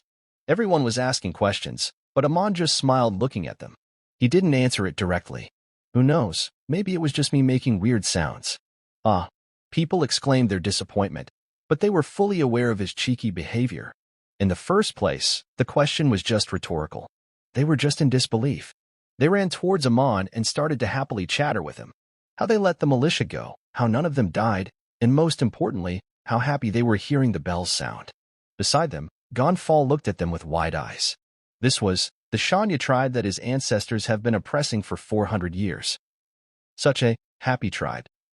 How did they live until now? However, nobody was there to answer him currently, as Amon just looked at him. Then looking back to the tribesmen, he said, Guys, I have decided to let him, God Gonfal, live. He said in a serious voice. Do any of you oppose this idea? He asked even though he knew their answers. The tribesmen stayed silent, as they looked at each other's faces. For 100 years. They have been oppressed for 400 years by the man and his ancestors before them. Would they let him go? No, Isa said. Nobody opposes that idea. This has ended for real. We don't want to start it again by killing him, she said as she looked around. The god's army has already been freed, aren't they? Then there is no need for us to do anything to him. Make no mistake, Dewey said looking at Gonfall. We don't like you at all. In truth, we hate you and want to kill you, you bastard. He said as his eyes became teary and his hand holding the gun shook. He wanted to blow his head right now. His wife died starving, only because the tribe didn't have food back then. If they lived in the upper yard, nothing like this would have happened. He hated the one responsible, these fake gods. He wanted to kill him right now, and he wasn't alone. Each and every one of the Shandians wanted to kill him. But, you were lucky that our leader is a good boy man. A good man, Dewey said. Gonfall looked at Amon, as he just smiled. Get out, you old bastard. Never show your face here again, he said with a sweet smile, but Gonfall found no resentment in his words. Slightly bowing his head, Gonfall took off his dignified robe, representing him leaving his position as god, and then he started to walk away with his bird. However, not so far. He stopped and looked back. Doing a 90 degrees bow, he said, I love pumpkin juice. Gonfall in his love with pumpkin juice. Chapter 24. Ironic. General POV. A few minutes ago. Dying. When Amon rang the bell with the help of Gonfall hitting it, the bell's sound even reached 10,000 meters below, reaching the leftover of Jaya. The Skypieans also heard it. What's this? The earth is singing? D. Tell me, is this the sound of the bell from the legends? I can't believe it. It rang after 400 years. The Skypieans were dumbfounded, but they were more interested in what caused the bell to ring. Does this mean the war between them and the Shandians has ended? Finally. It didn't take them long to learn it for real, as soon after, one by one God's militia started to come out from the forbidden upper yard. On the other hand, the large snake Nola went mad as it was running around with tears falling from its eyes along with a happy smile on its face. She recalled the days from 400 years ago, how Calgara used to ring this very bell every day, how this sound was her most favorite. Who would have thought, even after 400 years, she would feel the same happiness hearing that sound. On the other hand, the Shandians were standing proudly, with tears falling from their eyes like fountains. This tear was from pure bliss, from pure happiness. The war has ended.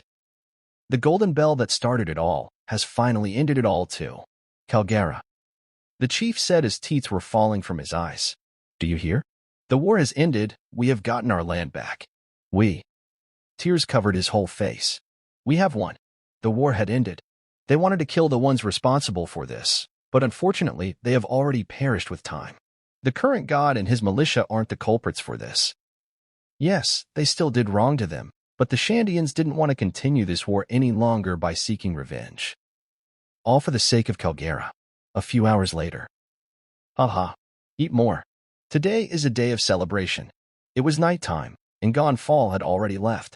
Currently, only the Shandians were inhabiting the island, their homeland. They were celebrating after their one-sided win. Everyone was present there, but they weren't eating seafoods like they usually do at a feast. Today, they were eating fruits, fresh and juicy fruits. Asterisk munch, asterisk, asterisk munch. Amon was also pouring fruits into his mouth, while many kids were sitting around him, also eating. They just had a small celebration with their leader, and now after doing that for the whole day, they were now dead tired. Hey, start the bonfire already, Dewey shouted, as some teenagers quickly prepared the bonfire. Today was the day of celebration. Today they will eat meat. Eating fish and seafoods their whole life, they had a kick for meat.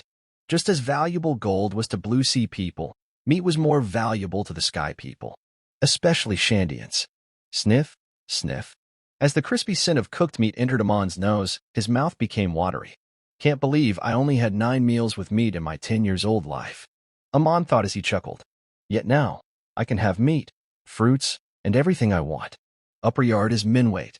Suddenly Amon realized he isn't a god yet, or at least, not officially. Well, let this feast end first. Then I will see. Amon thought as he shifted his concentration back to the meal. A few hours have passed. One would notice a giant snake sleeping not far behind Amon. A while ago, the snake came here with saliva dripping from her mouth. She didn't attack them though. She clearly recognized the people of Shandia. There was her master.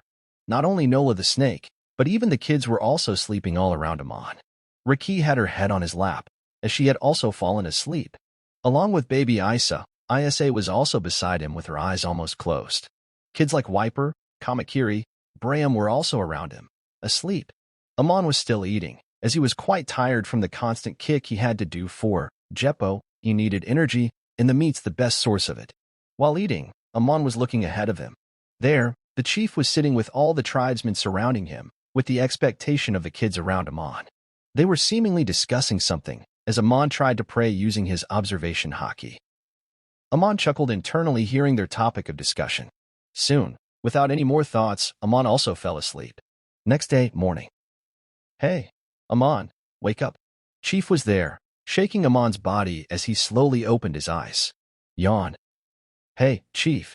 Yawning, Amon got up, as he noticed Raki wasn't on his lap anymore. What is it? Today is the day after the celebration. We need more sleep. Yawn. He said while rubbing his eyes. Without saying anything more, the chief placed his staff on Amon's hand and quickly walked back. Rubbing his eyes, Amon blinked seeing what was in front of him. Hey. Shandians were standing in front of him in a line, with their heads down with serious looks on their faces. Even Raki, Isa, and Wiper were amongst them. Amon could guess what was happening but still made a surprised face. Hey guys, what's going on? He asked, as though clueless. The chief who lifted his head up with pride and said, You will soon learn what this means, Amon. But first, we Shandians are the descendants of the great Shandorians. The inhabitants of the City of Gold, 800 years ago, the Shandorians' kingdom was invaded by an alliance of 20 kingdoms. He continued, strong emotions welling up within him as he talked about the long-lost glorious past of his ancestors. The Shandorians' kingdom fell, but the people didn't give up, and what was once a great kingdom has now been reduced to what you see now, a small tribe which came to be known as the Shandians. We were bestowed with the duty to protect the golden belfry bell that contained the poneglyph, and we protected it for centuries until Calgara's time. He then stopped for a moment and took a deep breath. Calgara, with his overwhelming power, protected Jaya Island, our home from outsiders for a long time until the arrival of Mont Blanc Noland. He was a good man, as he brought us out from the delusion that a snake can't be God, and sacrificing our own children for prosperity doesn't work. Amon understood that Noland hadn't managed to convince everyone as some people still believed the nonsense. After all, he had almost become a sacrifice himself. After that, Mont Noland left, and Calgara kept ringing the bell, so that one day he would return. However, we didn't get the chance to meet him for the second time, as our homeland was shot up to the sky. There we met the Skypieans, and one of them claimed to be God. They had the audacity to call themselves God.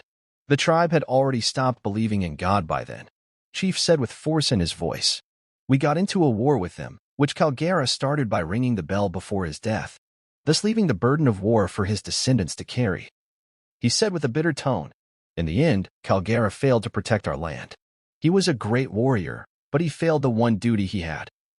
Amon smirked internally. The tribe worshipped Calgara and revered him.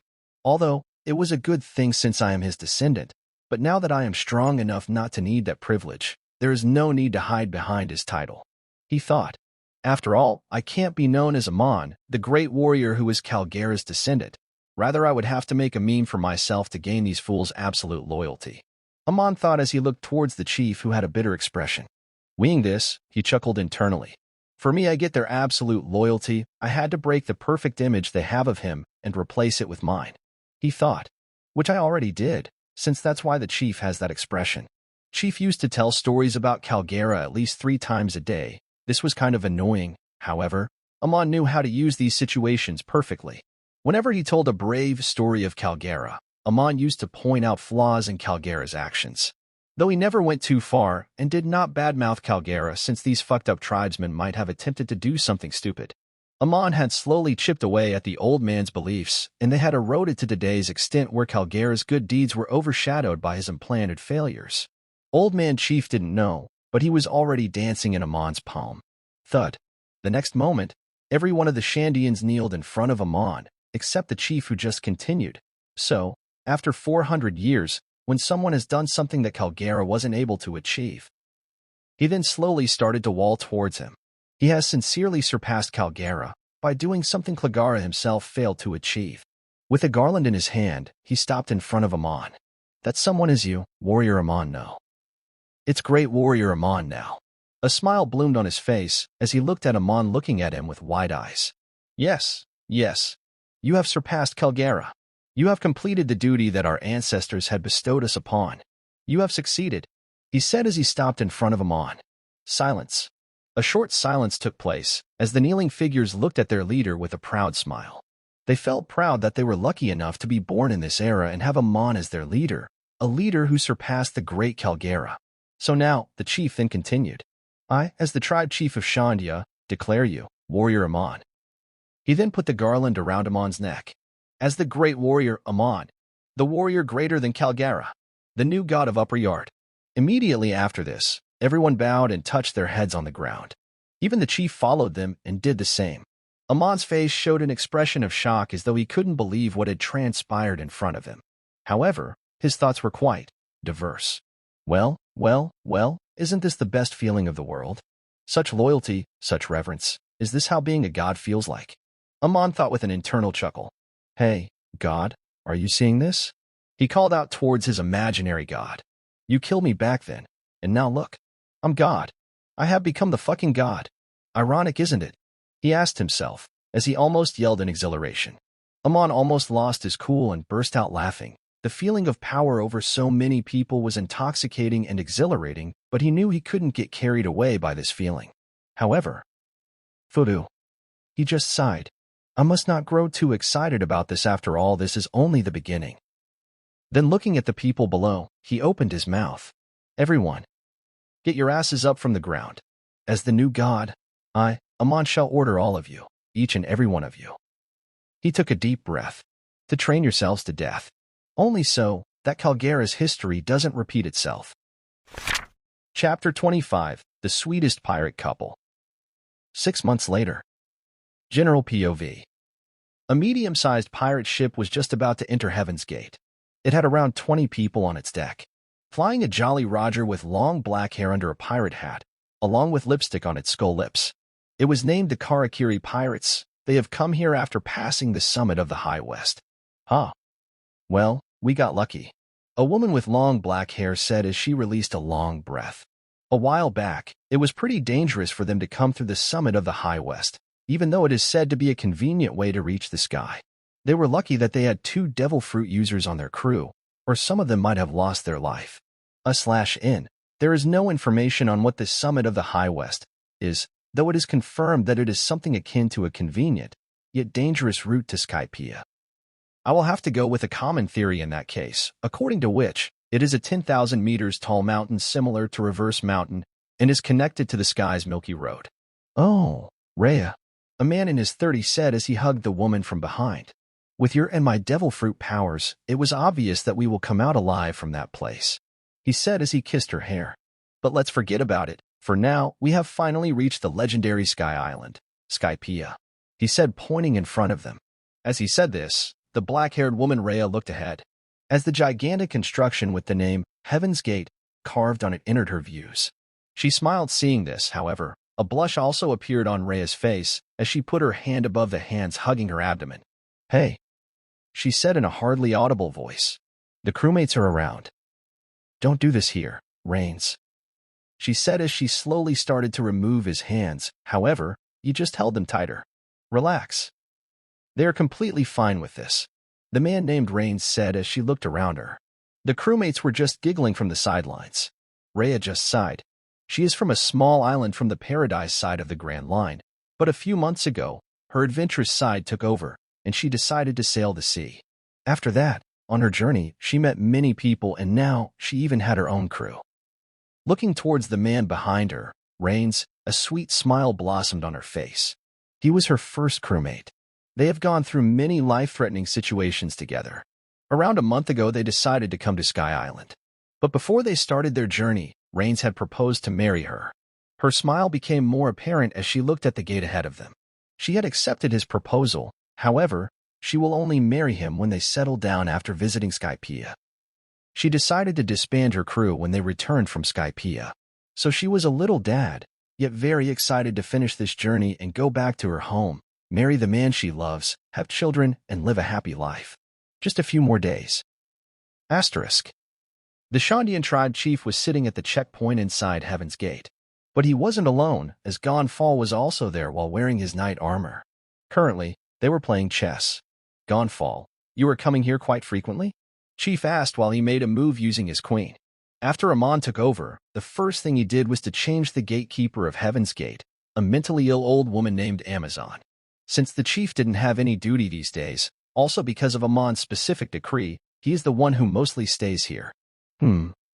Also making a move, Gonfall snickered. Haha. You are bad at this, Mr. Chief, he said.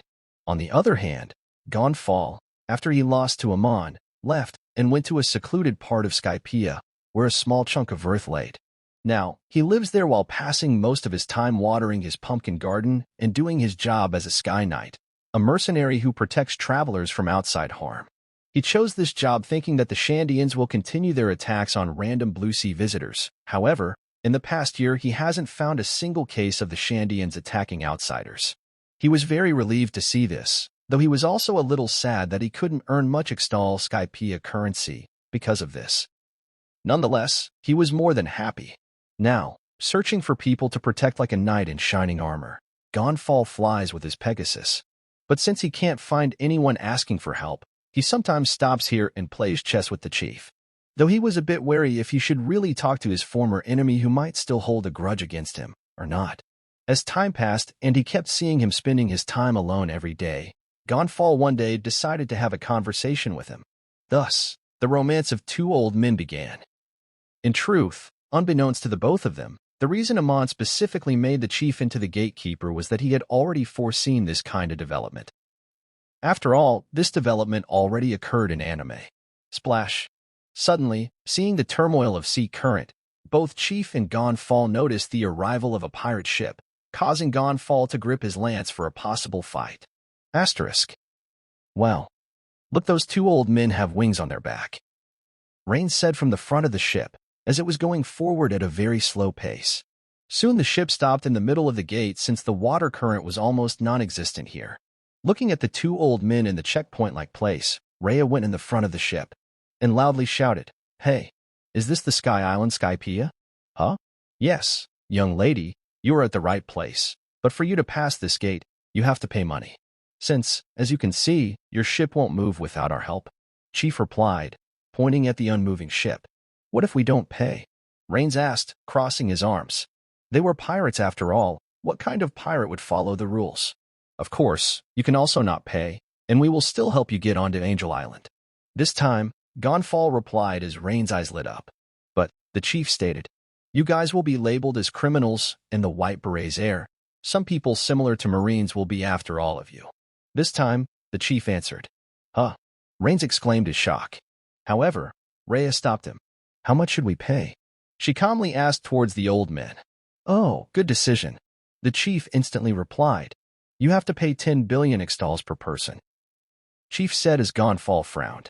Though the Shandians have stopped attacking pirate ships randomly, they have increased the 1 billion entry price to 10 billion. Sigh. However, he just sighed.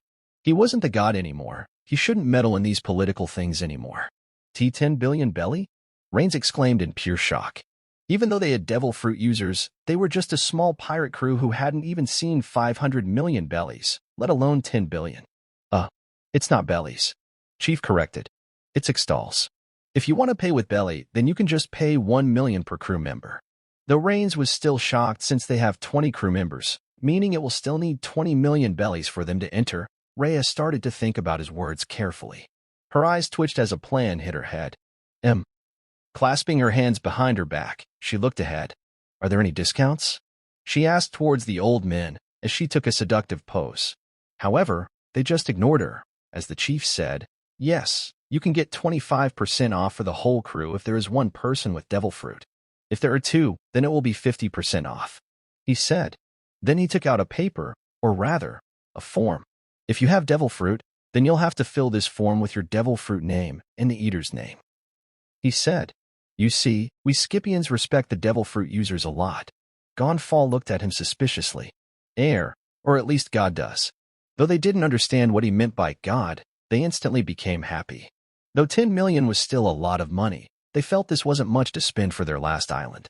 "Rains, Seeing this immediately declared, "Yes, yes, we have 2 devil fruit users, give us 2 forms." Rhea frowned seeing this. Is it safe to let out the news that they are devil fruit users so easily? Sigh. Maybe I'm just thinking too much. Soon, they took 2 forms and filled them with their pirate crew name, the holder of the devil fruit names, and the name of the devil fruit of the respective person. The woman named Rhea had the sharp hair fruit, while the man named Rains had the bone claw fruit. After filling the form, the chief kept a copy of the 2 papers and gave one to them, as they paid 10 million belly. Soon after, a speedy shrimp came and pulled their ship towards the Angel Island. Wow, it is rare to see visitors with a mystical devil fruit coming here. In fact, I think this is the first after Amon took over. Gonfal said, as chief, went to his table and entered the 2 papers into a fax dial. The fax was then sent to Amon. ZZZT.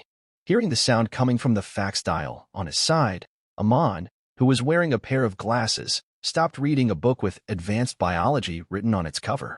Soon, 2 papers came out of the fax dial. They contained the information the 2 pirates just provided. Picking up the papers from his table and seeing the devil fruit and its user's name, Amon smirked. Though the fruits are lame, I'm not looking for devil fruits as of now. Rather, I'm looking for a user, yet I just found users. He said as he got up from his seat. Time for some experiments. That's the end of this tale for now. Thank you for watching. And with that being said, peace.